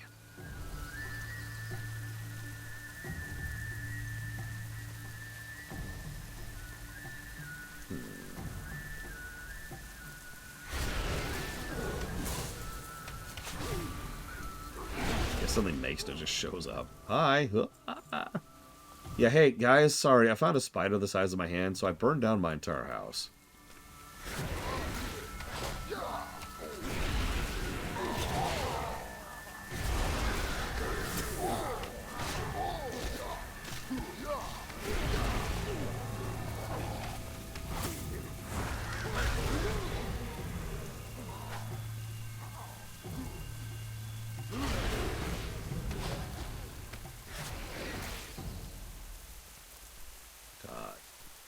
Jinthalor used to be a trip. Like, this would be the kind of place you'd devote an entire afternoon or evening to. Or even just do it across multiple days. There was a bunch of quests going up and down the city. And there was no flying back in vanilla. So every trip up meant fighting your way up. And then fighting your way back down. Or jumping. You can always jump.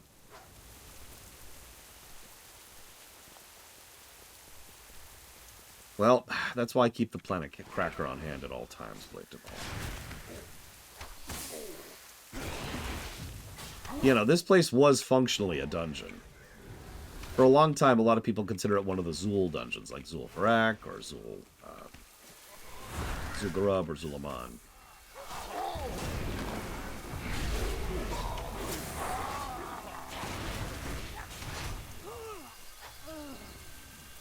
I don't know... Oh god, I do remember the mallet. I don't know if this was actually intentionally an outdoors dungeon or not. There's definitely an elite zone, but there were tons of elite zones. That was nothing new.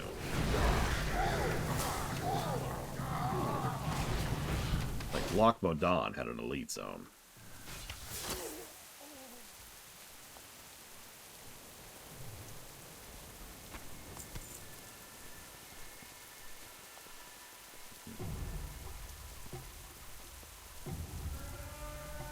I mean, once again, considering the roots this game had, it wouldn't surprise me if they were just essentially deciding how they wanted to do grouped content. Like, from what I'm told, FF11 is like this. where you just go into an area. It's not an instance. It's not a dungeon.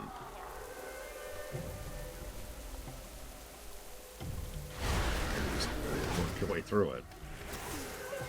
There's even a defined path through it. Oh yeah, Hinterlands was definitely one of the earliest zones they made, no question. It's a shame they've never done it to any real decency. We're already over halfway through the zone, would you believe that?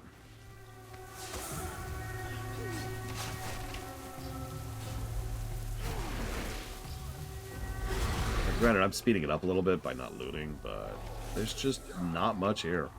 This is also the very, very, very, very, very first reputation in the entire game. And it was very clearly done as a tech test kind of a deal.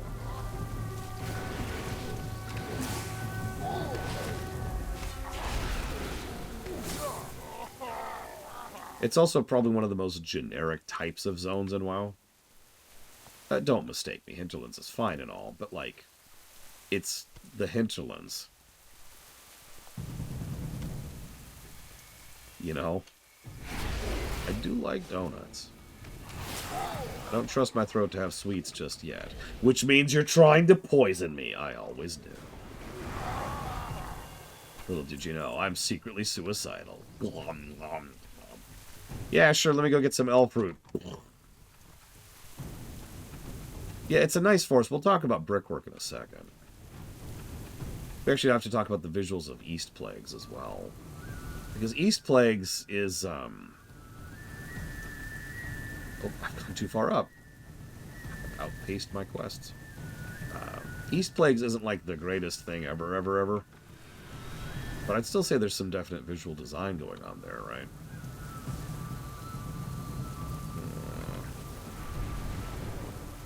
Nothing? I guess we'll go with these ones right here. Let me just grab that. Let me just loot these hand-sized spiders. Don't mind me. Oh, God, oh, God, oh, God, oh, God. Everything's fine, everything's fine, everything's fine. Okay, we're good. Die. Whew. Hey, Zez, bro. Zez 3, bro? Hey, Alexis the Dragon. Merry Christmas Eve. Happy holidays.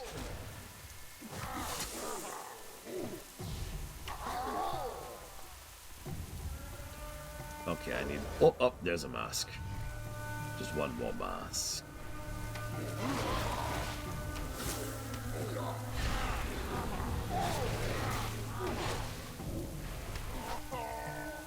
Alright.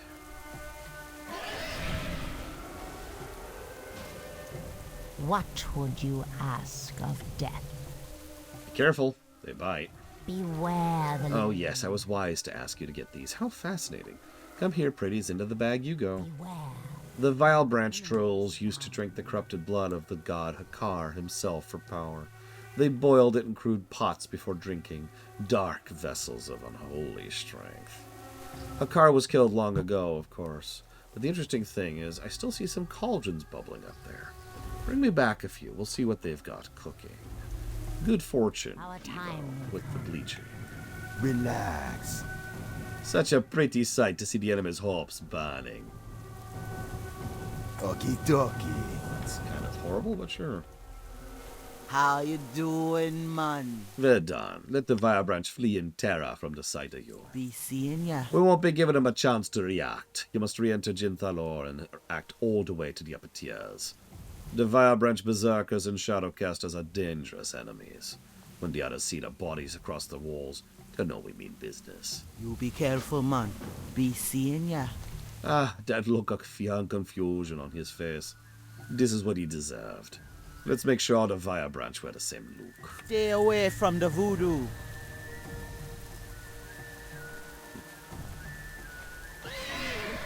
I've heard about it a bunch, Alexis the Dragon. Although, current throat issues aside, I kind of prefer to read them out myself. How else can I practice my accents? Granted, right now I'm really dehydrated, so I'm having trouble.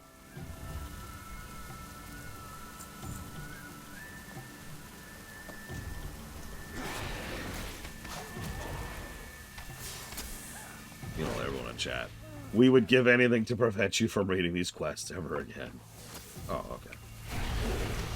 You just had to say so. I should also probably mention almost every single one of these particular quests is functionally unchanged from their vanilla equivalent. Kill these types of trolls, loot these types of things, burn these types of items.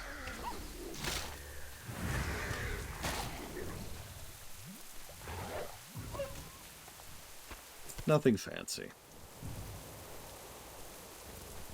Probably the biggest difference here is we can frickin' fly.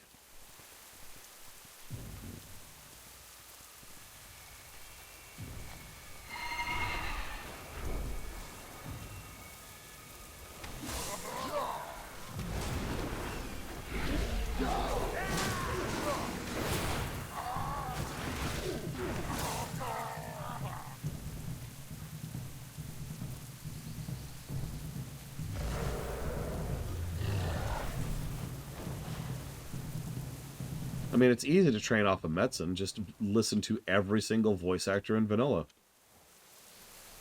All one of him.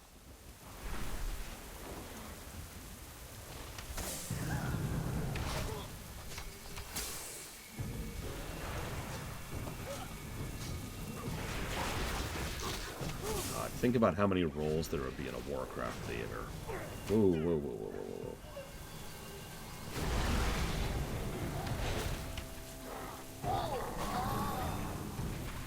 Good to know Ginthalor still has some teeth. Jesus.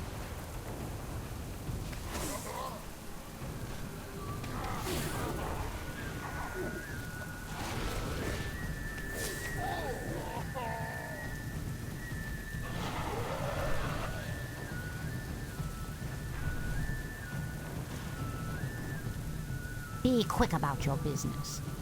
Be careful near those cauldrons. The Vilebranch won't let you take their treats without a fight. Victory for First the Sylvanas. spiders and now this. And smell the venom. It's the same as the skittlings, but stronger. There's some potential here. Remember, patience, discipline. There's some more of this curious venom to be had if Shadra's being summoned. Oh, don't look so surprised. The Forsaken have studied these lands before, and we've encountered the Venom Queen at least once. Her toxins have proven quite useful in the past. They'll prove useful to the Horde once more. To be a dear, fetch me as much poison as you can from the spawn of Shadra. I'm sure you'll be covered in it anyways.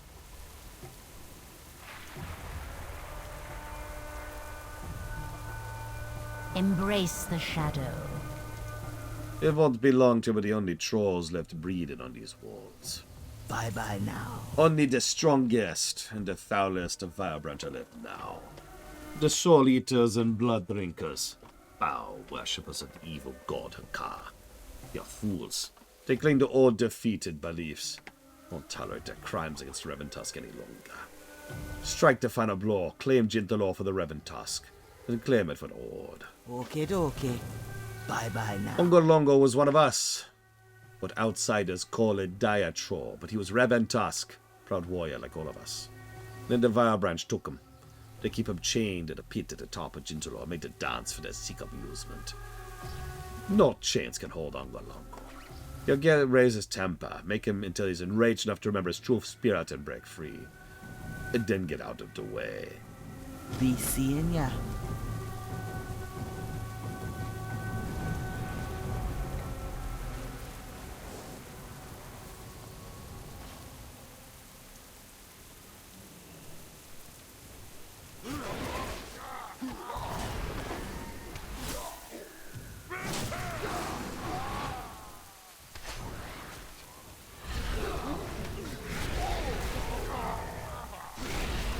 What do you mean, Traxia? When and how did they do such a thing?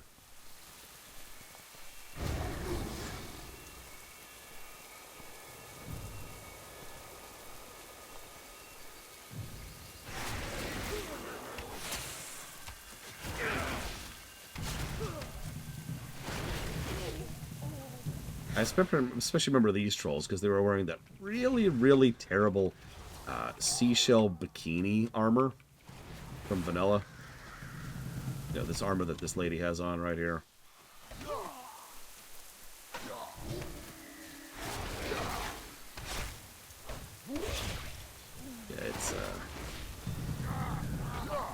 Yeah, It's vanilla armor. What do you want from me? There were not a lot of suits in vanilla that did not look terrible. Most of them were either low-level stuff or set pieces. Like tier 3 stuff.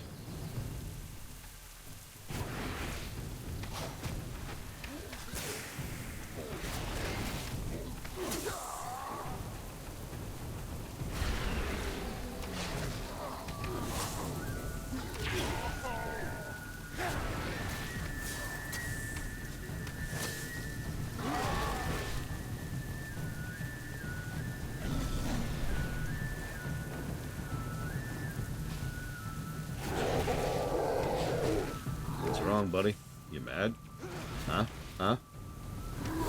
You know, I don't know. What can you say to someone to really piss them off?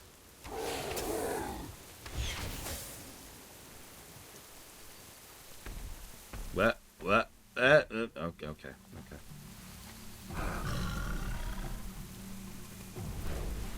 You look like an elf. I mean, he does kind of look like an elf.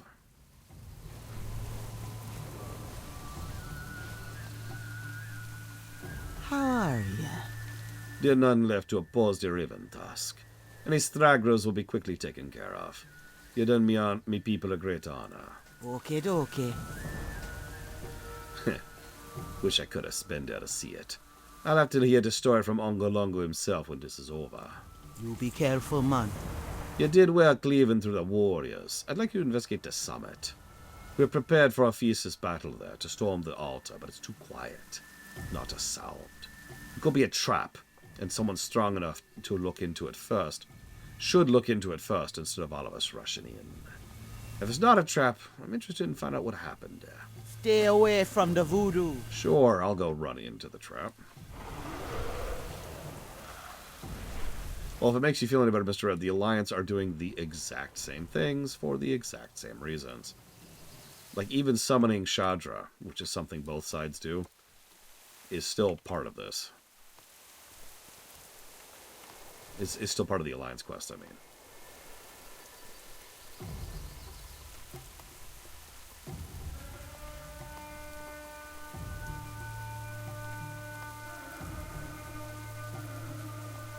You know, I'm not sure I can think of one, Uthor.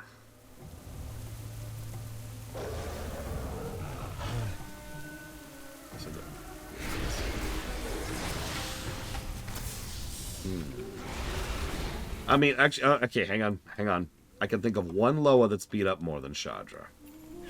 Cenarius.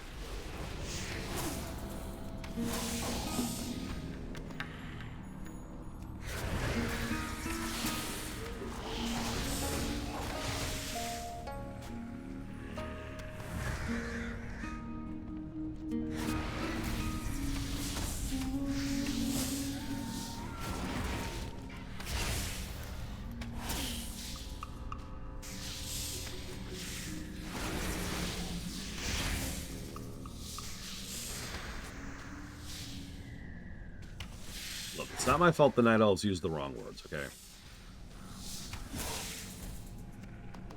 These spiders are slightly bigger than my hand, that is true. And that's the end of the game.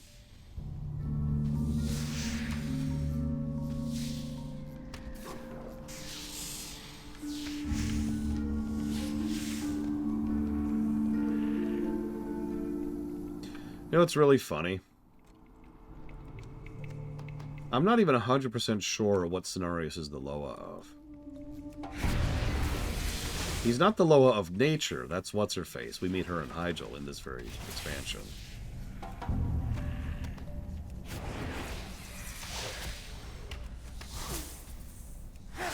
I suppose he could be the Loa of Druids. Almost all Druidism on the entire planet could trace its elements back to him, like individually. Oh, right. No, that's Sylvanas.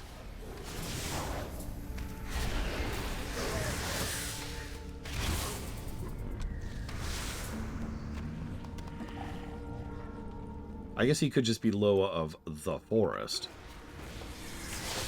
Which would put him below What's-Her-Face, but above, like, most of the others. It's really about... What is her name? I can't remember. What is what's-her-face's name?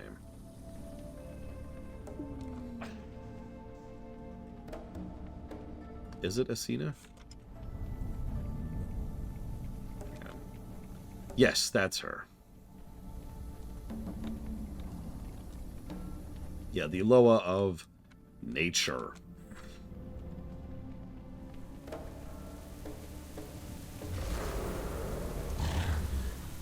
I actually like her. She's probably one of my favorite Loa, because she's so powerful and so above it all that she only pokes her head in 3 times ever in the entire game. And each time it's a notable and substantial thing.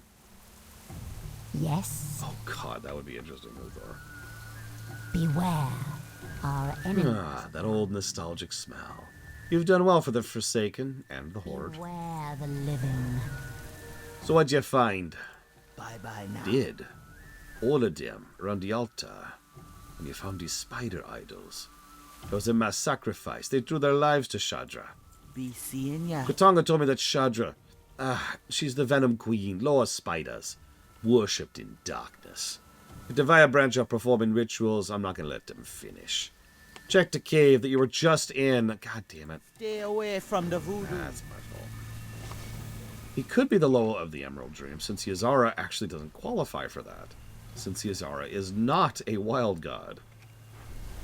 She is a Titan-infused dragon thing.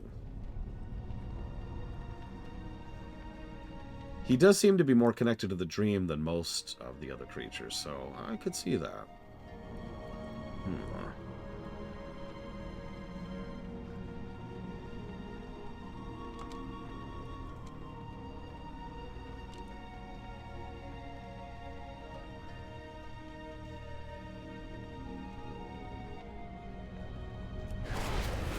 Yeah, it's another thing. His mother's Elune. Given what extremely little we know about Elune, that makes me just raise an eyebrow. Like, what?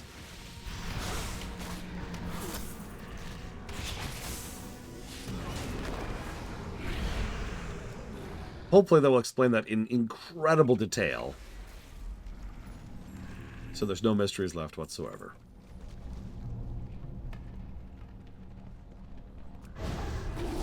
I mean, kind of late of all.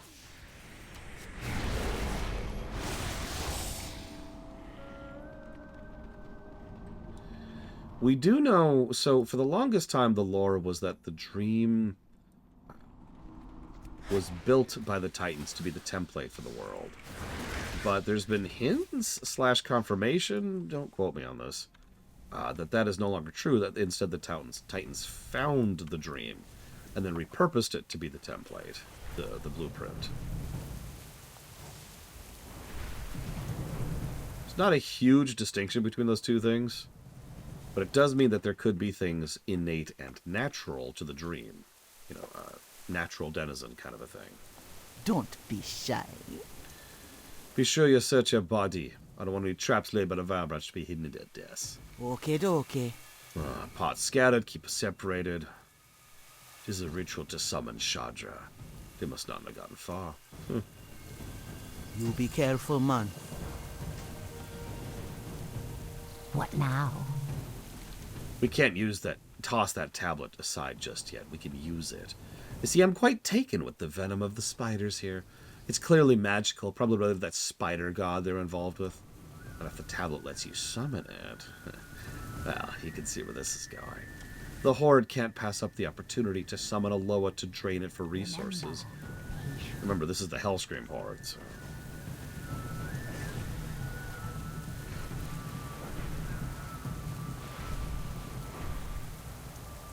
Although, if the dream is Azeroth's, then I guess I'm wrong. A Titan did make the Emerald Dream.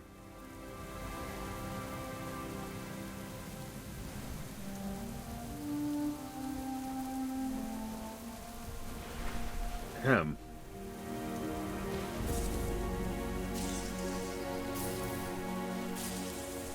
I mean... there's definitely some hints on that, Uthor.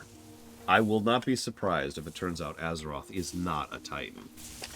It would also explain the excessive fixation on Azeroth by the Titans, Sargeras, and the Void Lords.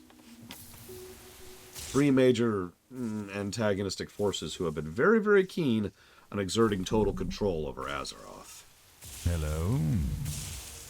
Victory for Sylvanas. Fascinating, quite fascinating. Beware. These Shadra must be certain to be certain. Must be summoned to be certain. To allow an opportunity like this to pass us by would be foolish.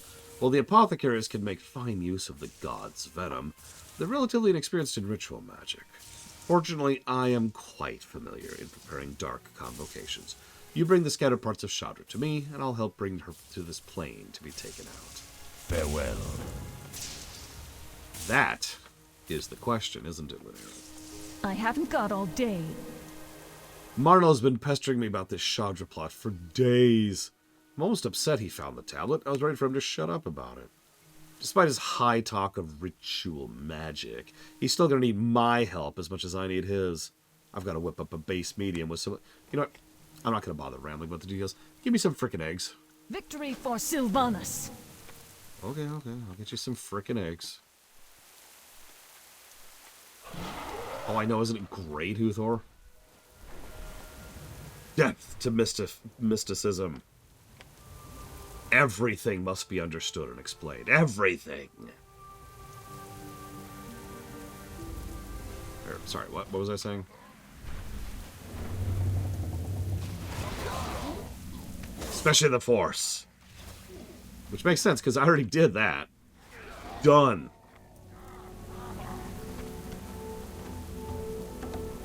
What about mystery? Well, now that's actually an interesting statement. A mystery story that doesn't get explained ever is arguably a bad mystery. Now, hear me out for a second. Because a typical mystery story's point and focus is to engage the viewer, reader, player with who did it, or why is it, or what's going on, right? If you never pay that off, that's bad, right? If the TNG episode Clues never actually explained what the hell was going on, then what would be the point of the episode? Like, it would just fall flat. Like, okay, let's go home. And we never solved the mystery. What? Funnily enough, I can actually think of an exact example of this in the same show I just referenced. There's an episode of TNG called The Royale. And in The Royale, they never explain what the hell is going on. At all. On any level. They barely even hint at what's going on. You're just left to kind of vaguely put things together in whatever manner you feel like. Not a very good episode, as it happens. And one that absolutely does not hold up over on repeat viewings. Hi, Papa Neeks. Merry Christmas. I do hope your Christmas Eve is going as well as it can be. Now, I don't need you to go completely in-depth into the details.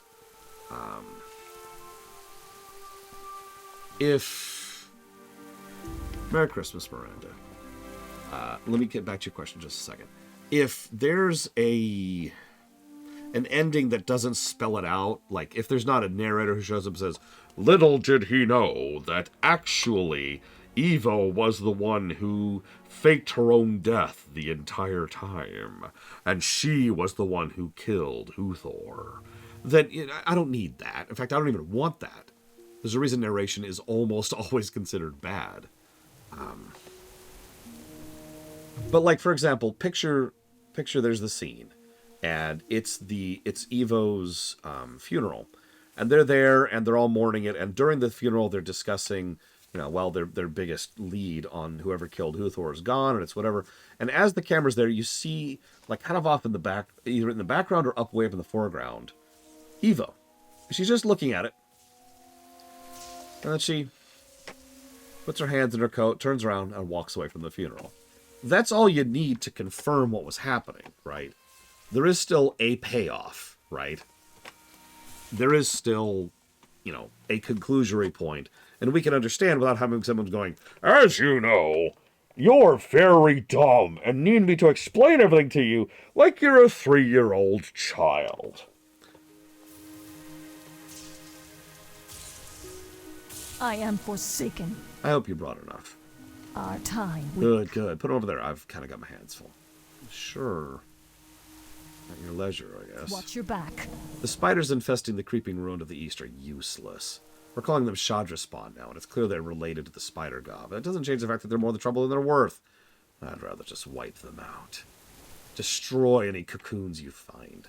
They feed off the bodies inside for days. That's gross. Trust no one. If the tablet was a ruse, I will not be pleased. Did you find the eye? Watch your I am pleased. That was quicker than expected. Beware. We'll need the Fang next. It's kept in the creeping ruins. Their venom is strong. Don't get careless. Farewell. Okay, so now to Miranda's question. Merry Christmas, first of all. So yeah, an Oblivion remake in Unreal.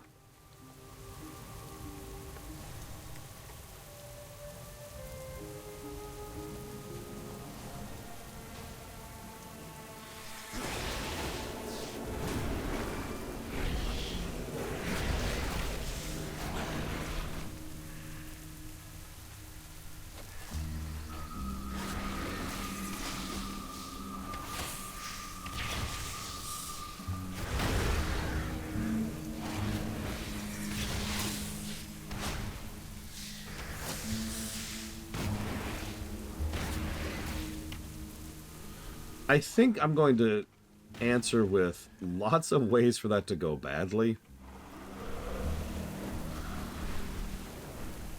But if they actually pull it off proper-like, that would be amazing. I think that's my answer there. What now? It would have to be done by someone other than Bethesda. We know that some of their best games come from people who are not them, who are not the core Bethesda team. So now you've got a win-win. The spiders are going to either starve off or find some dwarves and elves to replenish their larder. Goodbye. Trust no one. We've got one last part to collect, and then we'll have everything we need. The shell of Shadra is held by the spider god's last living priestess. Ignore all that stuff in Zandalar. Doesn't count. It's not, it wasn't written yet. Don't worry about it. I don't know. Does Starfield legally count as a game?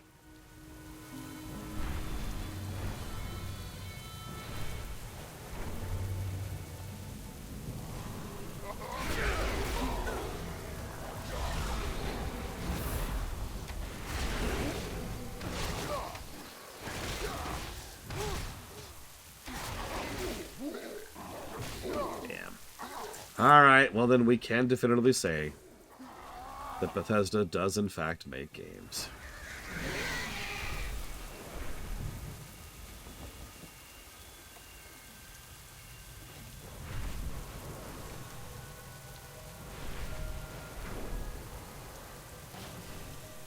Speak quickly.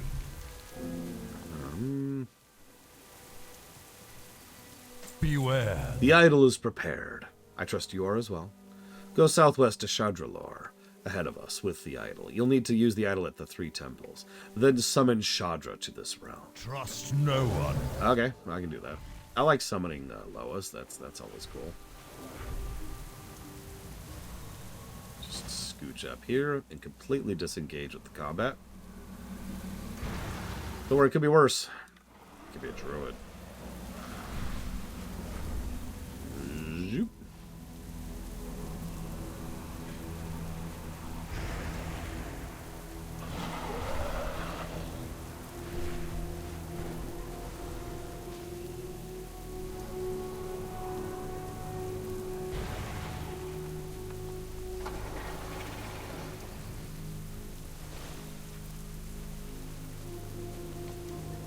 Marno draws close, and even Shadra even closer. Prepare for bloodshed.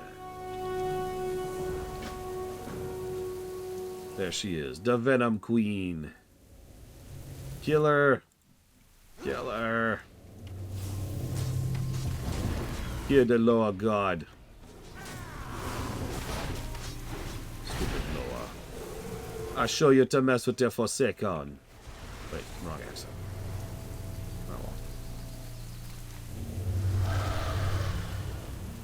Alright, you ready for this? You ready for this?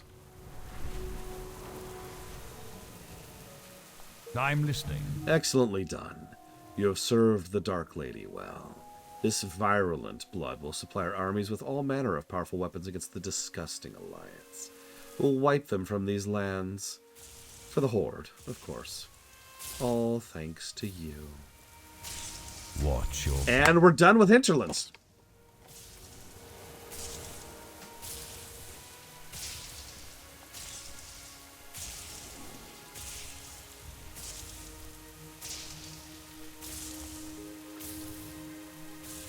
That was a little less than an hour to do the whole zone.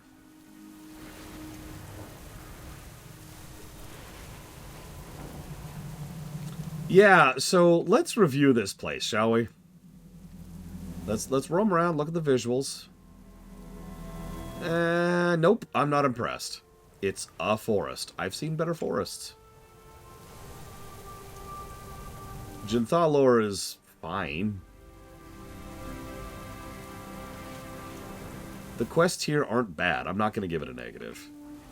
They're mostly their vanilla quests with some of the rough edges shaved off. The flow is a little bit better.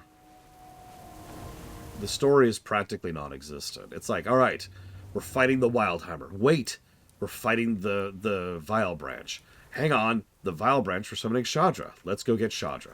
And that's it. Yeah, I really feel like Hinterlands might be our first zone that is straight up a 0. Just no positives or negatives. Just nothing. There's something I forgot to do. What do we think about the Eastern Plaguelands brickwork?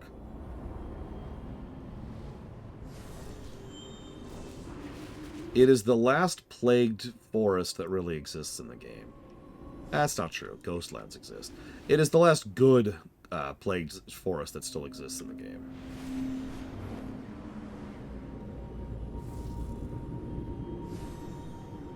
It's a fairly large zone, too. No, that's Acaris. That's the Death Knight capital right there. Also, when we get over to the Stratholme area, we get to the Mushroom Forest. Which is exactly what it sounds like.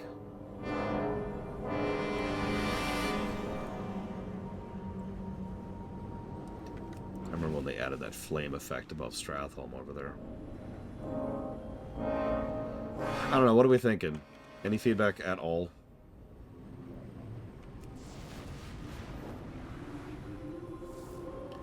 It's very orange.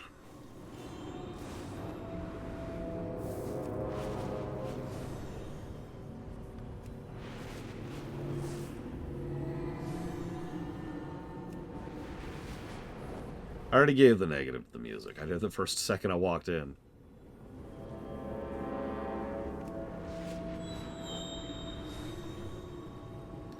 I also like how the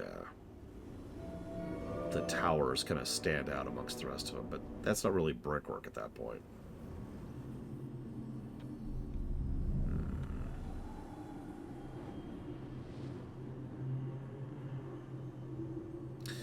No, I can't bring myself to give it a positive. As with most vanilla zones do not get brickwork positives.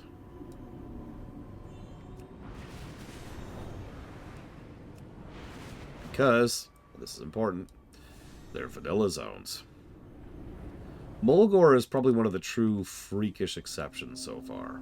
Mulgore has always looked good.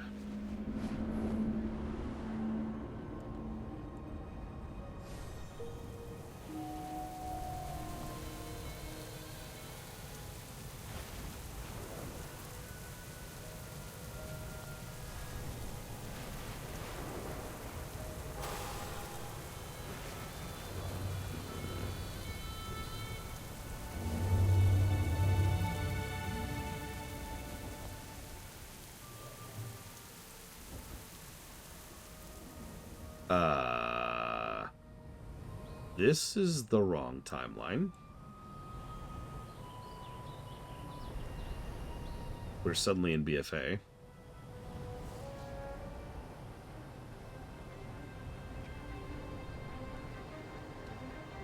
Hang on. Right, she's way down there. I remember.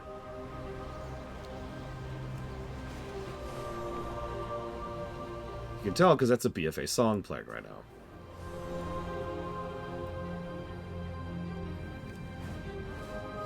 Let me just, oh god, I can see the Twilight Bastion from here. I guess it's not that far, but it still feels weird. Where is she? Could you take me to the past, please? Farewell. Thank you.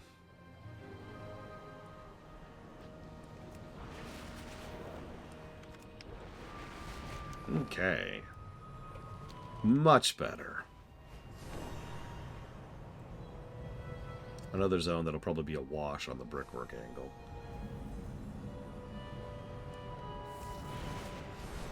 Ah, poor Stromgard.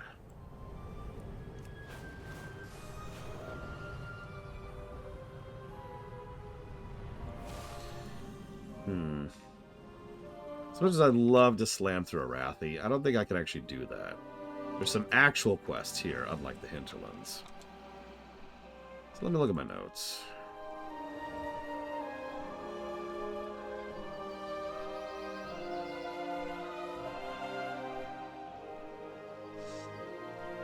Yeah, I honestly think we're going to call the Hinterlands a complete zero.